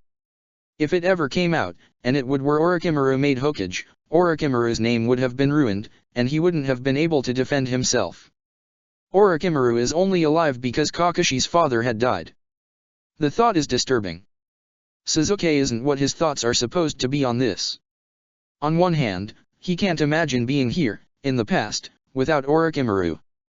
They'd started off oddly, but these days, Sasuke can't even imagine what he'd do without the Sannin around.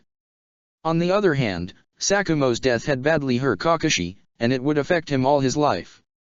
What Sasuke actually feels is a mix of relief, that Orochimaru is alive, and disgust, that he's feeling relief at something that caused Kakashi suffering. Then he suddenly realizes what Minato actually said. He wants Sasuke to tell Kakashi that his father's death was due to a defamation plot. After the most recent conversation he's had with Kakashi, that is the last thing on earth Sasuke wants to tell Kakashi. In fact, it may actually be a terrible idea. Minato, I can't tell Kakashi that about his father. You need to. Minato looks a bit confused. I think he'd take it best, coming from you. Since you're the one that stepped in when his father died. Sasuke shakes his head. We had a troubling conversation recently, and it involved his father. I'm not sure he'd even believe me if I told him right now. He needs to know it's the truth immediately, and that means it needs to come from you. Are the villagers' perceptions upsetting him again? Minato is surprisingly perceptive. Sasuke assumes that's to be expected. He is Kakashi's sensei, and the Hokage, after all. Yes, exactly that. Minato hums in thought. There's definitely going to be more talk when the news about his father comes out. Maybe I should take the opportunity to place him in Umbu so he can get away from it after it happens. He may be perceptive, but he's also an idiot.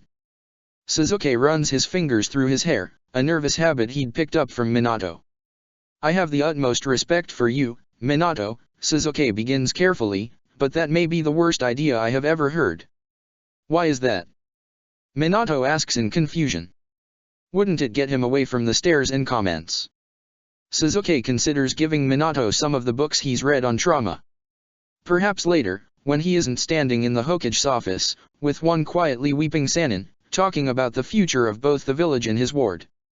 Minato, Kakashi is not going to handle that well. He already hides from processing things. He actually came at me in a spar with a lethal jutsu that could cause him permanent damage or get him killed in the field, simply because he was upset. If you let him put on that mask, he would never come out. They would let him act like the fool he is, because he's damn good at being a shinobi, and he would get himself killed. Minato frowns. You don't think he should join Umbu? I'm not saying never. He'd be an exceptional Umbu, we both know that. Minato has already heard about it, in Sasuke's memories. You just can't dump him in there until he's more confident in his path in life. He'll break. Okay, Minato sighs. I'll trust your judgment on that. Sasuke inclines his head gratefully. Thank you. Minato waves his hand. I'll talk to him, too. Would you take Tsunade? Minato hesitates. Tsunade doesn't have a home here, or many people she can trust and lean on. Only Shizuan, really. Somewhere more private. The woman has stopped sobbing. She's just sitting, expressionless, pulling the blanket all the way around her. She didn't react to her name, of any of the conversation around her. As if she's just an empty shell. Sasuke agrees to Minato's request.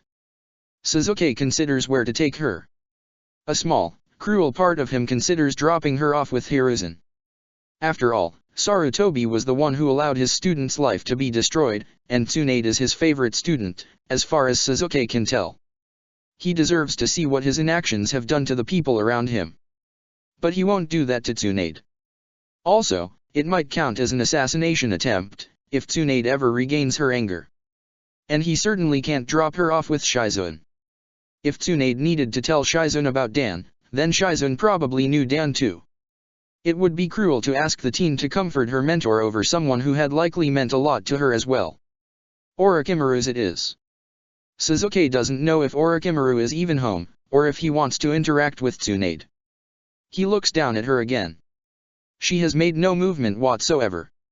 Sasuke supposes in this state, if Orochimaru really doesn't want to see her, she probably won't notice, and Sasuke can move her somewhere else without her really knowing about it. Sasuke opens his pocket dimension, and helps Tsunade to stand. She obeys blindly, like a puppet. It's extremely disconcerting. He walks her into it, then shuts the exit into Minato's office. The benefit of having another dimension to travel through is that no one has to see Tsunade walking through the streets like this. Sasuke walks, holding Tsunade's elbow through the gigantic blanket she's still wearing. He knows the path to Orochimaru's easily, even in a different dimension. He opens an exit, in the backyard of Orochimaru's home, and exits with her. Orochimaru exits the house immediately upon sensing Tsunade's chakra. The man's face tightens, the closest sign Orochimaru ever gives off to being concerned. Why has Tsunade returned to the village, and what happened? Sasuke explains everything as succinctly as possible while navigating Tsunade into the kitchen and sitting her at the table. Orochimaru doesn't make any moves to stop him, so Sasuke assumes he's okay with Tsunade being here. After Sasuke settles Tsunade into a chair, he turns to Orochimaru for confirmation. Who was Dan? Orochimaru looks at Tsunade, who is still staring blankly into space. Her intended. They had recently gotten engaged when Dan was killed. Shizune is his niece. That was close to Sasuke's assumption. Which means. And Noeke. Her young brother. He was a genin. Tsunade doted on him. And Sasuke understands. Understands her anger, and her pain. But he can't dwell on it, not right now. He turns back to Orochimaru. I don't know that she has a place to stay. I should also head back to the Haytake house soon. Orochimaru catches his implication. She and Shizune can stay here. I assume Kakashi is receiving equally distressing news. Yeah.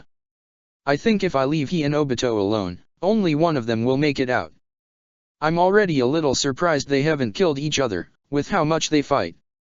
Sasuke tries not to think about what he's going to do if Kakashi looks anything like Tsunade when he hears. Sasuke is completely lost.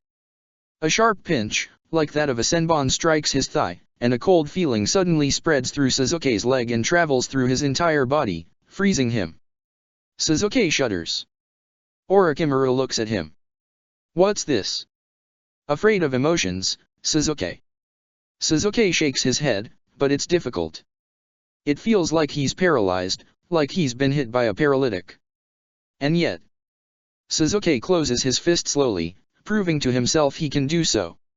I think I've been hit by a paralytic. Orochimaru reaches out, a puzzled look on his face. His fingers are already glowing green. He touches Sasuke's shoulder.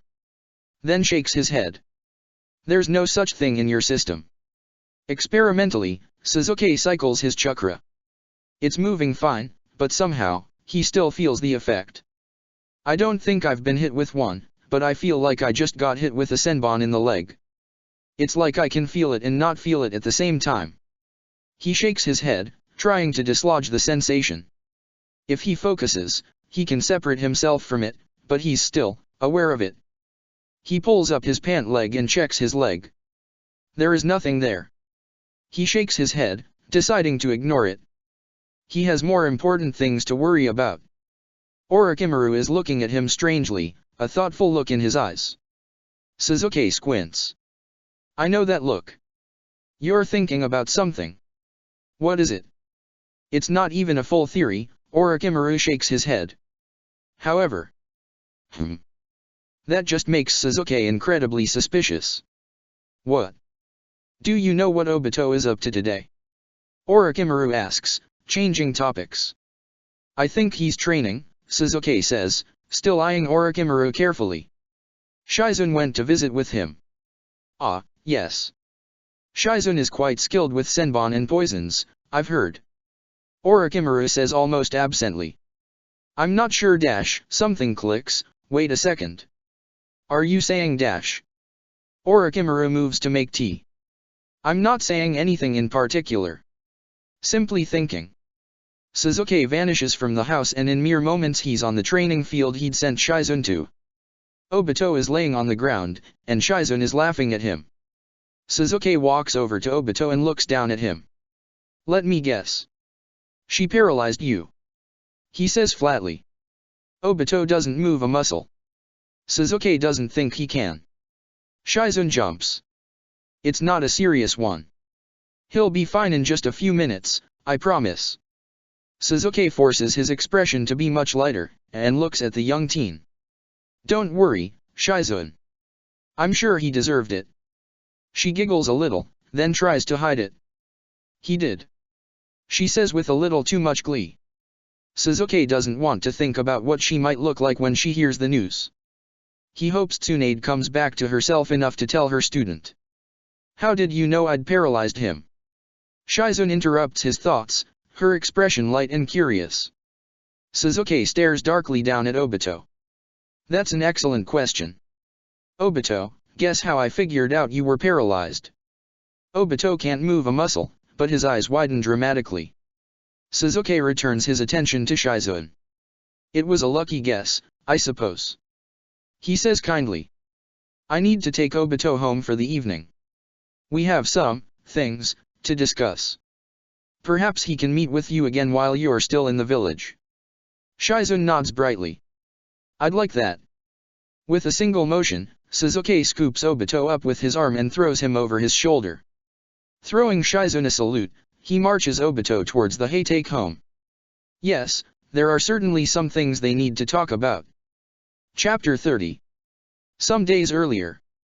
Orochimaru walks through the entrance to the Uchiha compound as if he belongs there. Since he has a summon to follow through on, he supposes he does.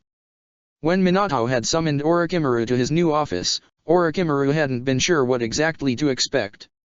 Perhaps a subtle interrogation on all of his dealings with Shimura Danzo, or an implied threat to stay in line.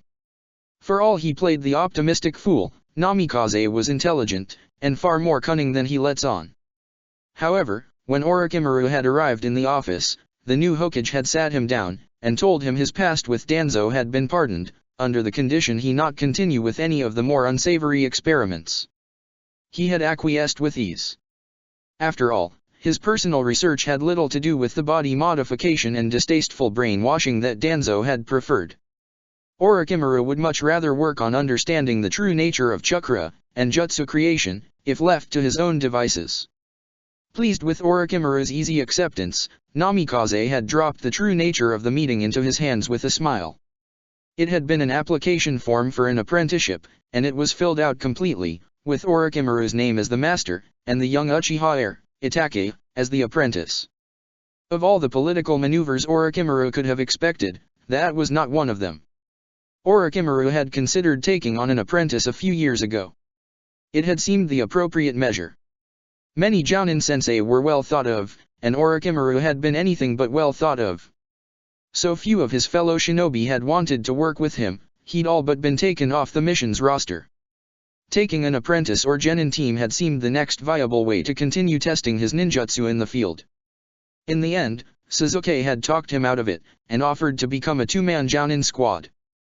It had worked marvelously, and the idea of taking on students had gone to the wayside. Until now. Knocking on the front door of the head house, Orochimaru spares a moment to wonder if Fugaku Uchiha even knows who is going to apprentice his heir. It would be much like Namikaze to have come up with this idea and drop it on both parties unaware. Mikoto Uchiha opens the door, and smiles politely, welcoming him in. Orochimaru-sama, we've been expecting you. There is something genuine about the way Mikoto speaks that causes Orochimaru to believe her. She is an excellent hostess, clearly a credit to the Uchiha. Orochimaru enters their home and bows his head politely. Thank you for welcoming me into your home. She returns his traditional thanks with a small nod. My husband and Itaki are waiting for you in his office. It is right this way. Orochimaru is led down a short hallway and ushered into an office. Fugaku Uchiha is sitting, waiting. He nods at Mikoto, who closes the door behind Orochimaru and gestures for him to sit beside Itaki.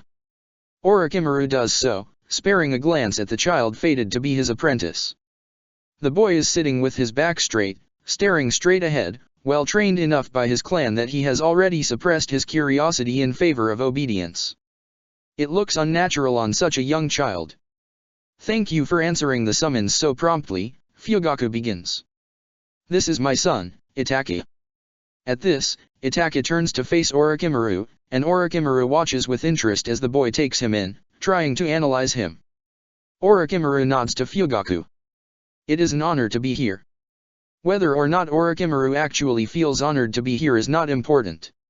With a clan such as the Uchiha, formality is important. Orochimaru has trained under one of the best. Fugaku goes over his requests for the terms of the apprenticeship. Mainly, which hours Itaki will be free for training, since the boy will be undergoing additional training to prepare him for his eventual role as head of the Uchiha. It's fairly standard, as is the request that Orochimaru notify the Uchiha a day in advance for missions out of the village, unless absolutely necessary. The freedom Orochimaru has been allowed in his methods and hours allowed with the Uchiha heir speaks heavily to Namikaze's involvement, if the deep furrow between Fugaku's brows is any indication. Orochimaru, naturally, agrees to the terms with no argument. When the adults have finished figuring out the details of his future, Itaki turns to Orochimaru and bows deeply. Please take care of me. Orochimaru inclines his head in return. Shall we commence our introductions elsewhere? Itaki agrees, and they leave the head house. One of Orochimaru's only stipulations were that he be allowed to choose his own training field. Fugaku had seemed surprised, and Orochimaru had explained it would be far easier to train Itaki to his limit if the boy was not in his own compound, where his clan could watch and judge the heir for failure. After some consideration, Fugaku had agreed. Orochimaru leads the boy to the Forest of Death. It's the most isolated training field in the village, and therefore is often empty. There is nothing inside of it that Orochimaru cannot handle, and he knows the forest better than most. For their first session, Orochimaru chooses a small clearing. Itaki had followed after him silently the entire way, and Orochimaru had felt no compunction to fill the silence with prattling.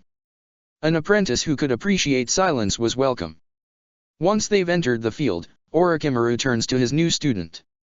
You may call me either Orochimaru-sama, or Sensei, whichever you prefer. Most sensei would have you introduce yourself by talking about your hopes for the future. I find that to be unnecessary.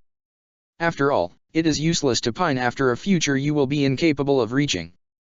Therefore, I will be testing your capability on differing specialties. After I have made my assessment, I will give it to you. Then, we may discuss your options. Itaki nods. Yes, Sensei. I understand. Orochimaru begins his assessment with chakra control, which is the foundation of any shinobi application. He asks the boy to cycle his chakra, and then attach leaves to different tenketsu points to test capacity for specific control. Itaki scores high enough to impress him, though he would never admit such a thing to a child. The only shinobi Orochimaru has met with a higher base capacity for chakra control is Tsunade Senju. With training, this child could match her. Genius, indeed. He already knows the boy has a strong capacity for strategy and analytics, based on his academy exit exam, and thus he won't bother assessing that separately from the academy. Next he has Itaki showcase his ninjutsu. He executes the Academy 3 and the Uchiha Fireball perfectly, with not a drop of chakra wasted. The next step is for Orochimaru to test the boy's control over his Sharingan. Orochimaru asks him to activate it, and then copy a simple jutsu. Itaki does so, and mimics the jutsu perfectly on the first try. His handle over his Kekkai Genkai is acceptable then. They go over Taijutsu and Kenjutsu. Taijutsu, the child does to a perfect standard, but he doesn't show any natural aptitude for it. His Shurikenjutsu is excellent, and he shows a foundational understanding of weapons.